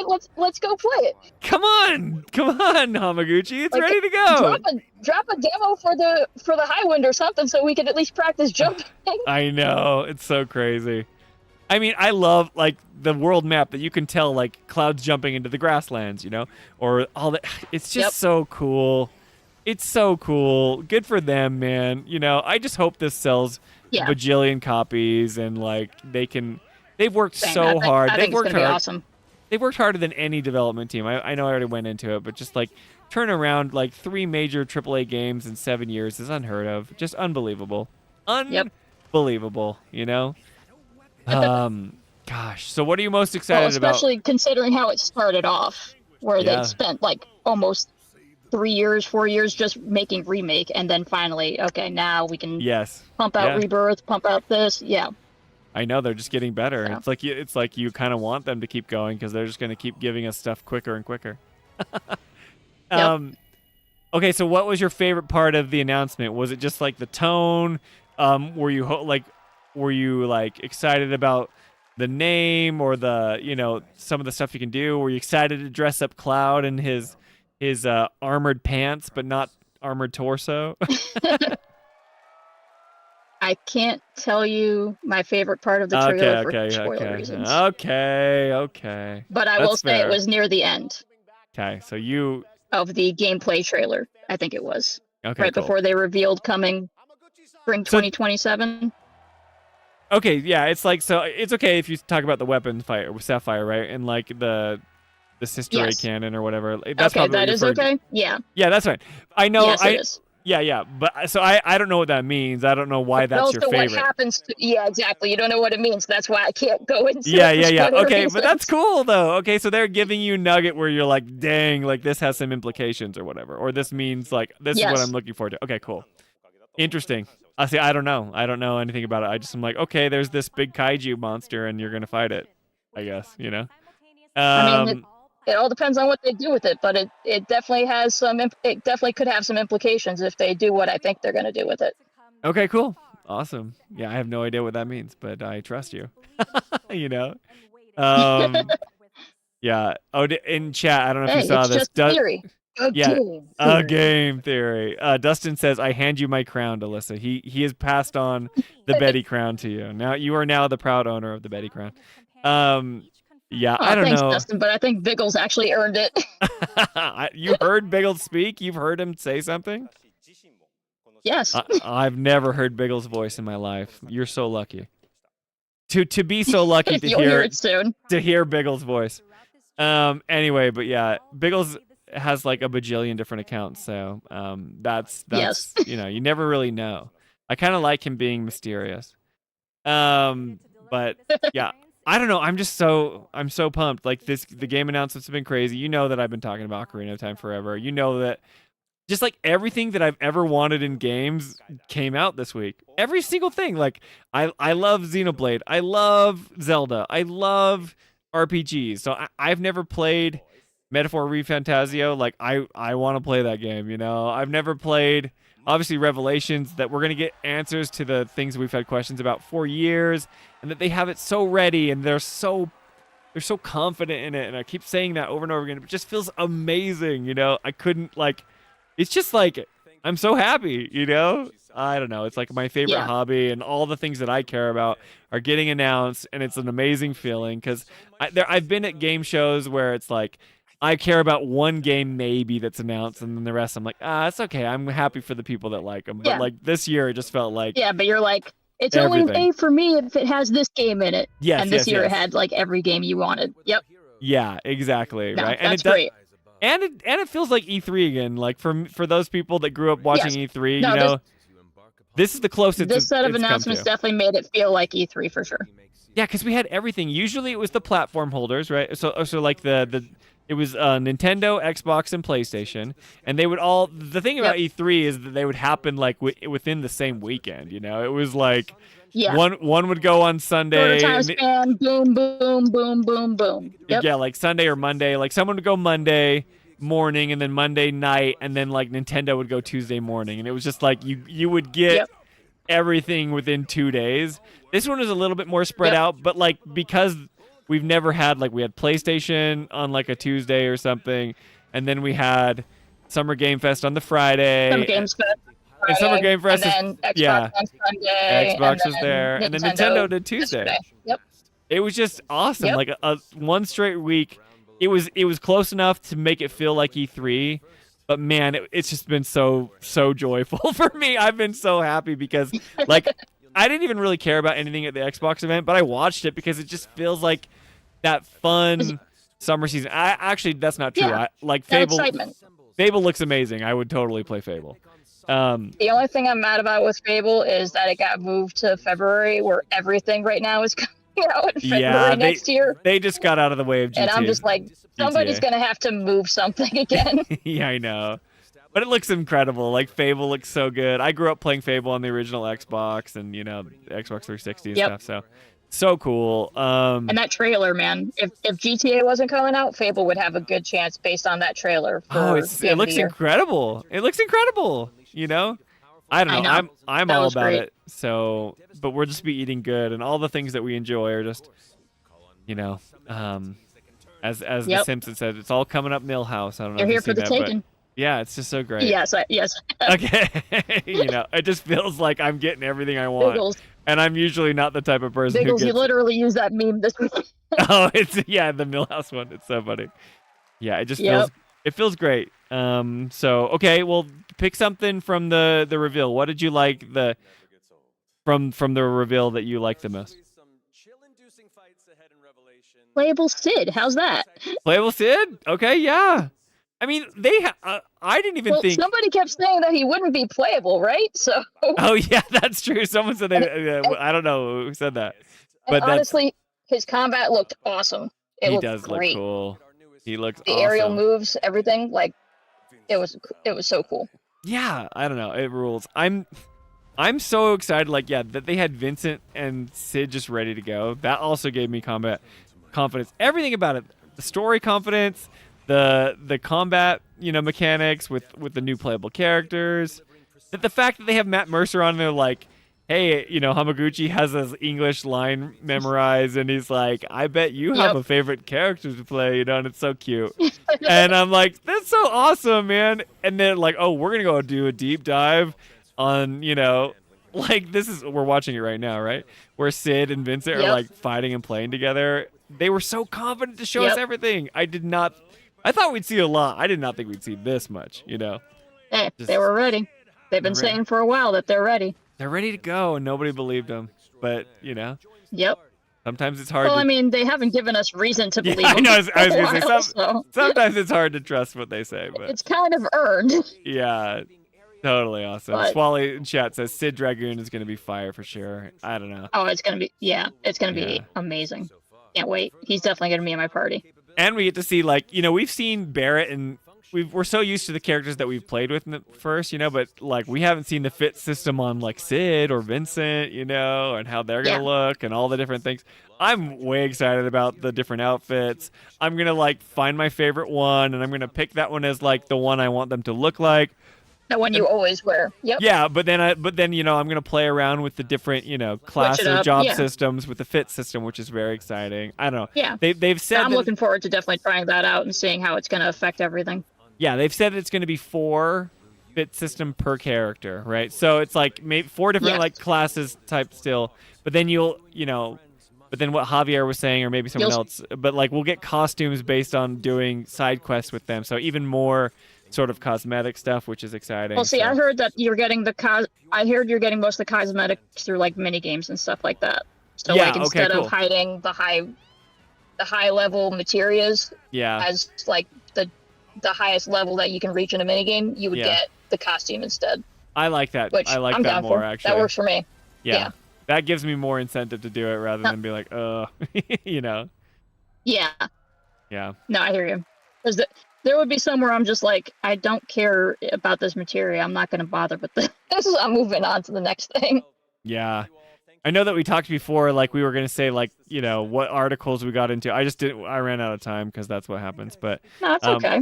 We'll have to get to some it's 3 a.m. here for me, so I get it. I know. I always hate making you stay up so late, but no, you're not making me stay up. I wanted everybody else to go first. Let all the new guys get their chance. You're always so nice.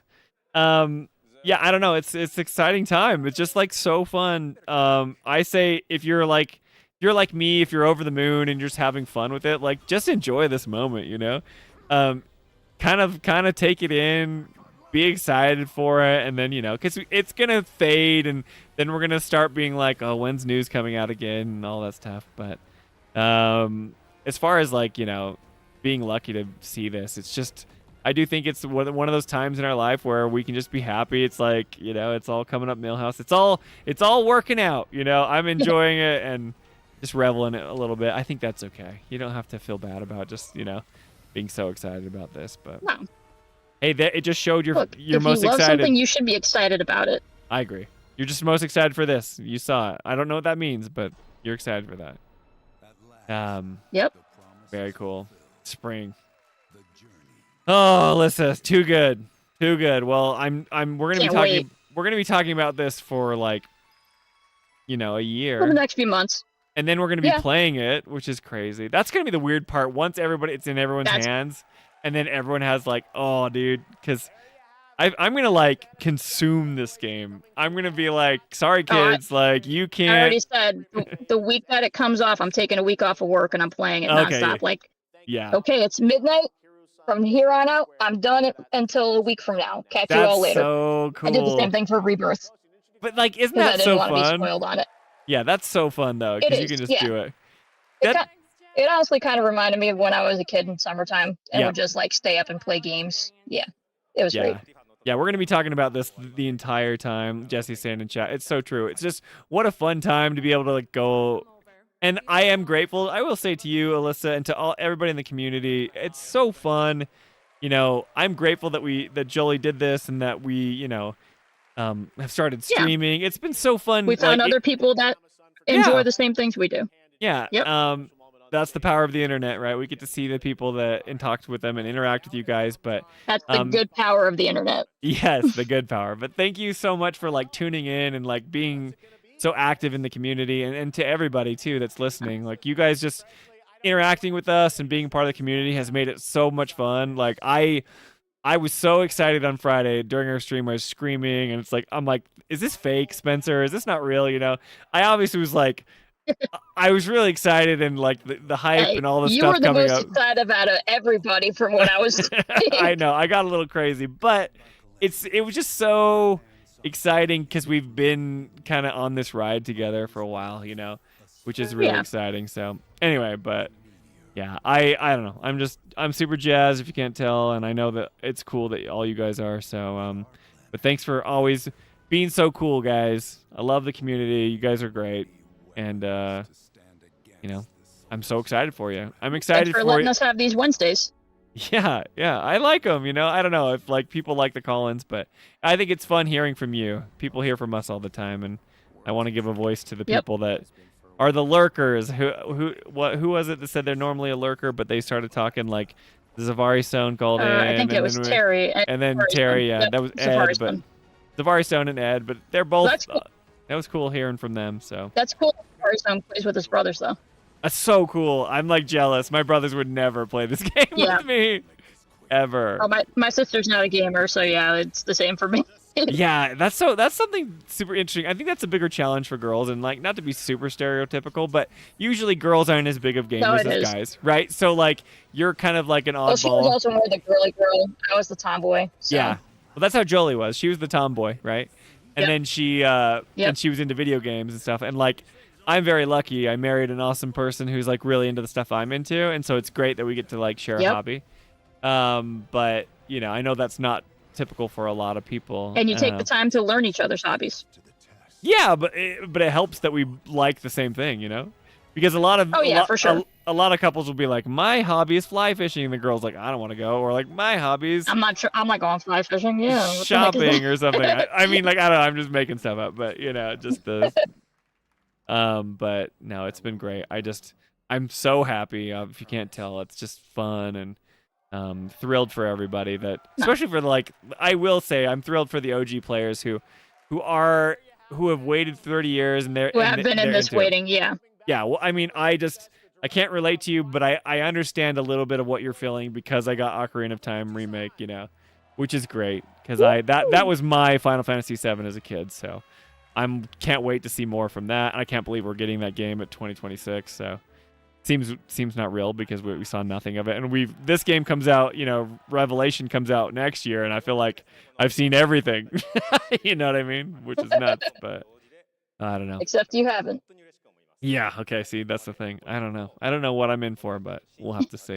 But anyway, Alyssa, you just rule. Enjoy the ride. Thank you so much for, you know, hey, I'll enjoy the ride and I'll have fun with you guys along the way. As always. It's always a pleasure. You're awesome. So anyway, I will talk to you soon, I'm sure. And in the meantime, we'll talk to you later. Bye, Alyssa. Later. Bye. You guys, what a freaking week of games we've had, you know? I was gonna get to more Hamaguchi interviews. I didn't get to them all, and that's okay. We'll have to talk about some of the stuff. I'm sure we'll talk about this for months on end. But yeah, it's exciting, and I hope you guys are all as excited as I am. I missed some people in chat. We got Bubbly Lass here, and I think it was Bubbly Lass saying that you've been like a lurker forever, but now you're chatting. Welcome, Bubbly Lass. You're saying, "Oh, London, UK, I've been lurking for ages." Well, welcome to the chat, man. Or not, man. Last, is that a lady? Maybe you're like Alyssa, who's also a female and like my wife. But either way, welcome to the chat, all the way from the UK. You cheeky little blighter.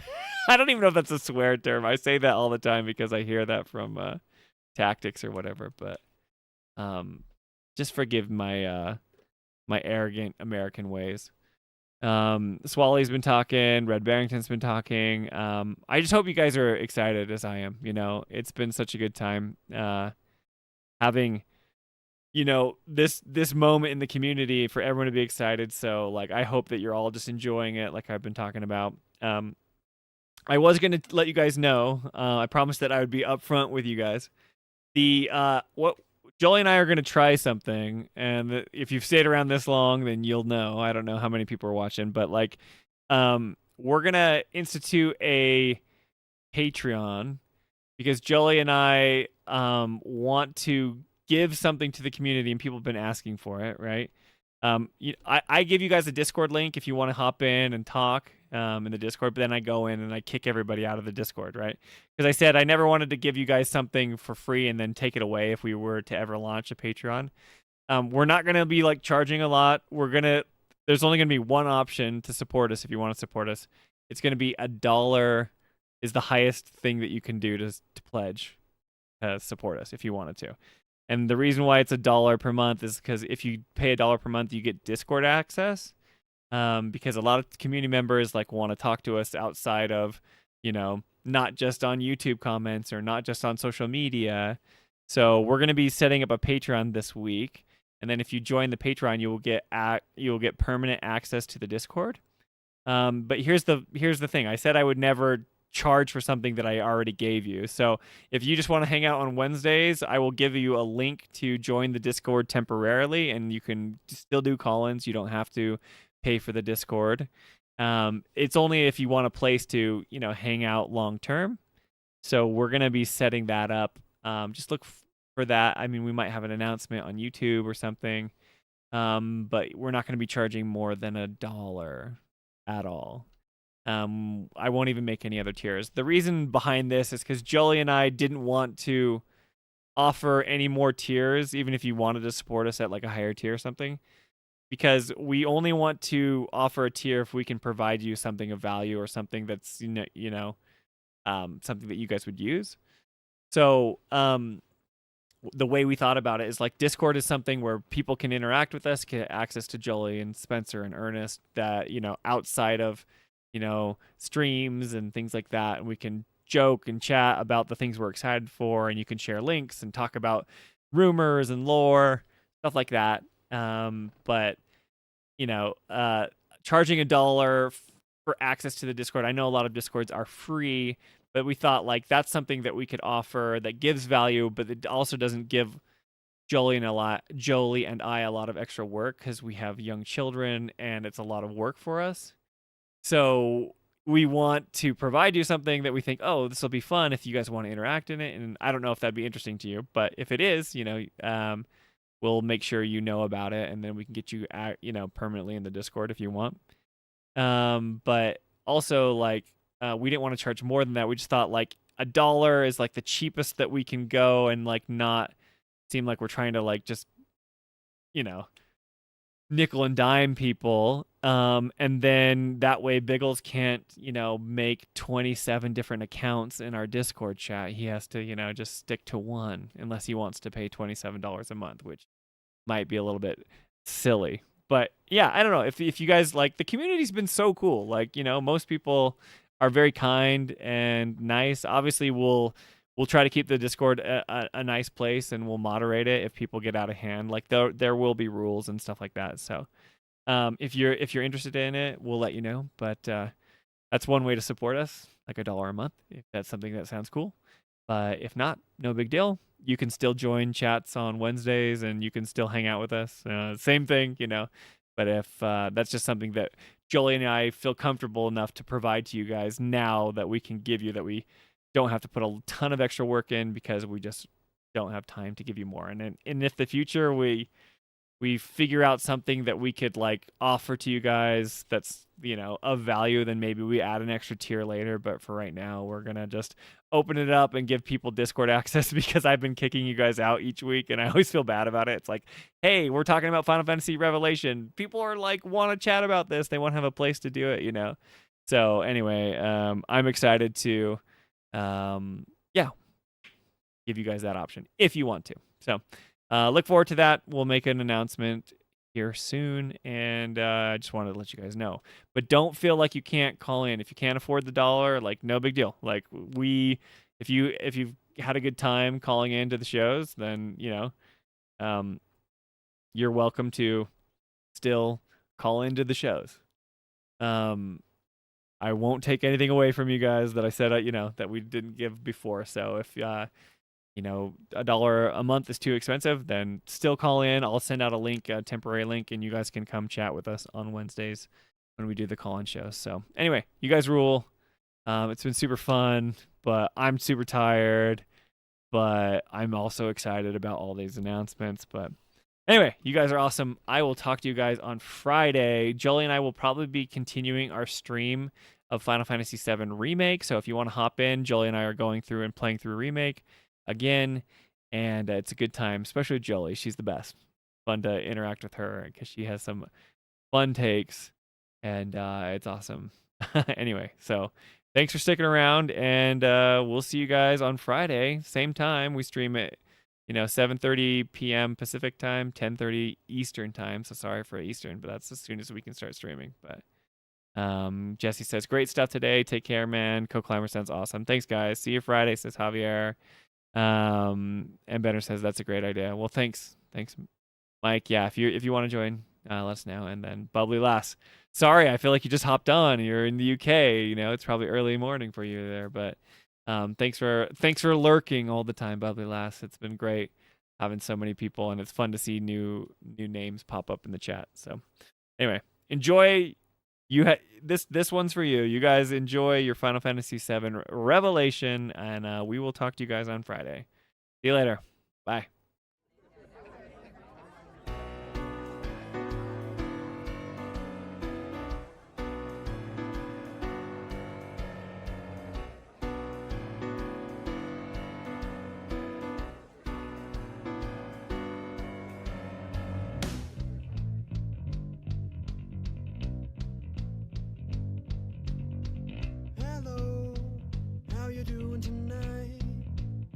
I saw your face in the candlelight across the room, and I wanted to know, yeah, I wanted to know, well, I'm anxious to know if you dance with me.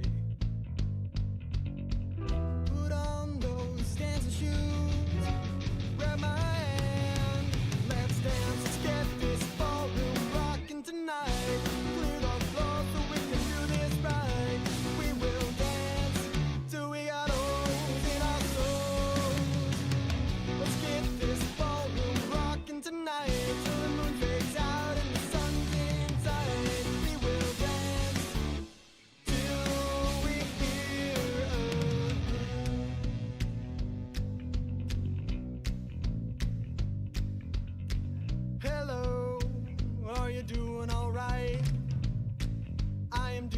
Fine, I could dance all night.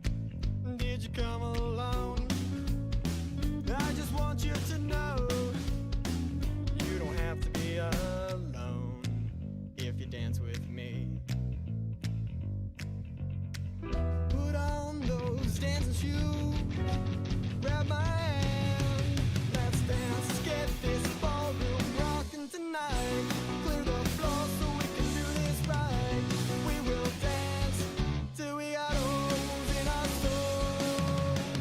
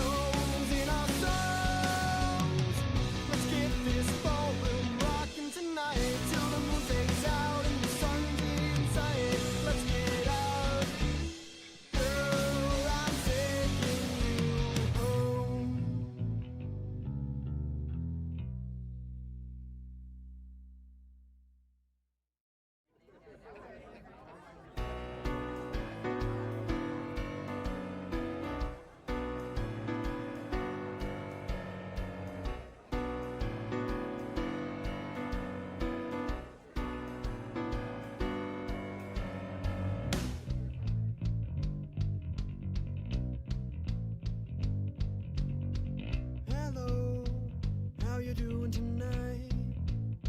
I saw your face in the candlelight across the room, and I wanted to know. Yeah, I wanted to know. Well, I'm anxious to know if you dance with me. Put on those dancing shoes, grab my hand, let's dance, let's get this ballroom rocking tonight. Clear the floor so we can do this right. We will dance till we got holes in our souls. Let's get this ballroom rocking tonight till the moon fades out and the sun's inside. We will dance till we hear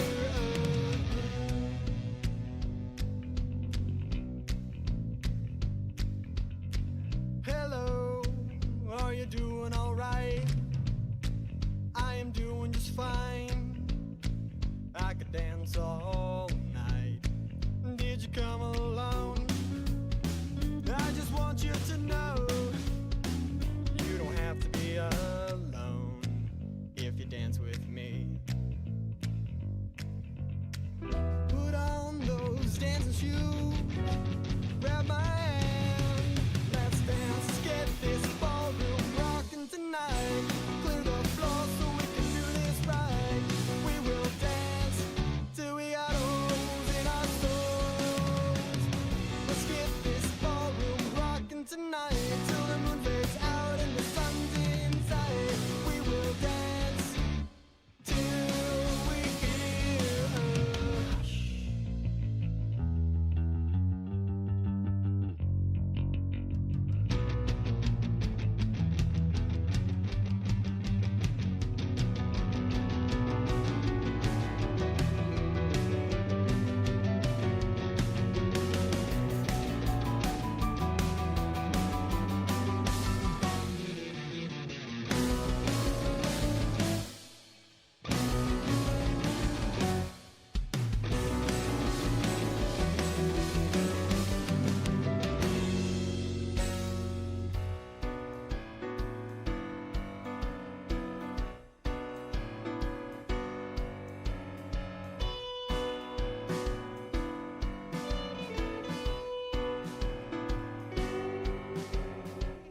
Put on those dancing shoes, grab my hand, let's dance, let's get this ballroom rocking tonight.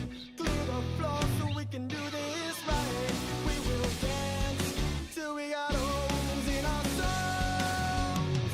Let's get this ballroom rocking tonight till the moon fades out and the sun's inside. Let's get out, girl, I'm taking you home.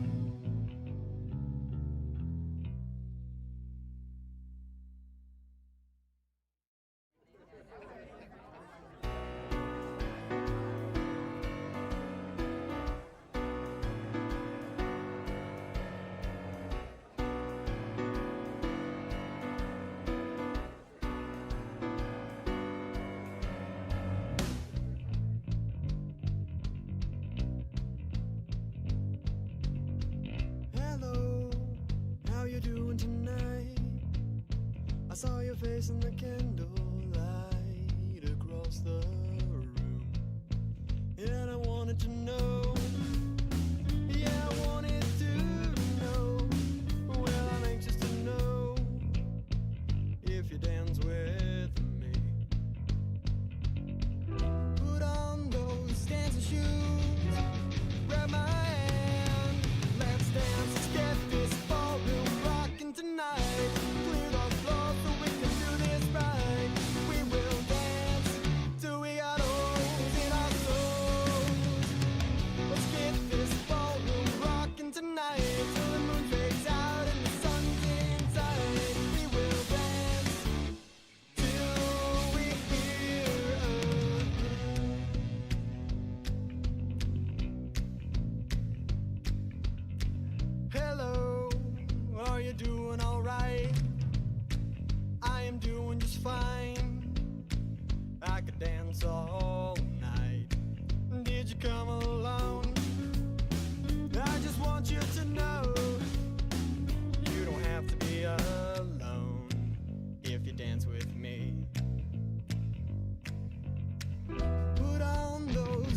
you grab my